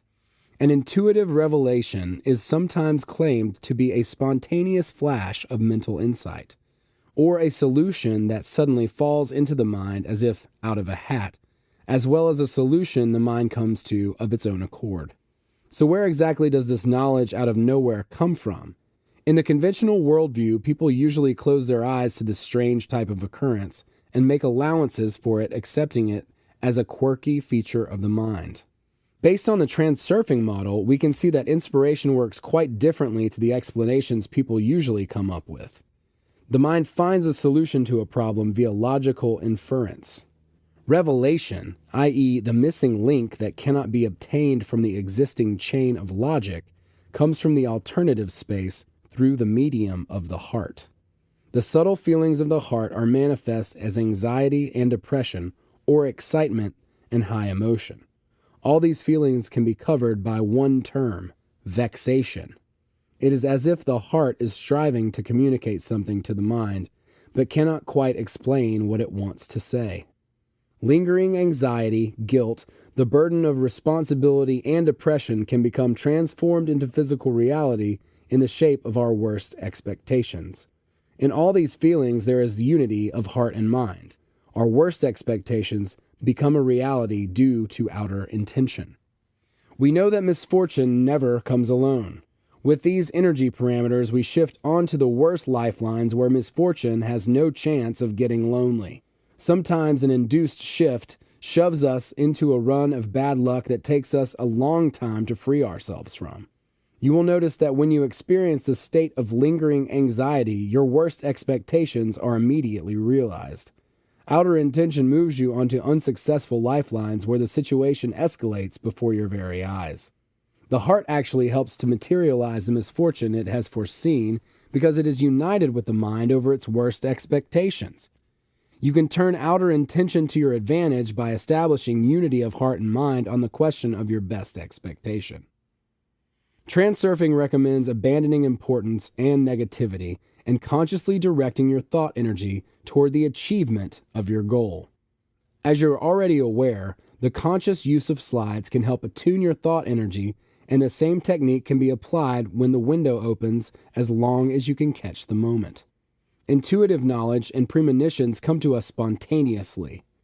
When this happens, the mind uses the heart's capacity for premonition in standby mode. It simply receives information from the sector the soul has randomly wandered into. So our task is to learn to generate intuitive premonitions intentionally in order to set the heart's sail in the right direction. How is this done? Rather than simply being intuited, the premonition must intentionally be induced. You have to seize the moment when the mind is distracted and quickly place a slide in the window. The image must contain the feelings you experience from living inside the slide. When you place a slide in the open window, information is deliberately dispatched into the target sector of the alternative space as opposed to being received randomly from the heart. If you manage to insert the slide in the open window, your mind will have touched on outer intention. You might think that you can create the same effect by running a slide lying in bed before you fall asleep. You would think that the slide would gradually slip into a dream and the heart and mind would be united. Yet, as strange as it may seem, this approach does not work. I will explain why in the next section. Before I do, though, see if you can answer the question. Why is there no point in trying to run a slide in your sleep? The frame.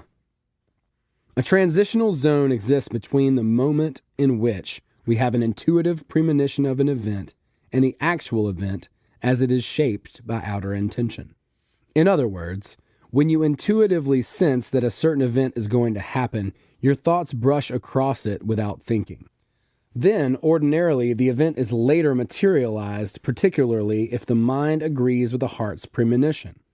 It makes you wonder whether you simply had a premonition that the event was going to happen, or whether your subconscious thoughts actually induced the event working in a similar way to outer intention. There is no unequivocal answer as to which serves the original cause. Both explanations have their place. In dreams, everything is much clearer. You barely have to think or rarely sense that an event will develop in a particular way, and the scenario is realized instantly. During sleep, outer intention works flawlessly. So where does that leave us? It leaves us with just that. We see the realization of a foreseen scenario in a dream, but dreaming has no impact on material reality. Virtual reality remains just that, virtual. So, why does not outer intention materialize a virtual sector as a result of our dreaming? You might think it is because the inert quality of material realization. Dreaming, in comparison to physical reality, is as a paper boat to a large ship. The paper boat flies off at the slightest whiff of outer intention, whereas only a large sail in an extended period of time will shift a heavy ship along. Yet inertness is not the reason why outer intention does not transform virtual sectors into physical reality as a result of our dreams. You can run your slide as much as you like, even in lucid dreaming, but it will not bring you a single step closer to your goal. The thing is that in dreaming, outer intention only has one function, which is to carry the soul from one virtual sector to another. This is how it works in dreaming. The mind sets the rudder of the heart's sail in line with its expectations. Outer intention instantly shifts the paper boat to the corresponding sector, and with that, it is done. The mission of outer intention is complete.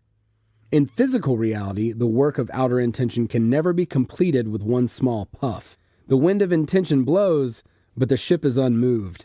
If there is unity of heart and mind, the sail will adopt the necessary position. The size of the sail depends on the power of unity that exists. The wind cannot instantly shift the ship to the necessary sector.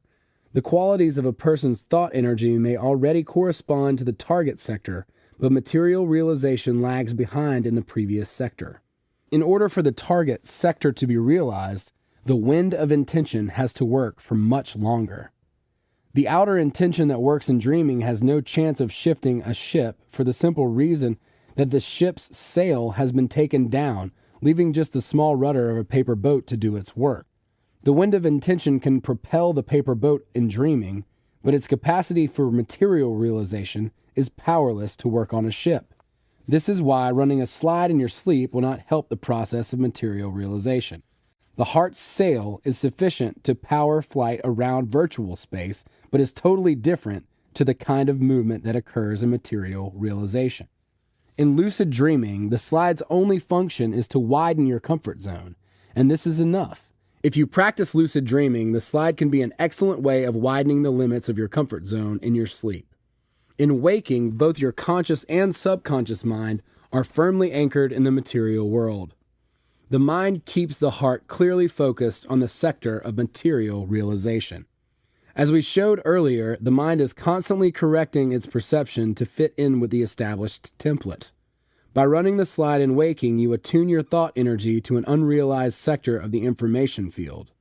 Depending on the strength of connection between heart and mind, the sail fills up with the wind of outer intention, and the ship begins to move slowly but surely toward the target sector. Outer intention will continue to do its work until such time as material realization reaches its destination. Can you see the difference? In dreaming, the work of outer intention culminates quickly, whereas in waking, it continues over time. In dreaming, the parameters of thought energy and the targeted sector correspond instantly, and with that, the job is done. Whereas in waking, the process is slow and gradual. When you run the slide in waking, the ship's sail of material realization is set, and outer intention works on moving the powerful ship rather than the little boat of the dream world. You must not be put off by my bold use of such simple metaphors to describe these complex processes. They help to convey the essence of things more clearly, and in any case, there are no other analogies in the mind's list of symbols that would be more apt. When the mind has momentarily switched off and the window opens onto the alternative space, the focus of one's perception remains within the context of the current sector that has been realized materially. Unlike in ordinary dreaming, through the window, the ship's sail is still up. If in this instant you place a slide through the window, a gust of the wind of intention will propel material realization a considerable distance. The window is so effective because in this moment, the connection between heart and mind is at its strongest. The dozing mind relaxes its control and allows something unreal into its perception template, just as it does in dreaming. As a result, the sail takes on significant proportions and outer intention acts with greater force. This technique is more complex than the others we have introduced, but that is not to stop you from giving it a go. Start by paying consistent attention to your intuition and observing the self. Then you will realize that during the course of the day, the window opens quite often. From time to time, the mind gets tired of control and chatter and loses its concentration for a few moments. This is the time to deliberately insert the feelings associated with the event you want to induce. It has to be the feelings specifically, rather than an expression of those feelings in words. Imagine how you would feel if the imagined event had already been streamed into physical reality. Run the slide over in your mind, picturing the fulfillment of the goal, and then take one integral exposure or frame from it. For example, you sign a contract and feel contented, or you pass an exam and the teacher shakes your hand, or you win the race, you push your chest through the tape at the finish line. This exposure is the formula you need to insert into the open window. You can give the frame a one-word title such as victory, yes, I did it, or anything else you prefer. The title just serves as a reference point for the frame. It is difficult to catch the moment when the window opens because your mind is involved, even though it is dozing, which means that as you set about inserting the frame, the mind will wake up and the window will be instantly slammed shut. With time, you will get the knack for it. The important thing is to be patient and keep your intention strong. First, your mind has to develop a frame for the feeling associated with the material realization of your goal event. The mind should actively participate in the development of the slide. Then, without yet trying to catch the open window, turn the slide over in your mind to get a clear sense of the final feeling associated with the event. Create a hook for this integral feeling. Then you will be ready to deftly insert the frame the moment the window opens. Ideally, the dozing mind becomes aware of its sleeping condition and immediately throws the frame through the window before it has time to come to fully. This is how outer intention works when the mind has silenced its inner monologue. Repeated attempts, even if they are at first unsuccessful, gradually become habit, making it easier for your mind to instinctively throw the frame through the window. The point of having the frame is that the mind can activate it rapidly and automatically before fully waking up. If you find the frame technique very difficult to work with, do not worry. Leave it for the time being. The frame technique is described here more for the sake of information than anything else. If it does not work for you straight away, maybe the technique is not for you. Focus on the standard slides and practice the visualization process instead. In any case, it is very useful to acquire the habit of being attentive to the window. If you can learn to catch the open window moment, you will begin to have intuitive insights more often. Summary. The mind has will, but is incapable of feeling outer intention. The heart can feel outer intention, but it is not capable of will. When heart and mind are united, they harness the will of outer intention. Your heart is just as good as the heart of others. You deserve the absolute best. You have everything you need. All you have to do is use it. Stars are born independently, but pendulums light them up. Pendulums hide the fact that every individual has unique abilities. The rule, "do as I do," creates the pendulum's widely accepted stereotypes. Every soul has its individual star sector. If the mind allows it to, the heart will find its sector. Allow yourself the boldness to sneeze at stereotypes. Allow yourself the boldness to believe in the unlimited capabilities of your soul. Allow yourself the boldness to exercise the right to your own amazing individuality. Keep the joy and give the pride to your angel. Human thought and behavior is conditioned by dependency on pendulums. Keep importance to a minimum and act with conscious awareness. Do not attribute anything excessive meaning. You do not need importance. Pendulums do. It is not effort and steadfastness, but conscious intention that keeps importance at zero. Frail characterizes the individual essence of the human soul. In chasing after other people's standards, the mind becomes all the more divorced from the heart.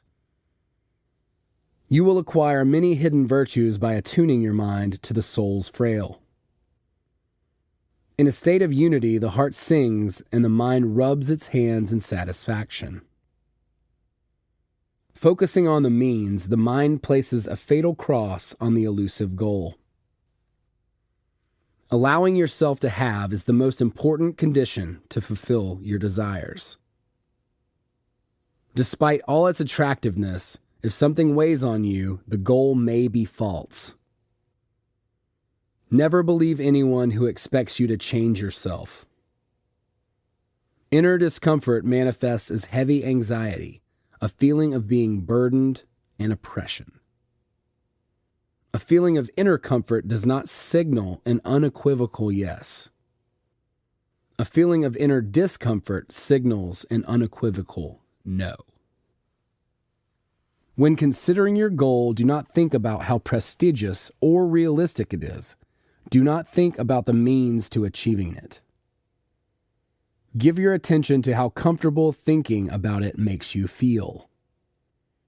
Any affirmation should be accompanied by corresponding feelings. Every affirmation should be positive and have a narrow focus. Focus the affirmation on the cause, not on the effect. Formulate the affirmation in the present tense. When the will to have is free of the desire to have, the pendulum has nothing to hook into. You calmly take what is yours without insistence, just like you take the post from your letterbox. Chapter 10, Goals and Doors. By breaking through stereotypes, you open doors. In this chapter, we will talk about how to discern the true strivings of the soul from the false goals pendulums are everywhere trying to impose upon us. The problem is that a false goal, however attractive it may seem, ultimately will not bring you anything but disappointment. When you chase after a false goal, you either achieve nothing, your efforts simply providing feed for pendulums, or having you achieve the goal but discover it was not really what you wanted after all. Is it really worth missing the unique opportunity of this life, spending valuable time correcting your mistakes?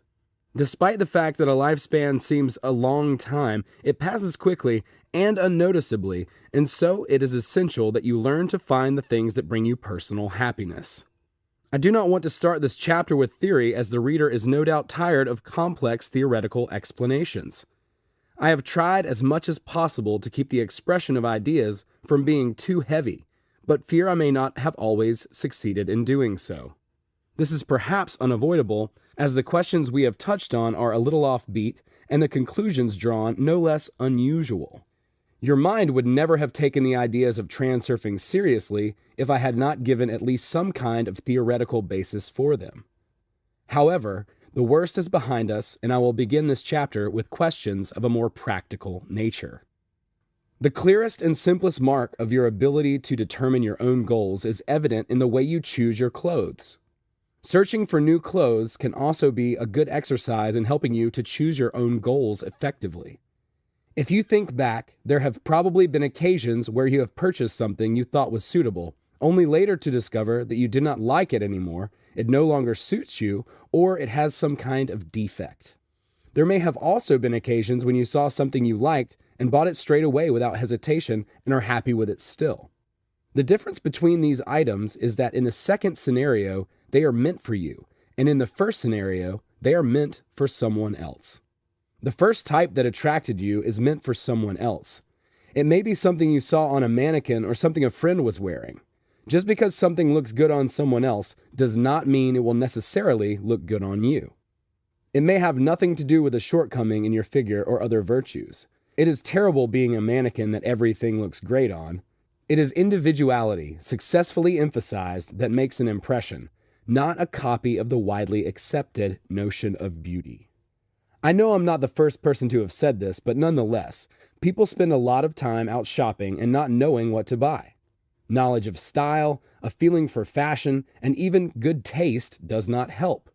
Even if you have bought something having searched for it for a long time, you may still not be totally satisfied with your purchase. If you always want to be able to find exactly the thing you are looking for, you have to learn to distinguish between things that are yours and things that are meant for someone else. So how is this done? You will not believe how simple it is. Firstly, never torture yourself with the problem of choosing, because this destroys the balance. The more stressed you become over it, the worse the result. There is no point in spending a long time looking at things, analyzing their strong points and weaknesses. The mind should not be involved in the choice, because in this case, the mind is not you. It is the buildup of plaque from pendulums. Just walk around the shops and observe, as if you were at an exhibition. Do not think. First, make sure you have a general picture of what you would like to buy. There is no need to focus on the details necessarily. It is enough to describe the type of item that you want. For example, if you need a coat, set yourself the goal of choosing a coat without insisting on any other superfluous conditions. Let your heart choose, because the heart is much closer to knowing who you really are. Your heart will not miss the tiniest detail and will point to the right item at the right time. You will know immediately when you have found the right thing lying among numerous other things, because you will see it and feel instantly drawn to it.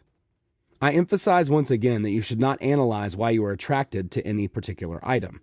You just like it, and that is all. You can say about it, "This is exactly what I was looking for," and then you should buy it without any further thought. Even if you have been looking for something for a long time without finding it, have no doubt that exactly the right item for you is lying in a shop somewhere. If you do not find it in the third place you look, you will find it in the 10th. It is waiting there for you patiently, and so you should show some patience too. Do not rush about stressing yourself with doubts or getting cross with yourself. Just so that you can be completely confident, I will tell you a little secret about the difference between your things and the things meant for others. It is as simple as it is reliable. As I have already said, there is no point in weighing up the strengths and weaknesses of the things you are choosing. There comes a moment when you have to say yes or no to the shop assistant. In this moment, you are sleeping soundly, even if it does not seem that way to you. If the shop assistant or your friend makes a comment about the things you are choosing, between the sleep will be particularly deep. When you are busy making a decision, only your mind is working. It is analyzing the fors and the againsts and building a conceptual justification that is both sound and rational at the same time as listening to the opinion of someone else present. The mind is so immersed in the process that it pays no attention at all to feelings of the heart. In this sense, the mind is deeply asleep, and so be it. Do not disturb the mind until it has made a final decision. Wait for the decision and immediately afterwards stop listening to anyone else. Wake up and tune into the feelings you experienced at the moment you made the decision. How comfortable you felt in this moment will reveal your heart's attitude toward the mind's decision. As you know, inner peace does not signify an unequivocal answer. The heart cannot always know what it wants and is also capable of being indecisive. If you love something the moment you set eyes on it and you feel delighted straight away, then the soul is saying yes. Then the mind switches on and begins to analyze and justify its decision. If at the end of the analysis the mind also says yes, it means the thing is yours. If, however, you decide to buy something not because you fell in love with it at first sight, but because it is practical, then you should pay particular attention to the slightest hint of inner tension. The soul always knows exactly what it does not want. If you find yourself hesitating or something about the item is inconvenient or causes you slight concern, if you feel that a slight shadow of doubt or heaviness has been cast, you can be sure the item is meant for someone else. The mind will try to persuade you otherwise and eloquently list the item's positive points. If you catch yourself persuading or trying to convince yourself that something is right for you because of the style or size, you should immediately put the thing to one side without an ounce of regret because it's not yours. An unequivocal criterion for personal choice can be expressed in one simple phrase. If you have to persuade yourself to have something, it is not yours. Remember, if a thing is meant for you, you will not have to convince yourself of anything. Finally, is it worth listening to other people's opinions when you are choosing something? I do not think so. No one but you can choose the things that are yours. If you like a thing so much you just have to have it, you can be absolutely sure that other people will be very impressed when they see it on you. As far as pricing goes, all I can say is that your things do not necessarily have to be found in expensive shops. However, if it really comes to it, Transurfing can eliminate the problem of money from your life. If you define the goal that is meant for you and strive towards it, rather than striving for money, the resources will come to you of their own accord, in great abundance. The next step is to abandon the desire to achieve your goal.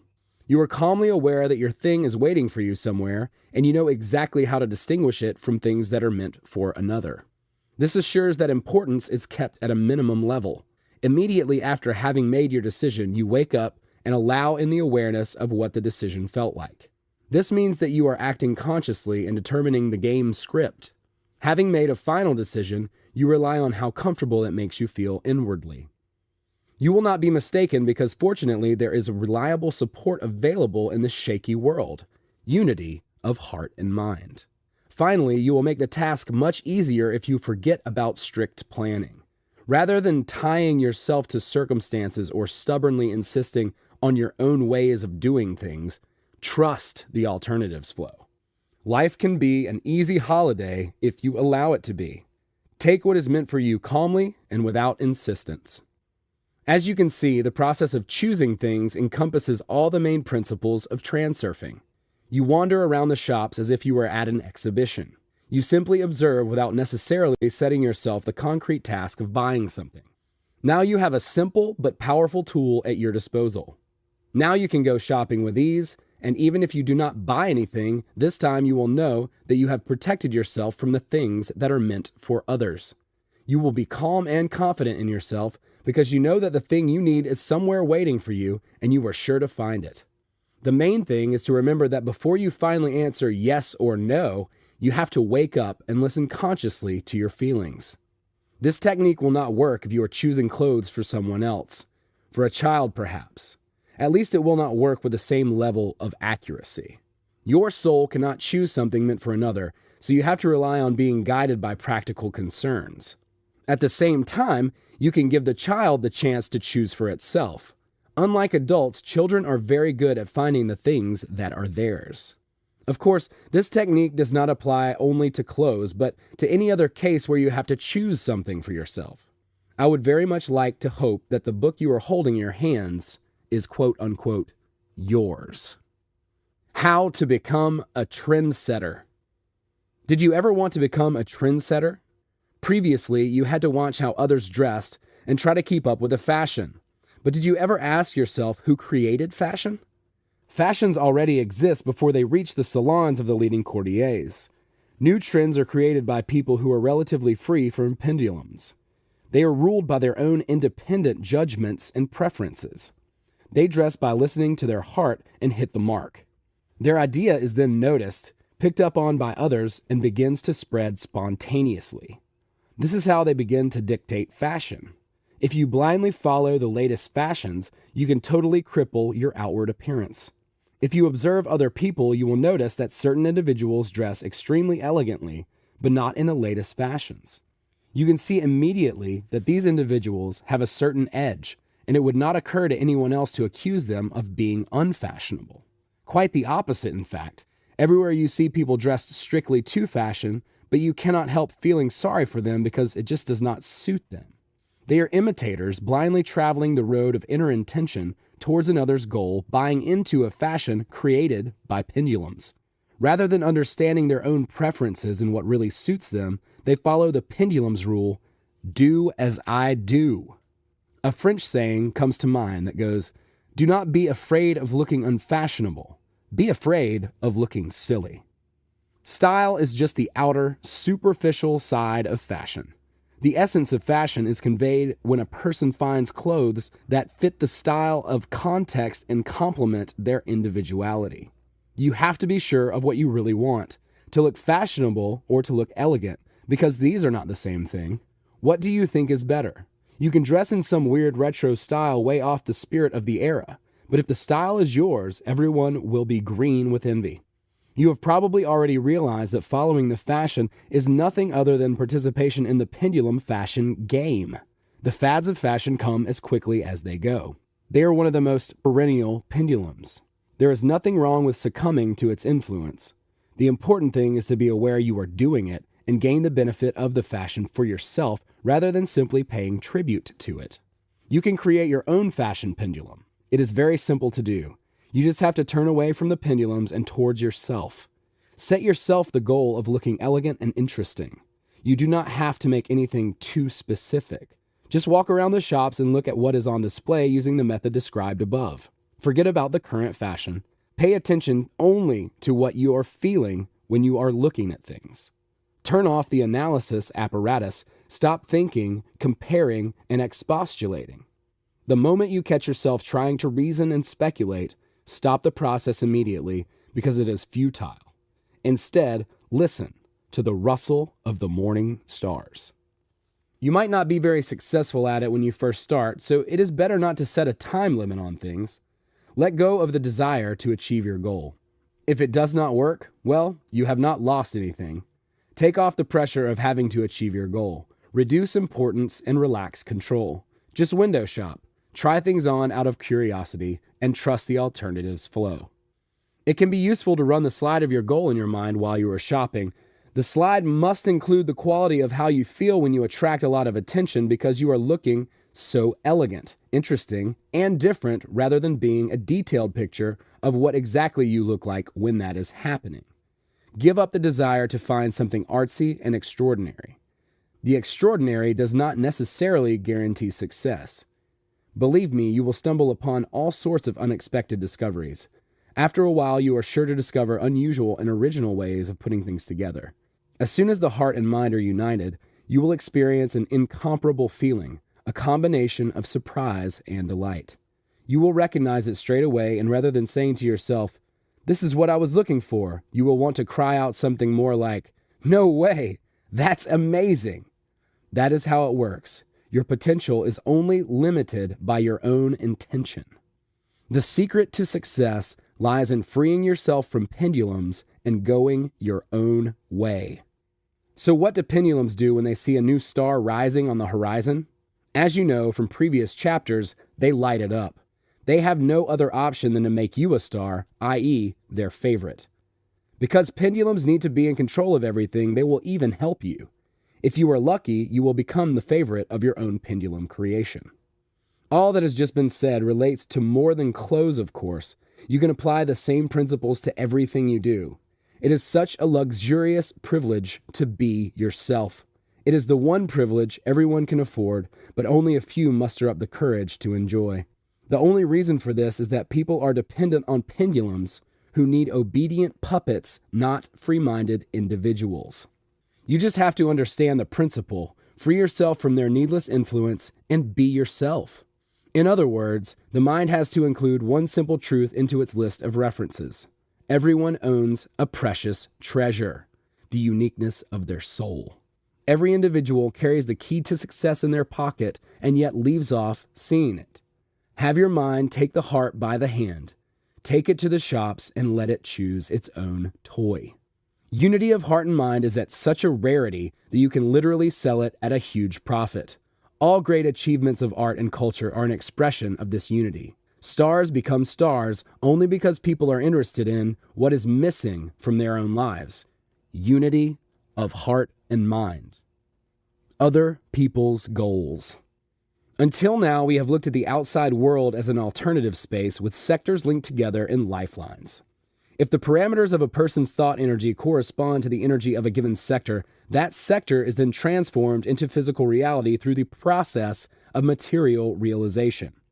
On an energetic level, the individual also represents a unique essence imbued with its own inimitable spectrum of emission. There is a lifeline in the alternative space that matches every individual's frail perfectly. When a person lives out this lifeline, they encounter minimal obstacles and circumstances always work in their favor. The soul's frail successfully fits into its own true lifeline and easily reaches its goal in the same way that your own key easily turns into the lock and opens the door. We do not necessarily need to know why or how this happens. What is significant is the fact that each individual has their own path.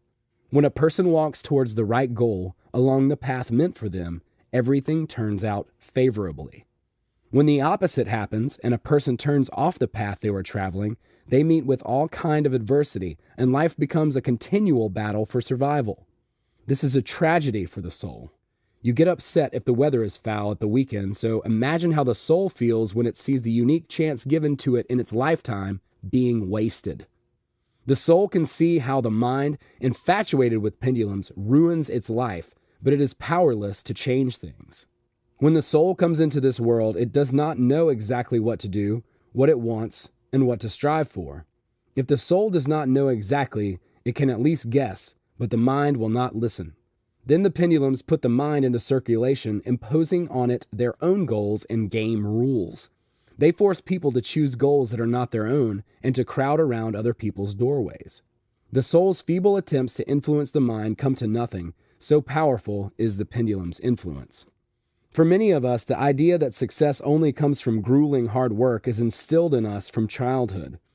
Equally ingrained is the idea that you have to stubbornly strive towards your goal, overcoming all obstacles along the way if you want to succeed.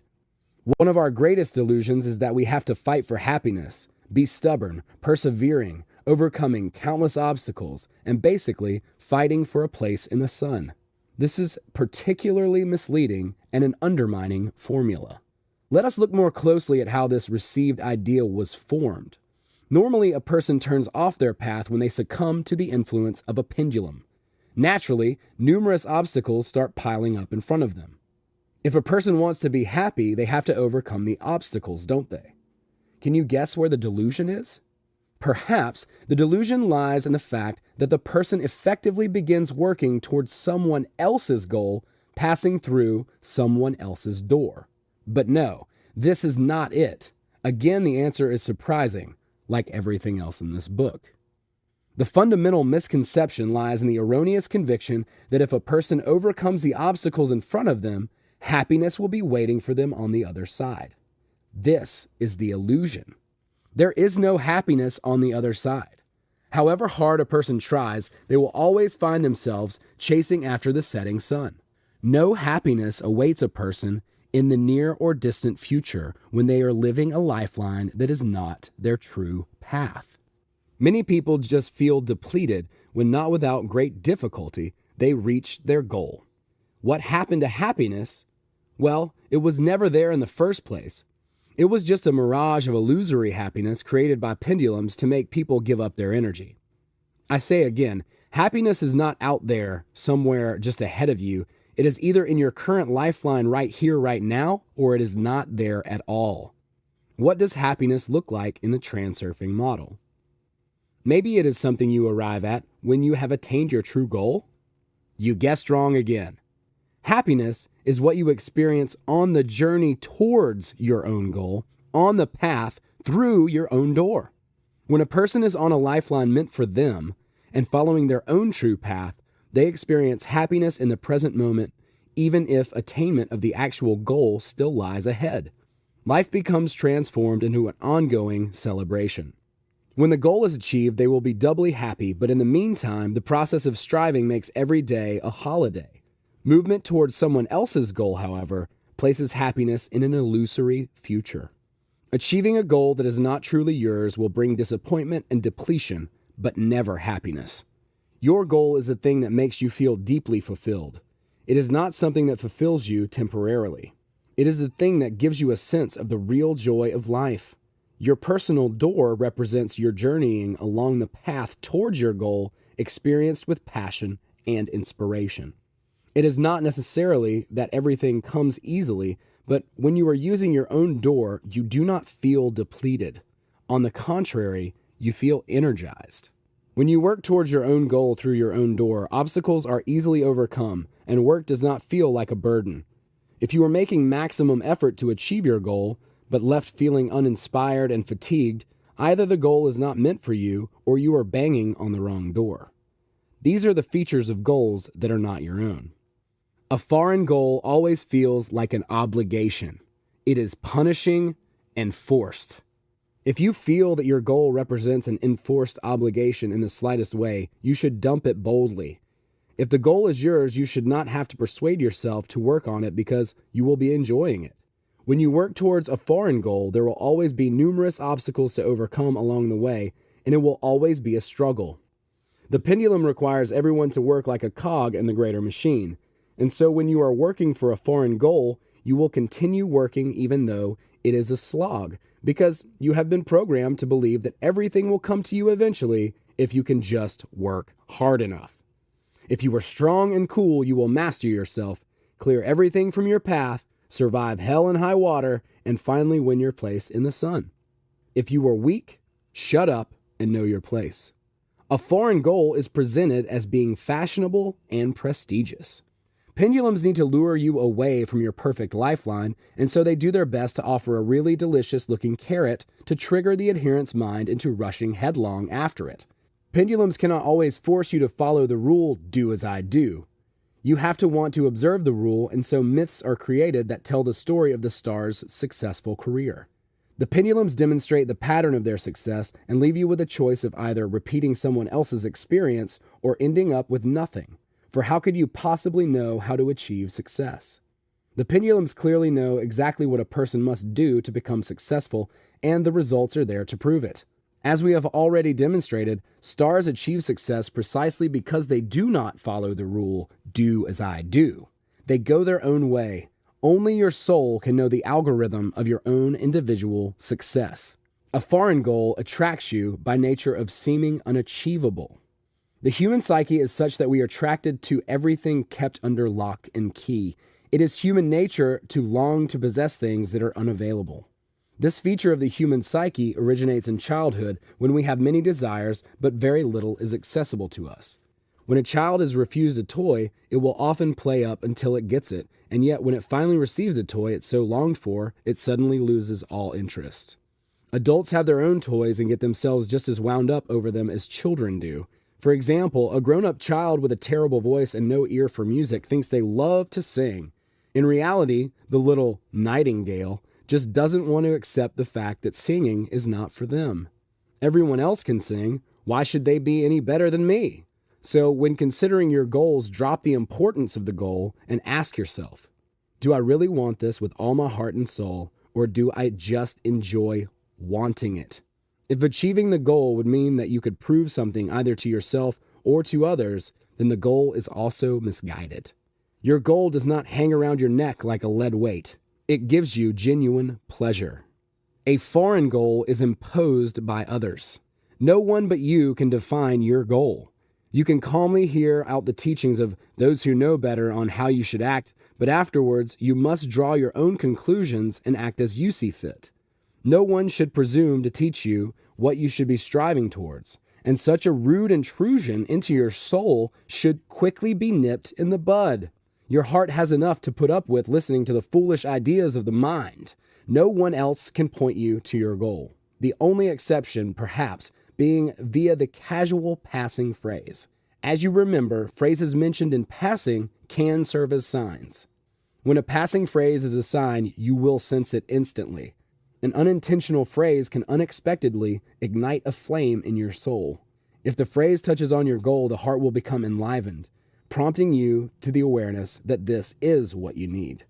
It has to be an incidental remark or recommendation spoken with no agenda and absolutely no intention of setting you on the right path. A foreign goal always serves to better someone else's well-being. If a goal does nothing to improve the quality of your life, then it is certainly not meant for you. True goals always work for you, for your well-being and success. You are the only person that has need of your individual goal. If a goal serves directly to fulfill other people's needs and improve other people's prosperity, then it is a foreign goal. Pendulums will use any pretext and any means to try and force you to serve others. Words like must, obligated, and have to usually have the necessary effect on people with a heightened sense of guilt. People like this often find solace in absolving their imaginary sins. For others, the slogan, "Your help is needed," is more effective, and it works. As you now understand, these methods rely on outer and internal importance. You have to remember that first and foremost, you live for yourself. You do not owe anyone anything, and you are not beholden to anyone. You cannot make other people happy, but you can easily injure others with your own unhappiness. A foreign goal evokes inner tension. Foreign goals are usually very attractive. The mind will paint a lavish picture of the goal's virtues in all its various hues. But despite its lure, if something about the goal does not sit right with you, then you have to be honest with yourself.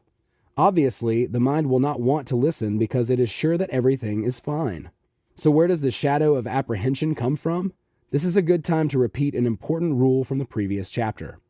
When considering your goal, do not think about how prestigious or seemingly unattainable it is, or the means to achieve it. Focus your attention on inviting your inner voice to speak. How comfortable does thinking about the goal make you feel inwardly? Imagine that you have already achieved your goal and all this is behind you. Does it make you feel good or not? If the pleasurable feeling is mixed with anxiety or the heavy feeling of burden, this is inner tension. Is it really worth committing to someone else's goal? Your own goal will be even more attractive and will give you even more pleasure without having to put up with inner tension. All you have to do is turn away from pendulums and discover your true goal. If you are unfulfilled by your current position in life or have been plagued by a wave of misfortune, it means that at some point you have come under the influence of a destructive pendulum and passed through a foreign door towards a foreign goal. Foreign goals demand a lot of energy and hard work. Your own goals, on the other hand, seem to achieve themselves, and everything goes like clockwork. Foreign goals and doors are always fraught with suffering, and yet when you find your own goals and doors, all your problems will disappear. You might ask, how can I discover what I really want if I do not already know what that is? I would answer this with another question. Have you ever once seriously thought about that? However strange it might seem, the majority of people are so preoccupied with the affairs of pendulums, spending all their time running around in circles like the proverbial hamster in the spinning wheel, that they just do not find the downtime for their own soul. People think about what they really want in life in random moments when they are under pressure, rushing from one place to another, fleetingly catching ideas in snatches. Determining what your true goal is does not have to involve any deep navel gazing. It is enough to take time alone to relax and finally listen to the rustle of the morning stars. What if you find there is nothing you really want? If you look inside yourself and have no sense of an innermost desire, this suggests that your life force is depleted. Depression and apathy is a clear sign that your current energy levels are only sufficient to support your basic existence. In this case, you should focus on increasing your energy reserves. It is not possible for your heart to have no desires, but you do have to have the strength to hear it. Breaking through stereotypes. Despite the fact that we have said a lot about pendulums already, I would like to introduce some new examples of how they can knock you off track. Ask yourself whether a pendulum is imposing a foreign goal on you under the guise of some noble pretext.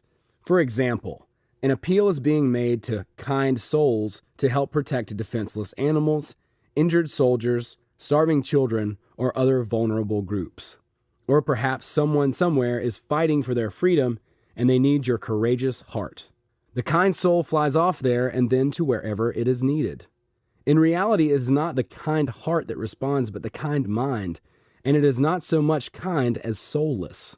The mind forgets about the soul and drops everything to run to the aid of others.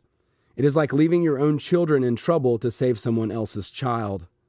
The kind mind stuffs the heart back into its box to be left in peace with its reasonable thoughts. Spiritual emptiness grows, and the mind needs something to fill it with. Pendulums are quick to offer all kinds of compensation. They will demonstrate a wide range of ways that you can contribute your energy to benefit the others. And yet, could it not be that spiritual emptiness is what prompts people to respond to the call of others so enthusiastically? The kind-heartedness and charitable feeling associated with the positive stereotype is really the effect of spiritual emptiness. Caring for others is the mind's way of compensating for spiritual emptiness, leaving the heart's needs unfulfilled. It is in the pendulum's interest to pass up caring for others as compassionate altruism. As you can see, pendulums are very sophisticated when it comes to creating convincing stereotypes, but it is nothing more than a beautiful demagoguery. What about your own soul? Surely your mind will not abandon it to save another. This is why I so strongly recommend that you turn back on pendulums and let the heart out of the box. When you learn to love yourself, you will find your goal. Once you are securely on the path to your true goal, you will commit many good deeds and be better able to help those who are poor and unfortunate along the way, because you will be attracting greater resources and opportunities into your life. Until your own goal is clearly defined, you should be extremely cautious in responding to appeals for help. Internal and outer importance should be kept to a minimum. Pendulums particularly need more energy during their battles. When two pendulums are about to start a fight, one will announce itself the earnest liberator and accuse the other of being a dictator and potentially a dangerous aggressor. What the righteous pendulum really wants is to swallow its competitor and take over its oil or other resources, but this is kept under wraps while an extensive propaganda campaign is developed in defense of justice and freedom. The person who becomes inspired with importance and takes the pendulum's bait says to themselves, "I will free the oppressed people. I will show that dictator and aggressor." At the same time, the other pendulum prepares its own camp of adherents. The pendulum dictator claims that it is the good one, and that the pendulum claiming to be the liberator is in fact the true aggressor. Another person filled equally as inflated with importance boils with indignation. How can they have declared war without consulting me? I'll take to the streets and protest. They may even rush into the war and give up their life for someone else's freedom. As you can see, the adherents in both camps are drawn into the pendulum's battle. Internal and outer importance is revved up on a background of spiritual emptiness. Rather than filling the emptiness, the problem is further exacerbated. For what do the adherents who have been pulled into the battle receive? The supporters of war tell themselves that they have been tricked.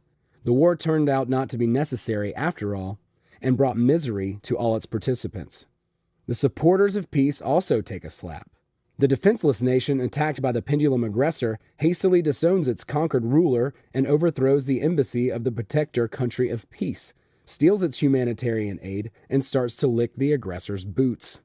The lofty ideals the adherents fight are like soap bubbles. The surface of the bubble is covered with a rainbow-colored film of pumped-up importance, but they are empty inside. Do the souls of the adherents really need all this fuss? There is a very simple way of telling whether the goal you have set for yourself serves you or others. If the idea of needing to take care of others originates somewhere outside yourself, whatever the source, it represents a foreign goal. If the impulse to take care of others comes from deep within your heart, then the goal may be yours. For example, I love spending time with my pets. It's not a chore at all. Or, I love the kids and I enjoy looking after them, watching them grow up, and having fun with them. When the kids grow up, of course, you will have to find a new goal. No one else can identify your goal for you. There is only one way of finding your innermost goal, which is to reduce importance, turn your back on pendulums, and appeal to your heart, to love yourself first and foremost, and to take care of yourself. This is the only way of finding the path to your own goal. The mind's mistake is that it tries from the very outset to evaluate how realistically achievable the goal is and calculate in advance all the ways and means to achieve it. Everything has to be logical and reasoned. If there is doubt as to whether the goal is realistically achievable, then the mind either drops the goal in principle or stores it away in a distant drawer.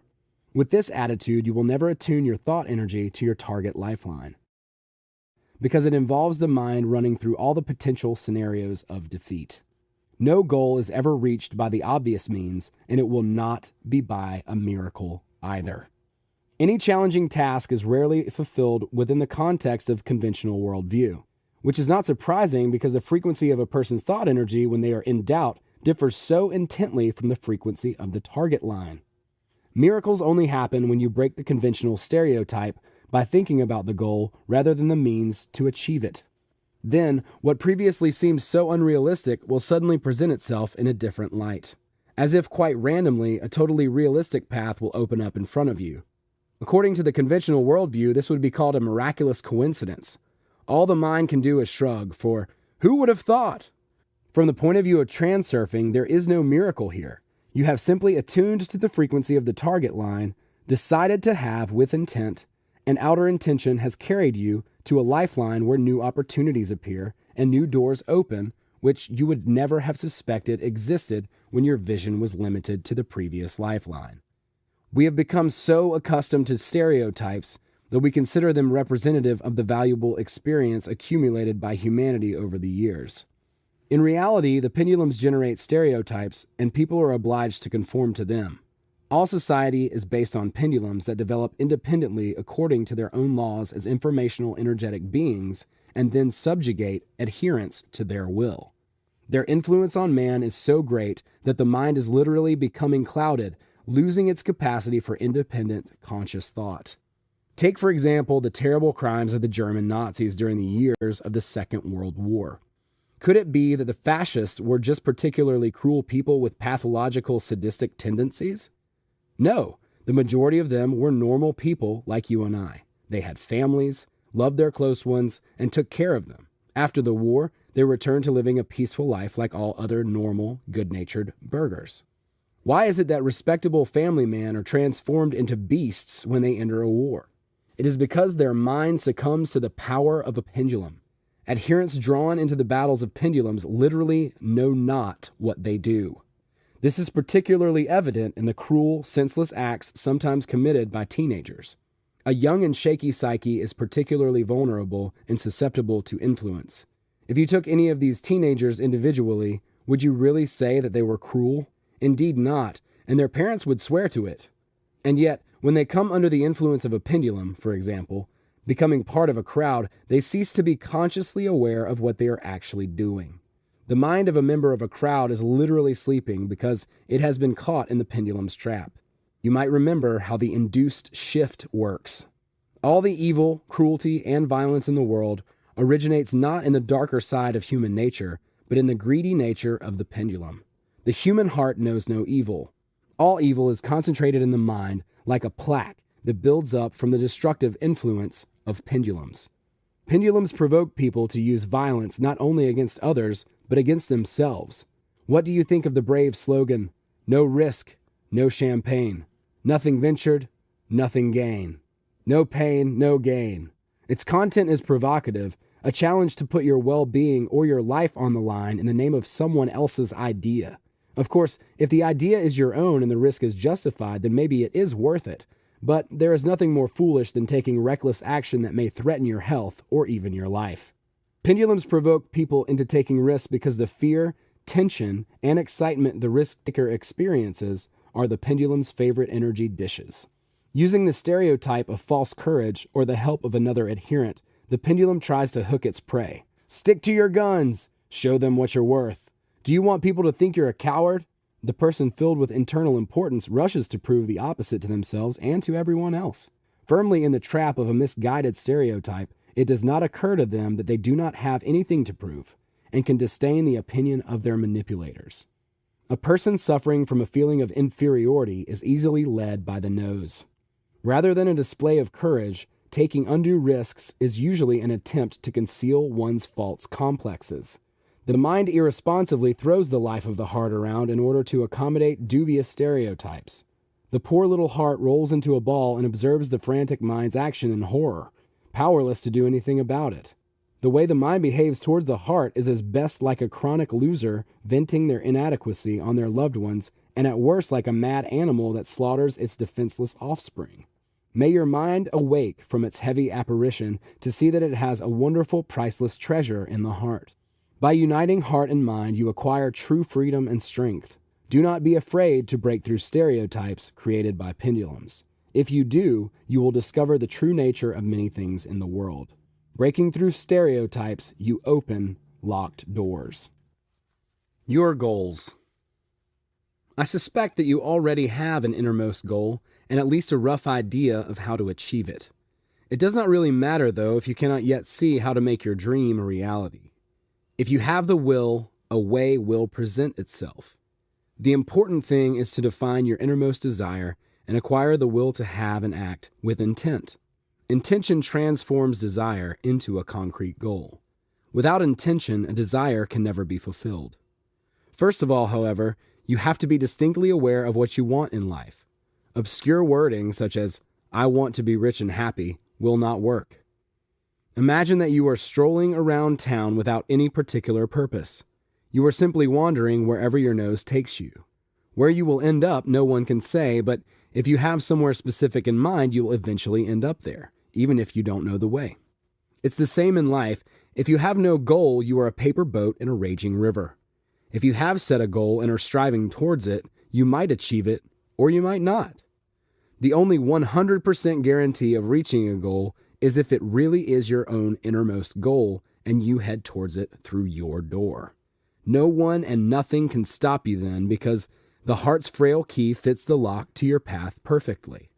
No one can take anything from you that is truly yours, so there will be no problem in achieving your goal. The only issue is how to find your real goal and your real door. Firstly, your goal cannot be determined by a temporary need. Your goal should be the answer to the question, what do you want most out of life? What will make your life happy and joyful? This is all that matters. You can consider anything else to be pendulum husks. Settle on one main goal. Achieve that goal, and the fulfillment of all your other desires will follow behind. If nothing specific comes to mind, you start by defining a general type of general goal, such as comfort and well-being in life.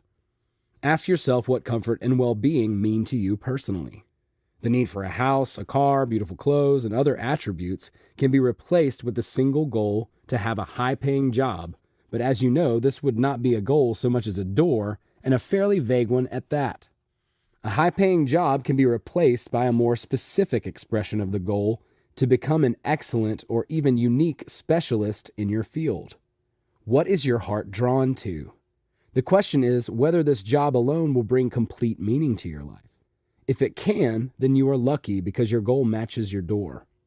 You may be drawn towards a certain field of science, culture, or art, and while doing the thing you love, make a brilliant discovery or create a masterpiece.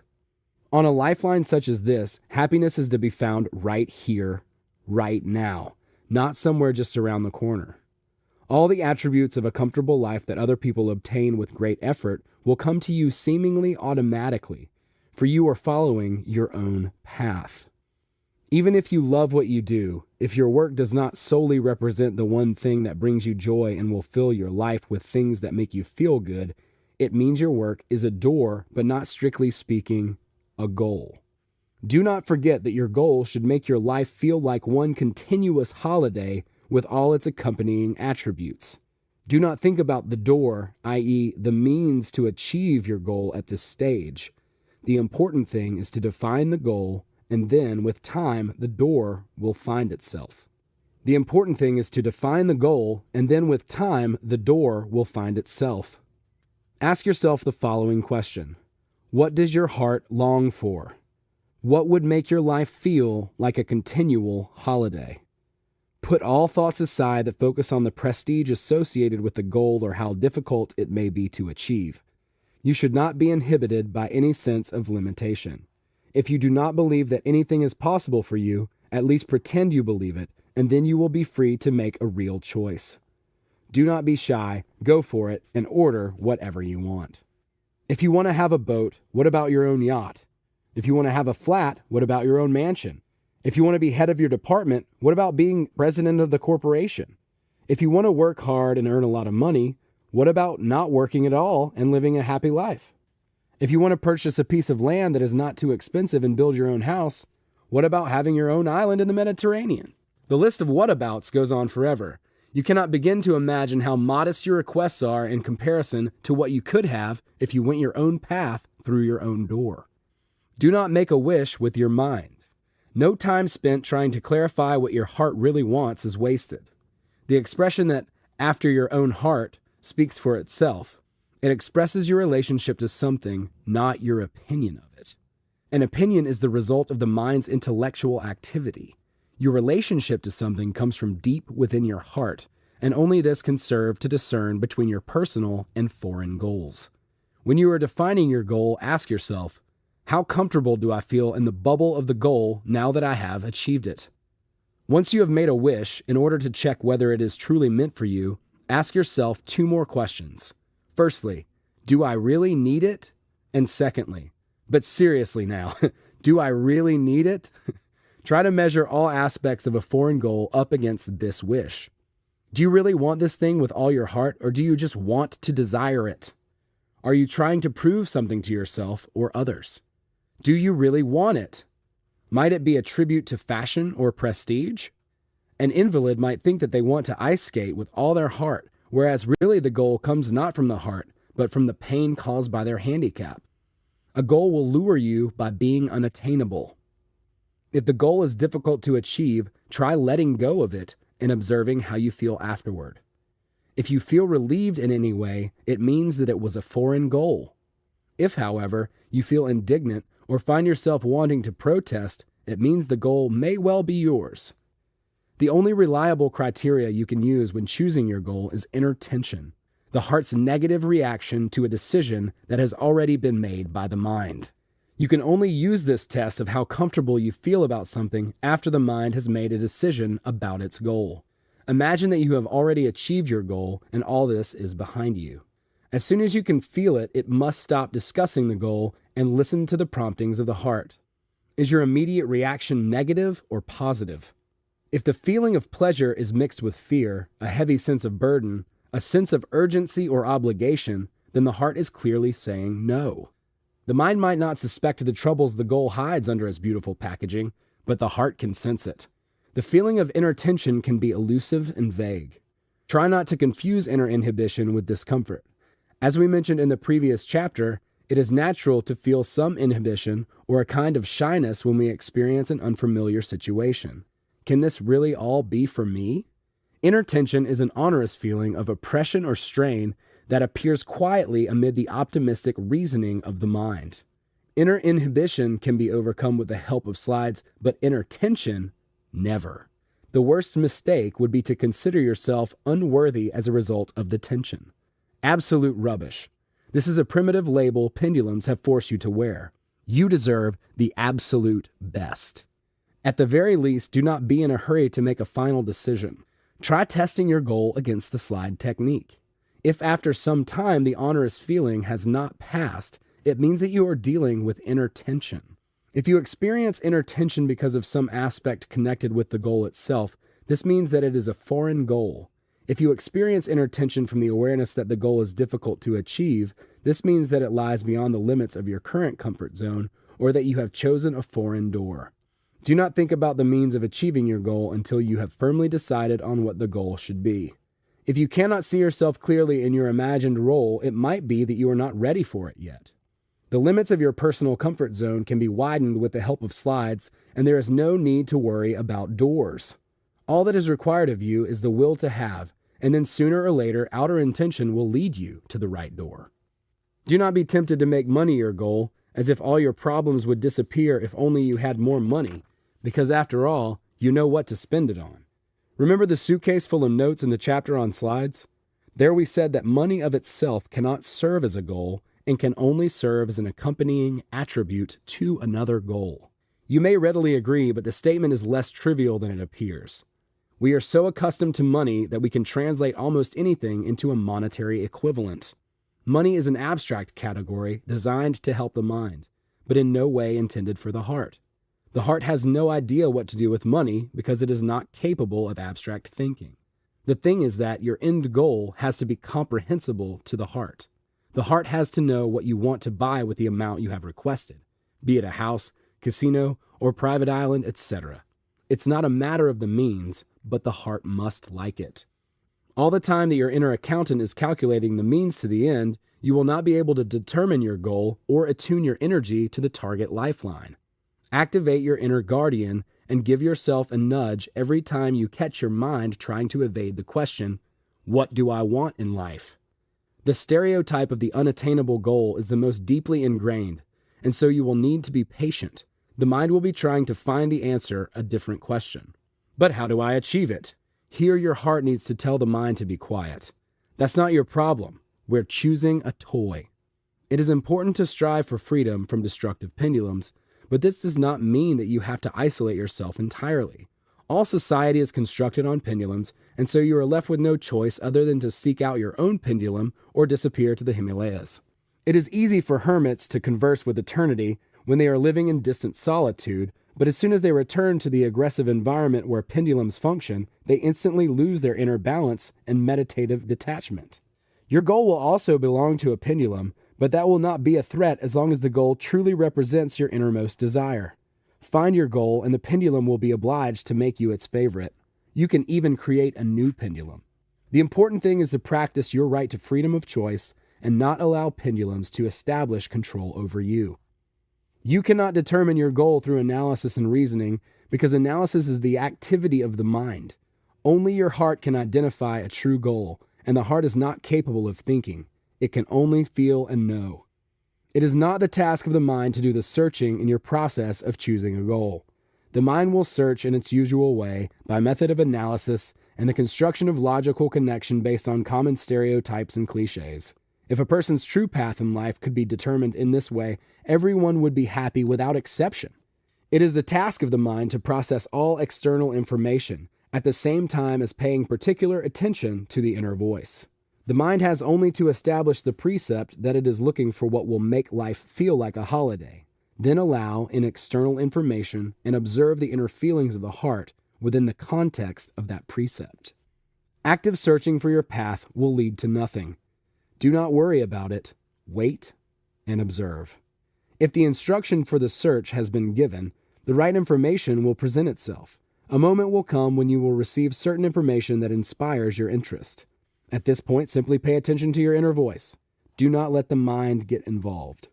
You can quicken the coming of the necessary information by extending your circle of interests.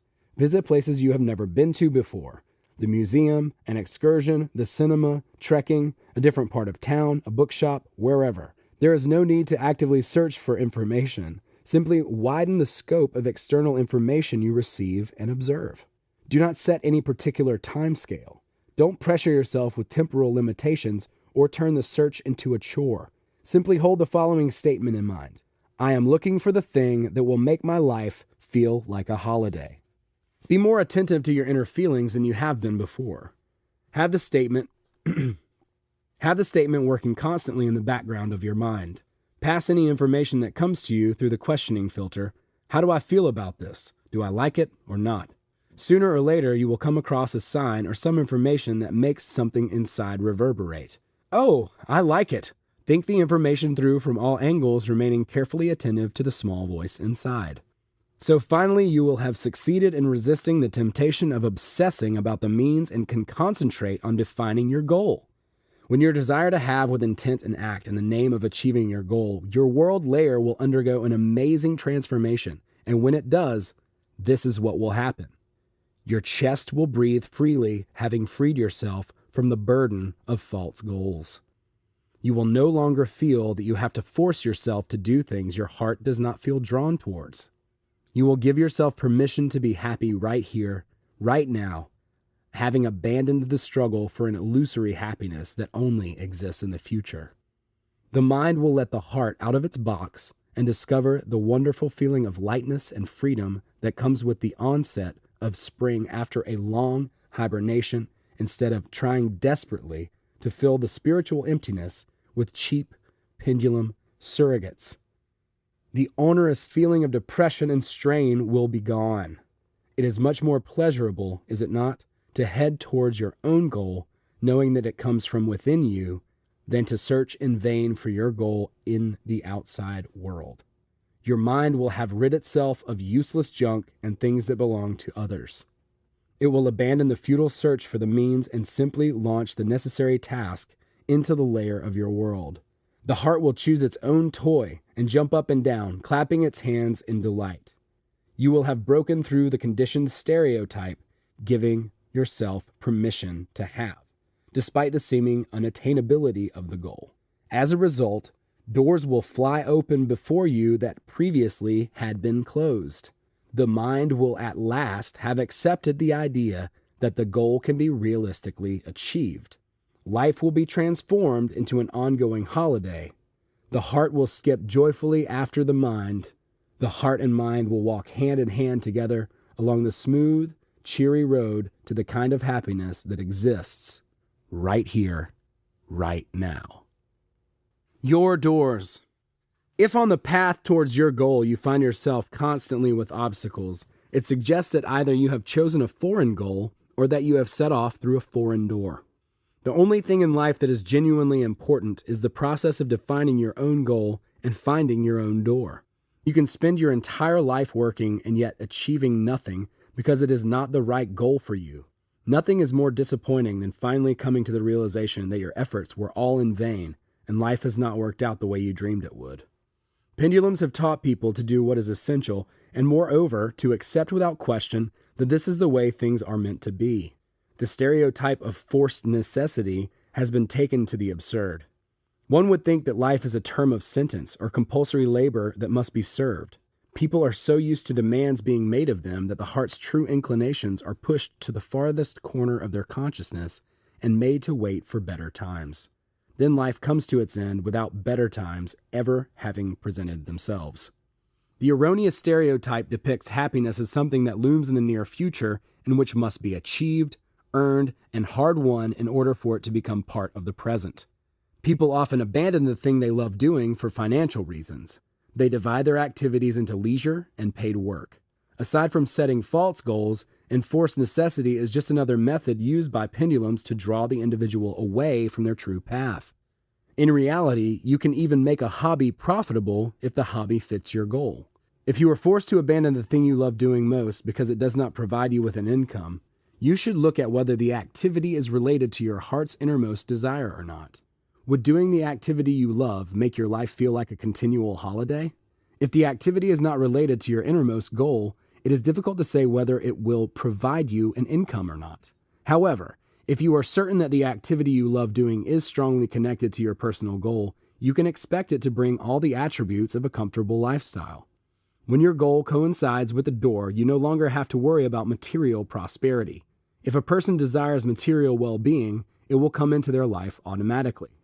However, the rigid stereotype of enforced necessity deprives people of the opportunity to throw themselves completely into the things they love doing that fit with their innermost goals. There are numerous examples to illustrate how this happens, such as the eccentric, who has to go to work like everyone else, and in his spare time creates and invents things. It never occurs to the eccentric that his creations could be sold at a fair price. He lives poorly and with total conviction that a mere crust of bread has to be hard-earned, and that his passion for invention is just for pleasure. Do you see what is happening? People spend the majority of their lifetime sweating on behalf of the boss man because this apparently is essential for their survival, while the soul receives crumbs of time left over after the main job is done. Who are these people living for? The boss man? If your door fits your goal, you will become rich doing the hobby you love most. In the process of achieving the goal, all your other desires will be fulfilled, and what is more, the results will far exceed your expectations. Have no doubt that everything in this world that comes from the heart is extremely expensive. Products of the mind, on the contrary, are less highly valued. As you know, a genuine masterpiece is born of union between heart and mind. You will create masterpieces on the path to your goal as long as you do not allow pendulums to lead you astray. It is very simple. All you have to do is calmly follow your path without succumbing to their wily tricks, and sooner or later you will achieve huge success. If the door does not coincide with your goal, things can get a little more complicated. However, think carefully before drawing this conclusion. Your goal should not have to complicate your life. Quite the opposite, in fact. Defining your goal will simplify your life significantly and free you of a mountain of problems. Do not be in a hurry to choose a door. When you find the will to have, the door will present itself. If you cannot see clearly where your door lies, work with slides and widen the limits of your comfort zone. Reduce the importance and abandon your attachment to achieving the goal.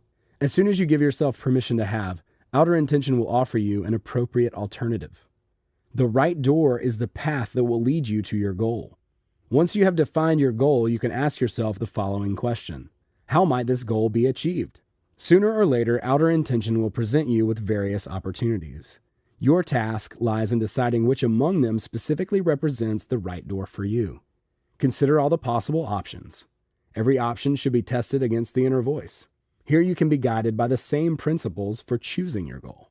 Let us suppose that your goal presumes you to be a very wealthy individual. You will have to decide by what means you are going to become wealthy. For money is attracted not to the individual as such, but to what the individual represents.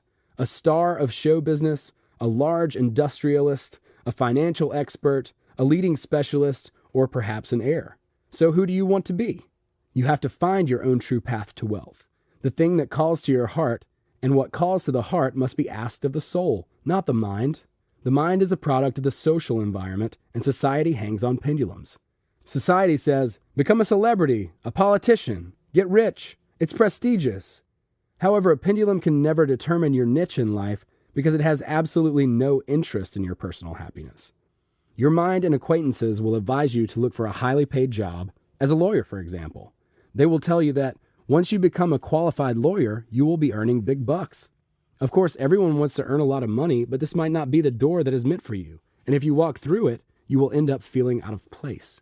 If the goal has been chosen wisely, the door will open up opportunities such that you never dreamed of. Let us suppose that your requests include a house, a car, and a good salary. When you walk through the right door meant for you alone, you will receive so much that your original request will appear ridiculous, but you must not err in your choice of door. Do not hurry and never regret the time it takes you to make your choice. You will waste a lot more time and effort if you rush in and make a choice you later regret. Choosing your goal and door can take months. During this time, you will have to observe a kind of fast of impeccability, as strictly as possible following the main principles of transurfing with which you are now familiar. Primarily, this is conscious awareness. You have to be aware of the motives for your subsequent actions. Do you behave with awareness and understanding of the rules of the game, or are you limply obeying a pendulum? Keep an eye on levels of internal and outer importance. Think about your goal and door as if you had already acquired them. There is no such thing as prestige, unattainability, or necessity. Be rid of all importance. There is nothing unusual in what you have. Come to terms at the onset with the idea of possible failure. If things work out well, then great. But if things do not, well, obviously it was not right for you, and there will be nothing to mourn. Allow yourself to make mistakes.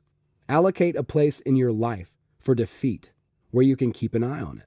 From the text that follows, you will also learn that a disappointing failure need not necessarily mark defeat so much as a landmark on the path to your goal. Find a safety net and a substitute for the door. Do not leave your previous door straight away or burn all your bridges in one go. Proceed cautiously. Do not put all your eggs in one basket. Give yourself alternative paths. Continue to picture the slide of your goal. This will enable you to widen the limits of your comfort zone and attune to the frequency of your target line. Outer intention will present you with the information you need. To guard against missing any information, outer intention is sending your way. Conjure up a slide in your mind depicting the search for your personal goal and door. Filter any information you receive from the outside world through this slide. Assess whether the information is relevant to you or not. At the same time, listen to the rustle of the morning stars, and not your mind. Do not track your thoughts in this process. Track whether the information inspires you or weighs heavily on your heart. Take note of the heart's response to any information you perceive. There will be a moment when the heart will zing and exclaim, "That is exactly what I was looking for." And again, do not be in a rush. Do not hurry. Expand your comfort zone and attune your thoughts to your target line until such time as the goal and door have been expressed in a clear concept. You have to come to the distinct conclusion. Yes, this is what I want. This will transform my life into one ongoing holiday. Your heart will sing and your mind will rub its hands together in satisfaction. If the heart is singing but the mind is still in doubt, work again on expanding your comfort zone. This will enable you to break through the delusion that will hold you back that the goal is not realistically achievable. Do you know why the door seems impregnable? It is because it is padlocked with the false stereotype of unattainability that sits in your mind. When you break through the stereotype, the door will open. I'm not calling you to believe me, or yourself or anyone else for that matter. You will never succeed in forcing the mind to believe anything. The mind only accepts facts as on an unconditional basis, and really nothing else. In order for the door to become real, you have to transition to your target lifeline, and only your target slide can help you achieve that shift. At the beginning of your lifeline, the goal lies ahead of you in the future, but the mind will be able to see a clear path to it. It is futile to try and convince yourself that something is achievable, or to fight to overcome a stereotype. This is not what breaking through the stereotype is about. The stereotype will crumble automatically when outer intention shows you the new opportunities that await you on your target line. This is why I draw your attention to the fact of not trying to persuade yourself of anything and not battling with the stereotype. All you have to do is systematically run the target slide in your mind. Far from being meaningless, speculative exercise picturing your target slide represents a concrete step towards your goal.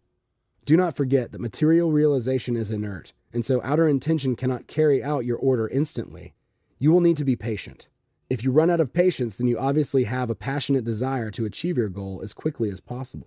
If this is the case, go back to the beginning and reduce the level of importance. If you desire something, it suggests that you doubt whether the goal is realistically achievable. So work on expanding the limits of your comfort zone once again until you can see real prospects unfolding. Pendulums may disguise your true door with a mask of insignificance and low value. Everything you are capable of doing easily, comfortably, and willingly has meaning and value. You do not have a single meaningless virtue. Any characteristic folly that appears to have no meaning within the context of rigid stereotypes can be the key to the right door. Try holding your characteristic foolishness and silliness up against serious doors. For example, if you have a reputation for being a clown, perhaps you should become a great comedian. If everyone says that you're useless and you spend all your time dressing up and cultivating your appearance, maybe your door leads to the profession of top model, makeup artist, or designer. If you are irritated by bad advertisements and love to shout about how the advertising should have been presented totally differently, it is not because you are in a bad mood. It is an expression of a hidden desire to demonstrate your abilities in that area. I have listed specific examples, but generally speaking, personal qualities that are usually considered useless can be expressed in unexpected ways. You will discover this for yourself if you turn away from pendulums and face your heart. Think about it. If you really do display some kind of silly behavior willingly and with ease, there will be a purpose to it. Everything said above relates to the process of choosing the right door. If you are already on the path to your chosen goal, there is a way of determining whether you have chosen the right door or not. It is not the right door if you get tired on the path to your goal, becoming drained. If, however, when you are busy doing something that brings you closer to your goal, you are filled with inspiration, you can boldly claim that this is the door meant for you. There is another way of testing whether a door is yours or not. A foreign door might pretend to be yours, opening up before you, but at a critical moment it will slam shut in your face. Everything may go quite well initially as you pass through a foreign door, but eventually, when you find yourself right at the cutting edge of things, failure will befall you. When this happens, you will know that you passed through a foreign door. That they deliberately open public doors to lure in new adherents illustrates just how insidious pendulums are. As a rule, private individual doors do not have a crowd of people hustling around the entrance. Even if you meet people who say they would like to pass through your door, they will step aside instantly, clearing the way for you to walk through unhindered. Public doors are open to all and sundry, but only a few will walk through them. Remember how the pendulums create myths surrounding the star's successful career in an attempt to force everyone to observe the rule, do as I do? People are entranced by the mirage and cram together the same entrance while the true doorway for them stands just next to it, entirely empty.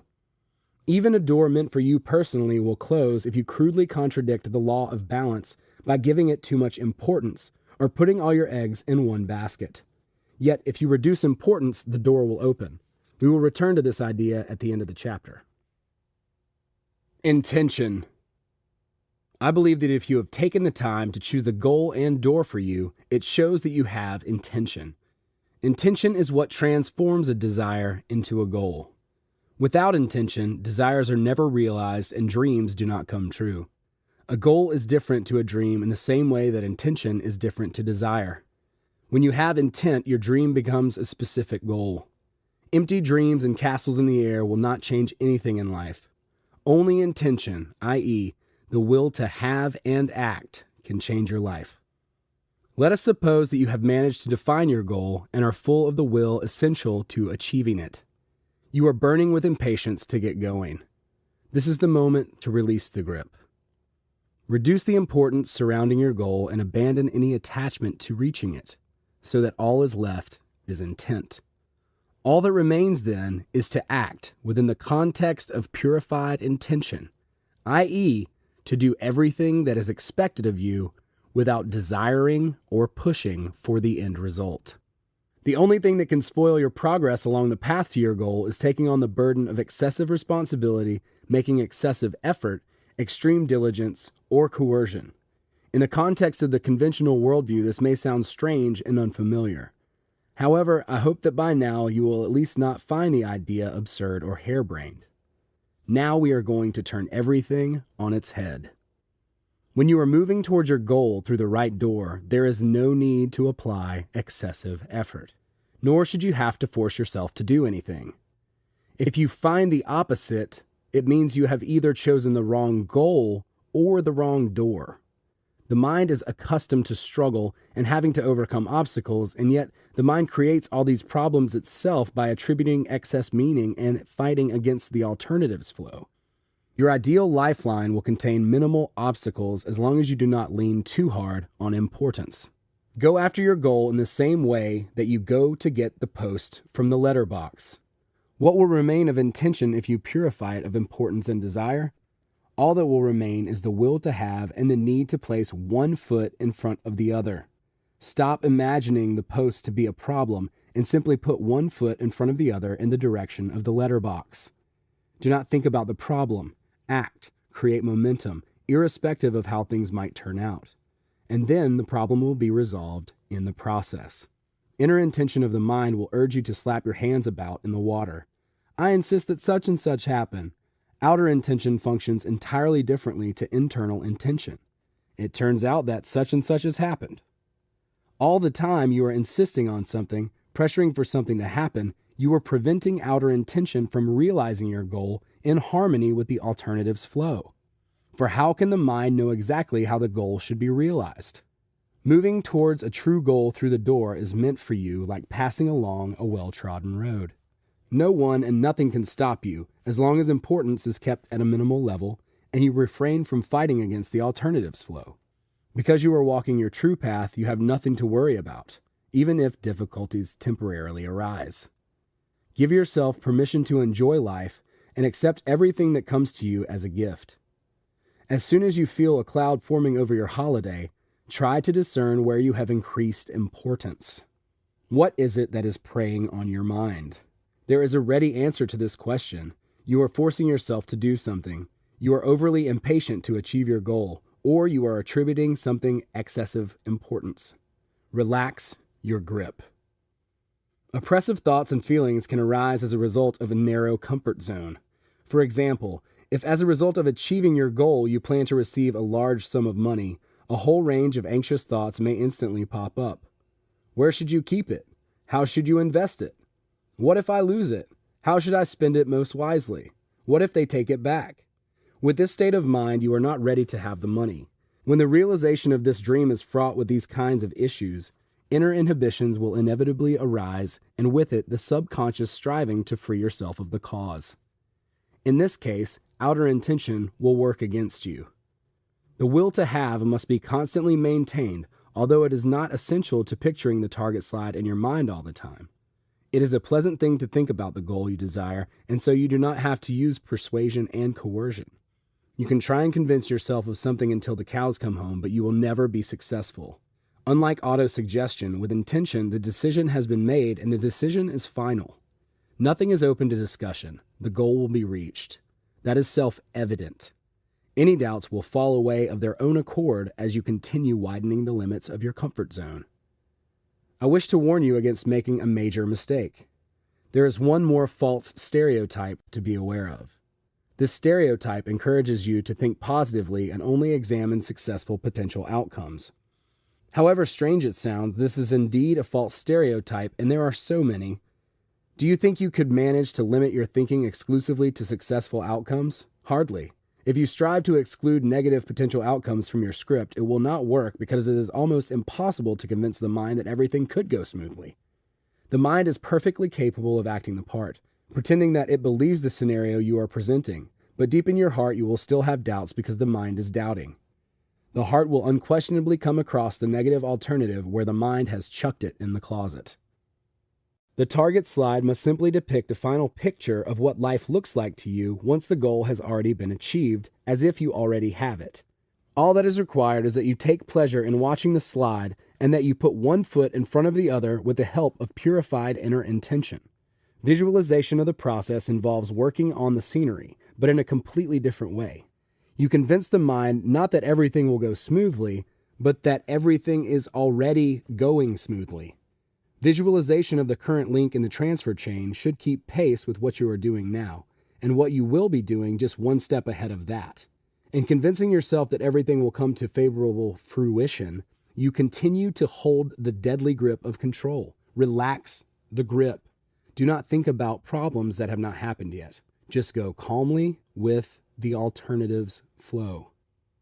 Realization. I walked on the wet pavement.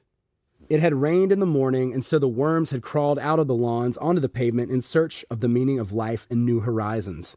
The fate of the worms concluded differently. The lucky ones managed to crawl to the neighboring flower bed, laden with deep black soil.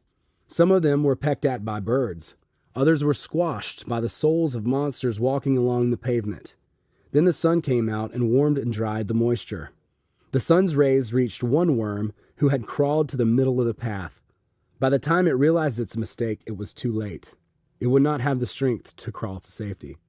A slow and painful death would hover above it until the worm dried out completely. Suddenly, some mysterious power lifted it up and threw it onto the wet ground. From the point of view of the worm, what happened was theoretically impossible, and it had no way of understanding, let alone explaining, what had saved its life.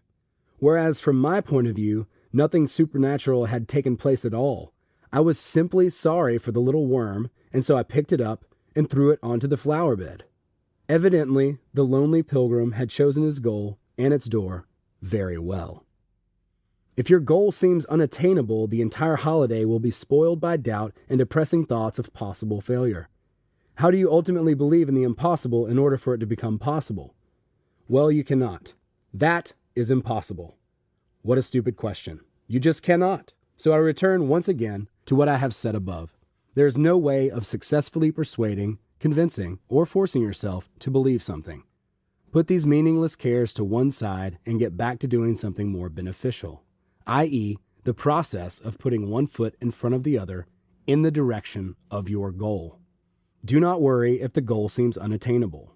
It might be difficult for you to imagine how your goal could be at all possible to achieve, but really, it is a useless concern. All you have to do is make your order properly and leave the rest to the waiter. Many people who have achieved phenomenal success all say, in hindsight, they never would have believed that they were capable of achieving such amazing results. When the heart wants to strive towards the goal and the mind is worried about the means, mutual understanding between them is blocked.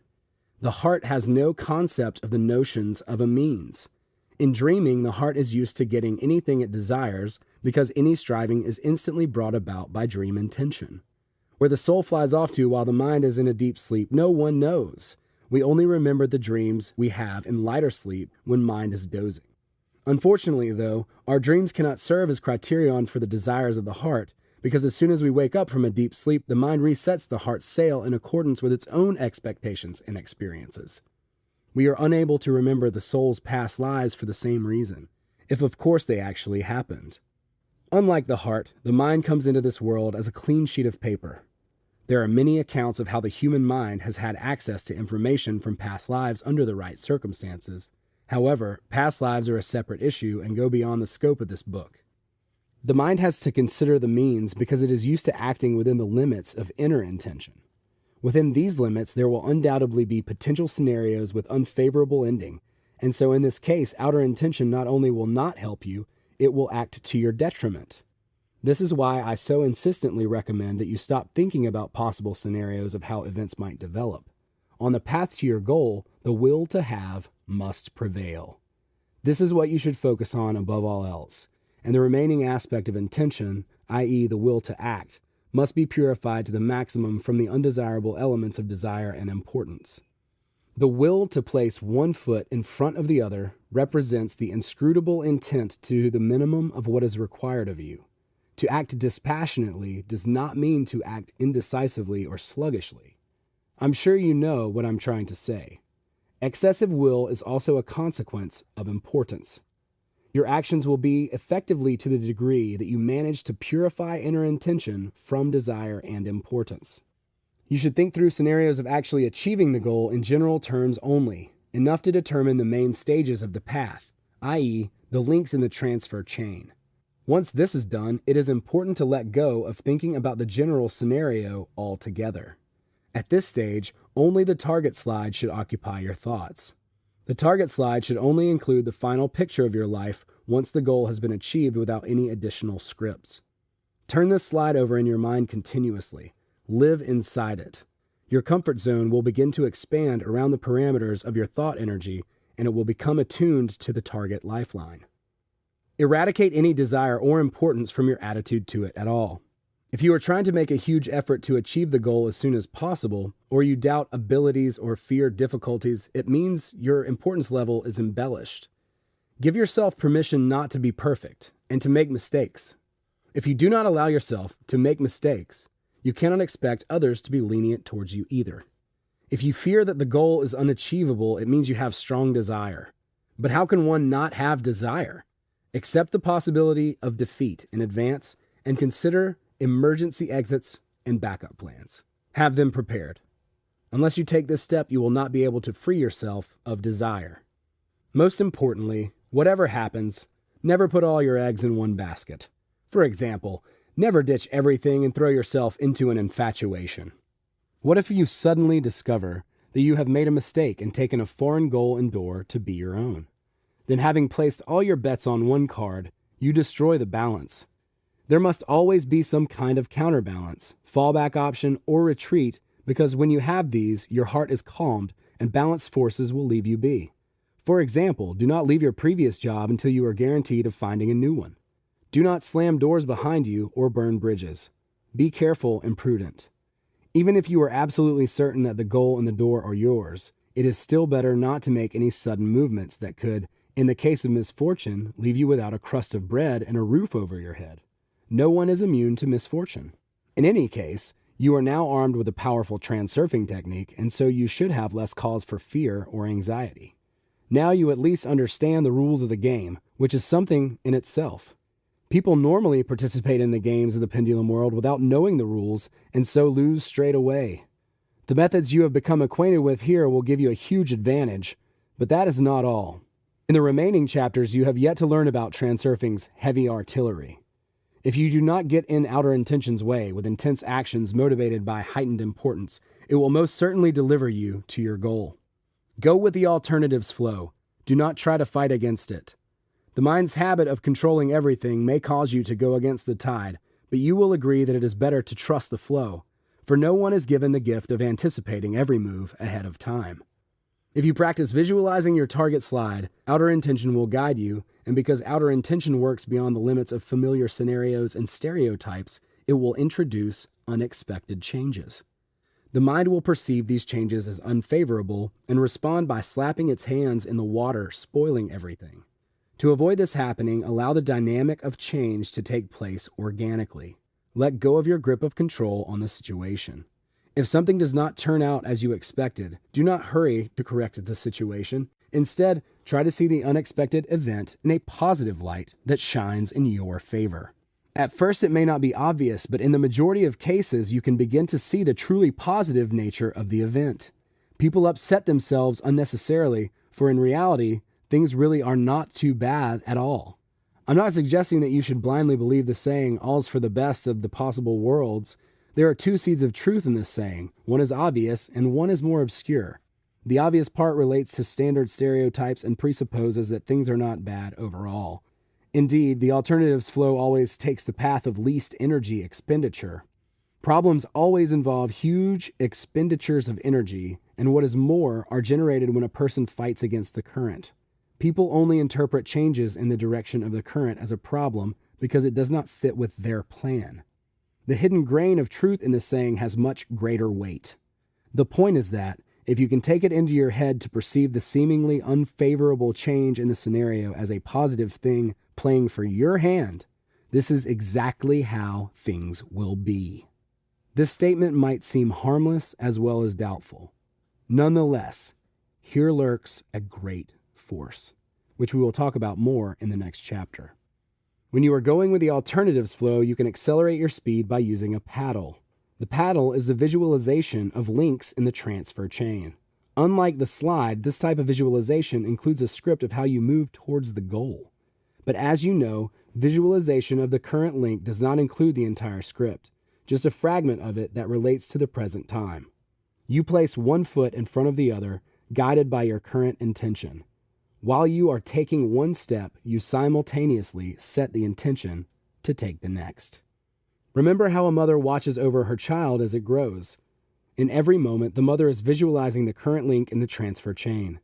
In her mind, the chain consists of several tiny links. She delights from the fact that today her child stood up, unaided, and imagines that the child may take its first step in the next day. A mother does not imagine her child growing up into an adult overnight. She takes joy from the present. She caresses the moment of now, in the firm knowledge that tomorrow, new achievements will be made. Visualization of the current stage in the process of achieving your goal should be practiced according to the same principle. Today is better than yesterday, and tomorrow will be better than today. There's no point in trying to anticipate every coming turn in the alternatives flow. It is better to take pleasure in the present moment and simply dispassionately and impeccably place one foot in front of the other. Imagine that you wanted to go for a swim in a pool, but in order to do so, you have to first run 100 meters to jump into the water. Now imagine that you dive to the ground straight away, sweeping your arms before you have reached the water. Absurd?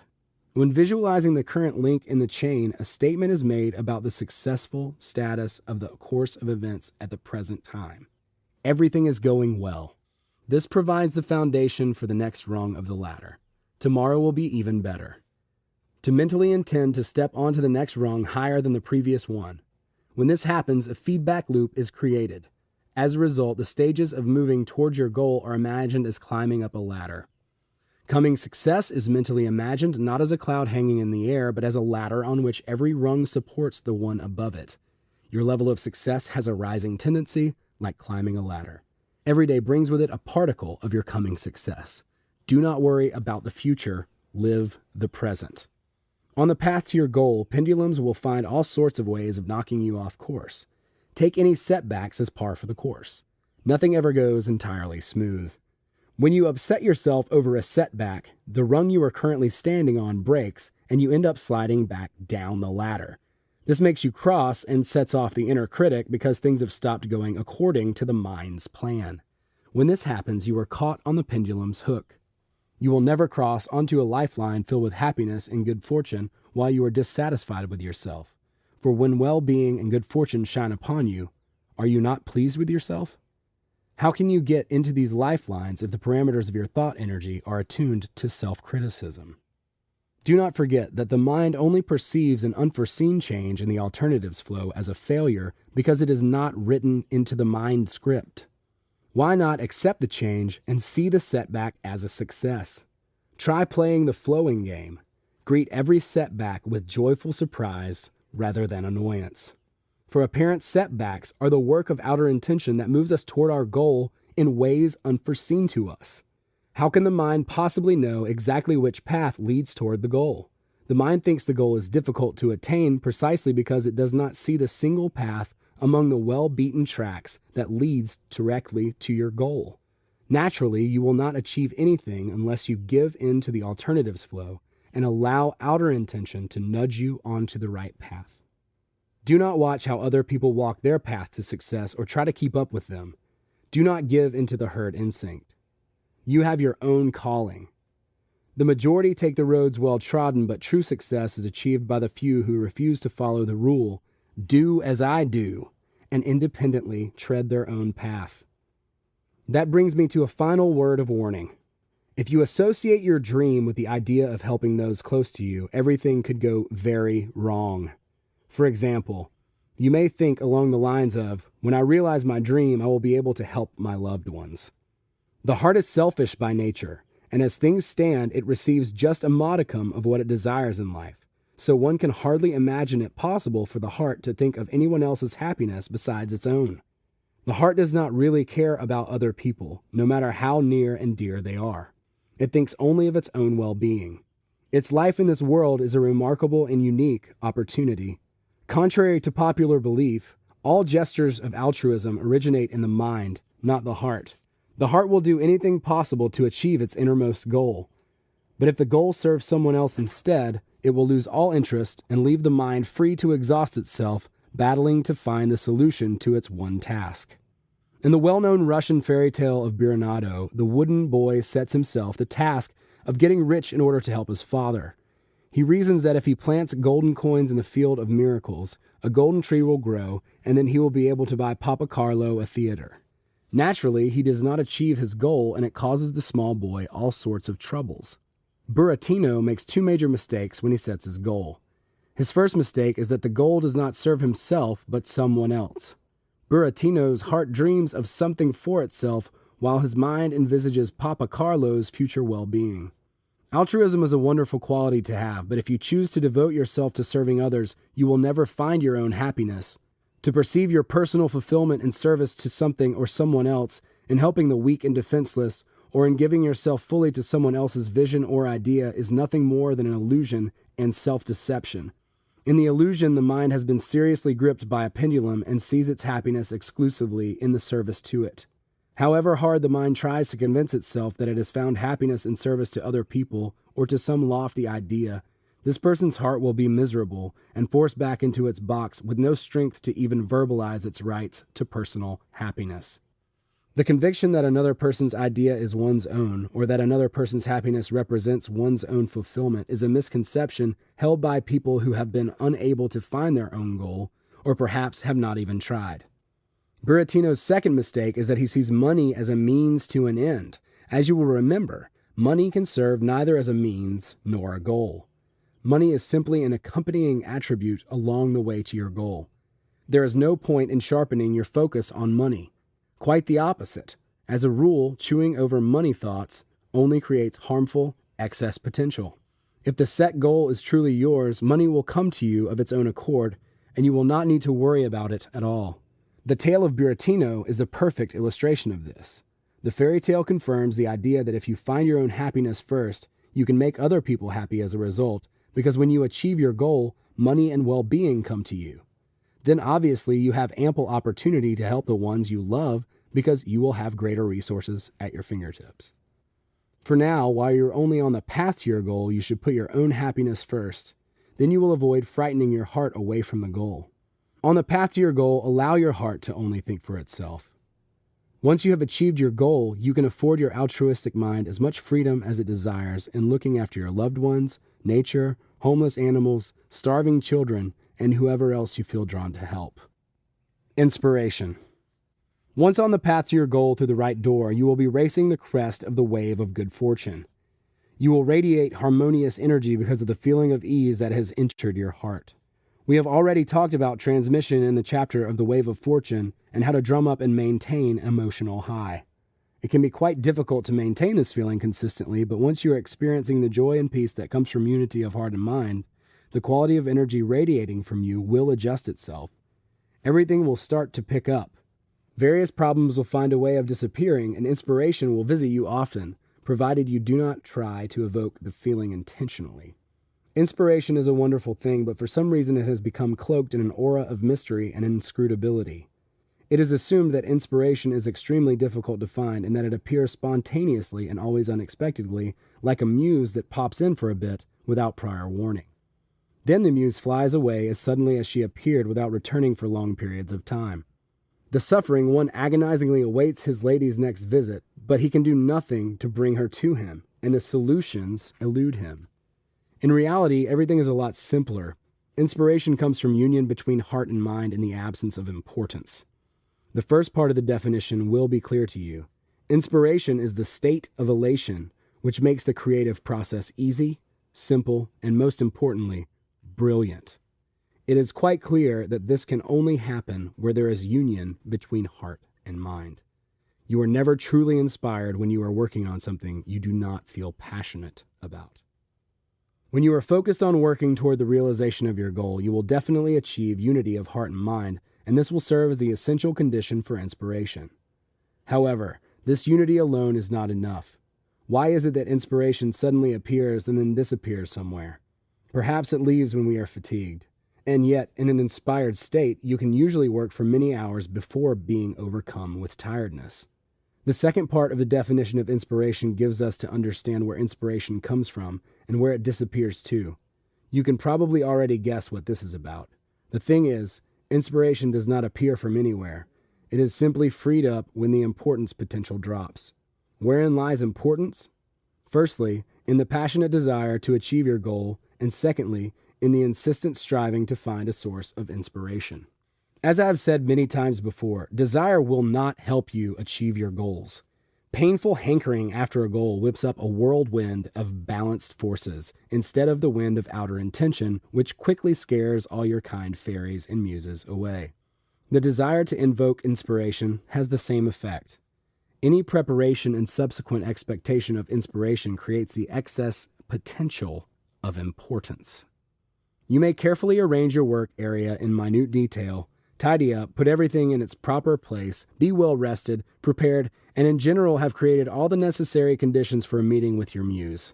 In your intense preparation, you will have materialized the potential of importance, causing the wind of balanced forces to start howling, alarmingly outside your window.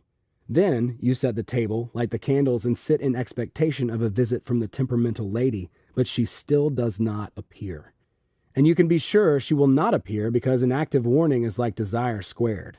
Outside the window, such a hurricane of balanced forces is raging that no winged lady would dream of flying up to your house.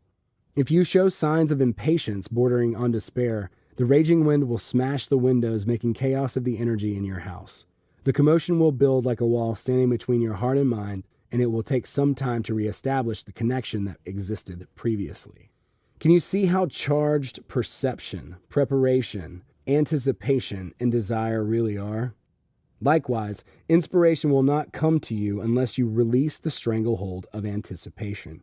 Inspiration does not arrive. It is freed up in the moment that the potential of importance leaves, and the other way around. Inspiration is clamped at the moment the impatient mind drives the heart back into its box to wait. In the end, the mind's nasty habit of subjugating everything to its control ruins the party. Nonetheless, despite inspiration's apparent insubordinate and unpredictable nature, the mind has an excellent way of bringing inspiration under its control. It is just that the element of control has to be used totally differently to how the mind is used to exercising it. Usually, the mind beats against the window pane with its inner intention, while next to it, another window is open. Now the mind must do the exact opposite. Firstly, abandon the desire to achieve the goal, for if the goal is truly yours, you will not succeed in getting rid of it for long anyway. Sooner or later, the goal will be fulfilled. The will to have and the complete absence of insistence and determination on your part play the key role. Take what is yours calmly and without pressuring the situation, just as you would take your post from the letterbox. All inner intention should do is place one foot in front of the other on the way to the letterbox. Secondly, forget about specially preparing for the mystery. Any preparation for inspiration to come to you, in whatever form, creates excess potential, because all the time that you are busy getting ready for it, you are signaling that you wish to attract something you do not currently have. The more carefully you carry out the preparatory ritual, the worse the outcome will be. If you think back, you can probably recall situations when you conscientiously prepared for an action, event, or meeting, but things did not work out. The meeting did not happen, and the plan fell apart. If balanced forces are capable of disturbing the interaction between material objects, they can blow away a barely discernible whiff of inspiration as lightly as a feather. Thirdly, abandon the habit of waiting for inspiration. Is not it right that inspiration comes when you least expect it? So why wait for it and negate the condition required for it to appear? Let us suppose that you have observed these three conditions. All that is left of your personal inner intention is the will to put one foot in front of the other, i.e., to take action. Just start, and what is more, start without waiting to feel inspired first, and in the process of doing, inspiration will come to you. Inspiration is freed up in act of working. You cannot disperse the potential of desire and anticipation fully until you begin, irrespective of whether the initial results are good or not. As you know, intention in action disperses excess potential. So this is the scene you end up with. You set the table for yourself. You light the candles for yourself, make yourself comfortable, and begin drinking tea for your own pleasure without waiting on anyone else to arrive. You can be certain that the whimsical muse will be affected by your display of indifference, wondering how you could have forgotten about her. She will appear and instantly fall in beside you. That's the secret. Reviving the goal. What should you do if you have set about achieving someone else's goal but do not want to abandon it?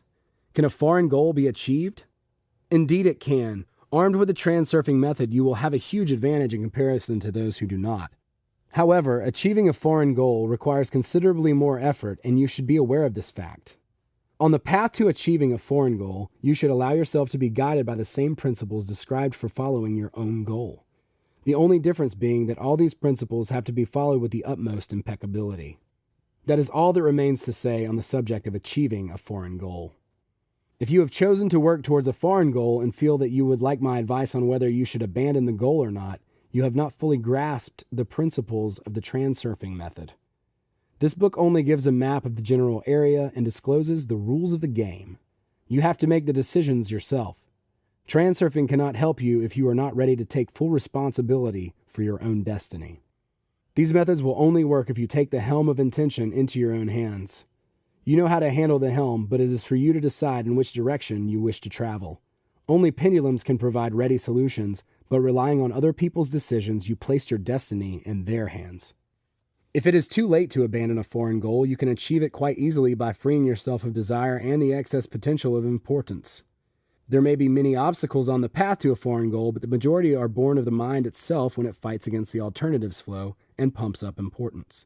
Detach yourself. Act in a manner that is both emotionally detached, at the same time consciously aware. Do not battle with problems and obstacles. Reduce importance and they will withdraw. Suppose that you are moving toward your goal but have met with formidable obstacles along the way. What causes them? Now you can pinpoint the reason more easily. Analyze the situation to discover where you have overindulged the level of importance. Examine what you have attributed excessive meaning to and where you have tried to fight against the alternatives flow. Reduce importance. Detach yourself from the situation. Trust the alternatives flow, and things will improve. The goal may remain equally elusive if you are setting off towards it through a foreign door. Perhaps it would be worth looking around and choosing a different door. However, before you boldly swap doors, be sure to reduce importance first and see what effect that has. Even your own door can slam shut if you have attributed significantly embellished importance. For example, if you place all your eggs in one basket, the goal will have too great a value. The door will reopen if you reduce importance and give yourself the protection of having an alternative route. As a rule, foreign doors that once stood wide open will at some stage in the game slam shut quite unexpectedly. There is such a rational explanation for this that the mind will take its hat off and shrug its shoulders in bewilderment. Who would have thought it? What happens is the opposite to what happens when the mind puzzles too deeply over the means to achieve the goal to see a realistic strategy, i.e., the right door. The thing is that if the goal is genuinely yours and you are ready to give yourself permission to have, your true door will open just as suddenly as a foreign door closes. If you give yourself permission to have, even foreign doors will be open before you. Just as you may have had more than one goal, you have more than one door. In fact, you may have several. Hence, it is never too late to look for a new goal, even if several previous goals have become objectively impossible to attain. Just as you may have more than one goal, you may have more than one door. In fact, you may have several. Hence, it is never too late to look for a new goal, even if several previous goals have become objectively impossible to attain. There is no reason why you should not go after a foreign goal through a foreign door, searching for your own goal along the way. There is no need to necessarily abandon something that has already been started. This shift to your target lifeline can be orchestrated quite smoothly. You can be working towards a foreign goal and holding a mental picture of your own goal slide in your mind at the same time. Then, outer intention will with time open unseen doors that will allow you to painlessly change your activities. It is unlikely that anyone can free themselves totally from the influence of pendulums that strive to impose foreign doors. It is likely that you previously burst through the wrong doors. Even now that you have more knowledge, you are not immune to error. Everyone makes mistakes. The important thing is not to fall into despair or criticize yourself too harshly. You will eventually find your own door. A person who never made a mistake never tried anything new. You are surrounded by people who live like robots, who do not set themselves goals and do not read books like this one. These people want more, but they do not have the intent to act. The advantage people like this have is that they do not make mistakes. You, on the other hand, will undoubtedly make mistakes. All you have to do is use them. True success grows from the ruins of past failures. You will inevitably encounter difficulties when you knock at foreign doors. From the outside, it will be very obvious to everyone that you are having to overcome obstacles and are battling with various problems, but that is just a superficial view of things. No one, including you, will see that deep down in your heart is strongly opposed to having to walk through a foreign door. The mind oppresses the heart with its forceful will, insisting that they fight to the end. But even in people who are very strong-willed, there is a limit to how long the heart can take being oppressed, and things end in crisis. The annoying thing is that the crisis can take the form of committing an unforgivable faux pas. When a person is in a state like this, they easily make very basic mistakes. It can happen to anyone, including the powers that be. On the path that leads through a foreign door, you can expect there to be moments of crisis and you can expect to make mistakes, but try to avoid making blunders. Rent yourself out. Proceed with impeccability. The paradox is that a major mistake tends to be forgiven more easily than a minor oversight. Do not expect any sympathy, even from the ones closest to you.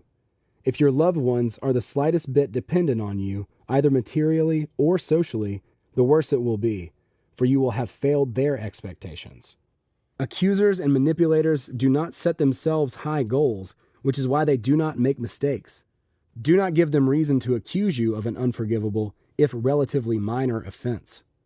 Be impeccable in the small things, then any crisis you have on the path through a foreign door will be less traumatic.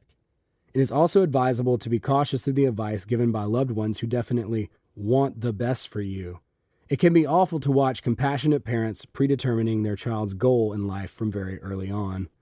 If you are decidedly going your own way in life and suffer some kind of defeat, you can expect no mercy.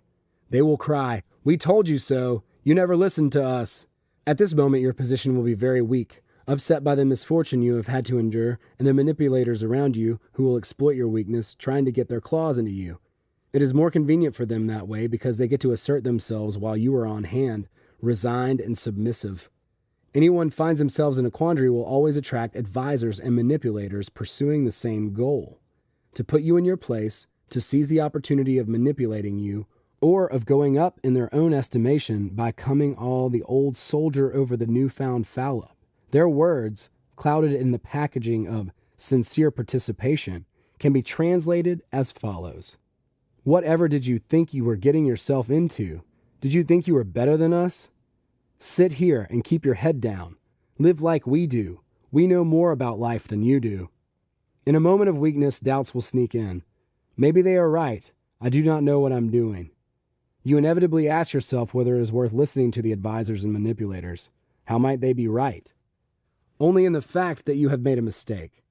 Anyone who ever tries to achieve something will have times when they have made mistakes, even if they are guided by the advice of those who supposedly know better.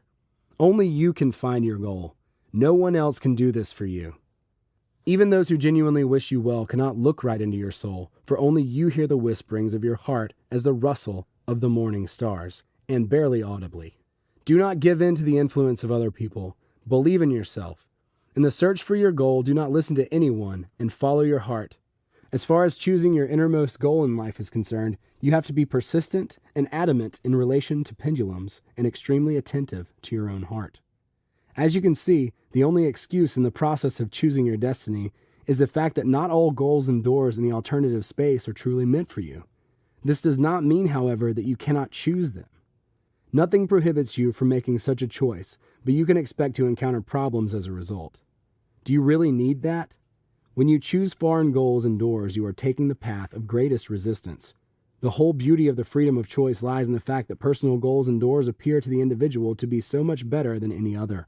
But in order to indulge in freedom of choice, you have to free yourself from the influence of pendulums that impose foreign goals and doors. Summary. A foreign goal is always punishing, coerced, and feels like an obligation. A foreign goal appears in the guise of fashion and prestige. A foreign goal attracts you with its apparent unattainability. A foreign goal forces you to prove something to yourself and others. A foreign goal is imposed upon you by others. A foreign goal serves to improve someone else's material well-being. A foreign goal makes you feel uneasy. In the process of achieving the goal, you will fulfill all other desires along the way. What is your heart drawn to? What would make your life joyful and happy? Do not think about the means until you have clearly determined your goal. Having made the decision, be aware of how your inner voice responds. Slides can eliminate inner inhibitions, but never inner discomfort. The heart always knows exactly what it does not want. It is not the mind's task to do the searching when you are looking for your goal. It is the mind's task to absorb information from the outside world at the same time as paying particular attention to the still inner voice within. Your door is the path that will lead you to your goal. If you cannot see the path, picture the mental image of your target slide. Outer intention will open your door for you to your target lifeline. If you experience a feeling of inspiration on the path to your goal, you know that you have chosen the door meant specifically for you. Everything you do willingly and easily has meaning and value. Do not include any scripts in the target slide. You already have what you want. Do not put your goal and door in one basket. Find a potential substitute.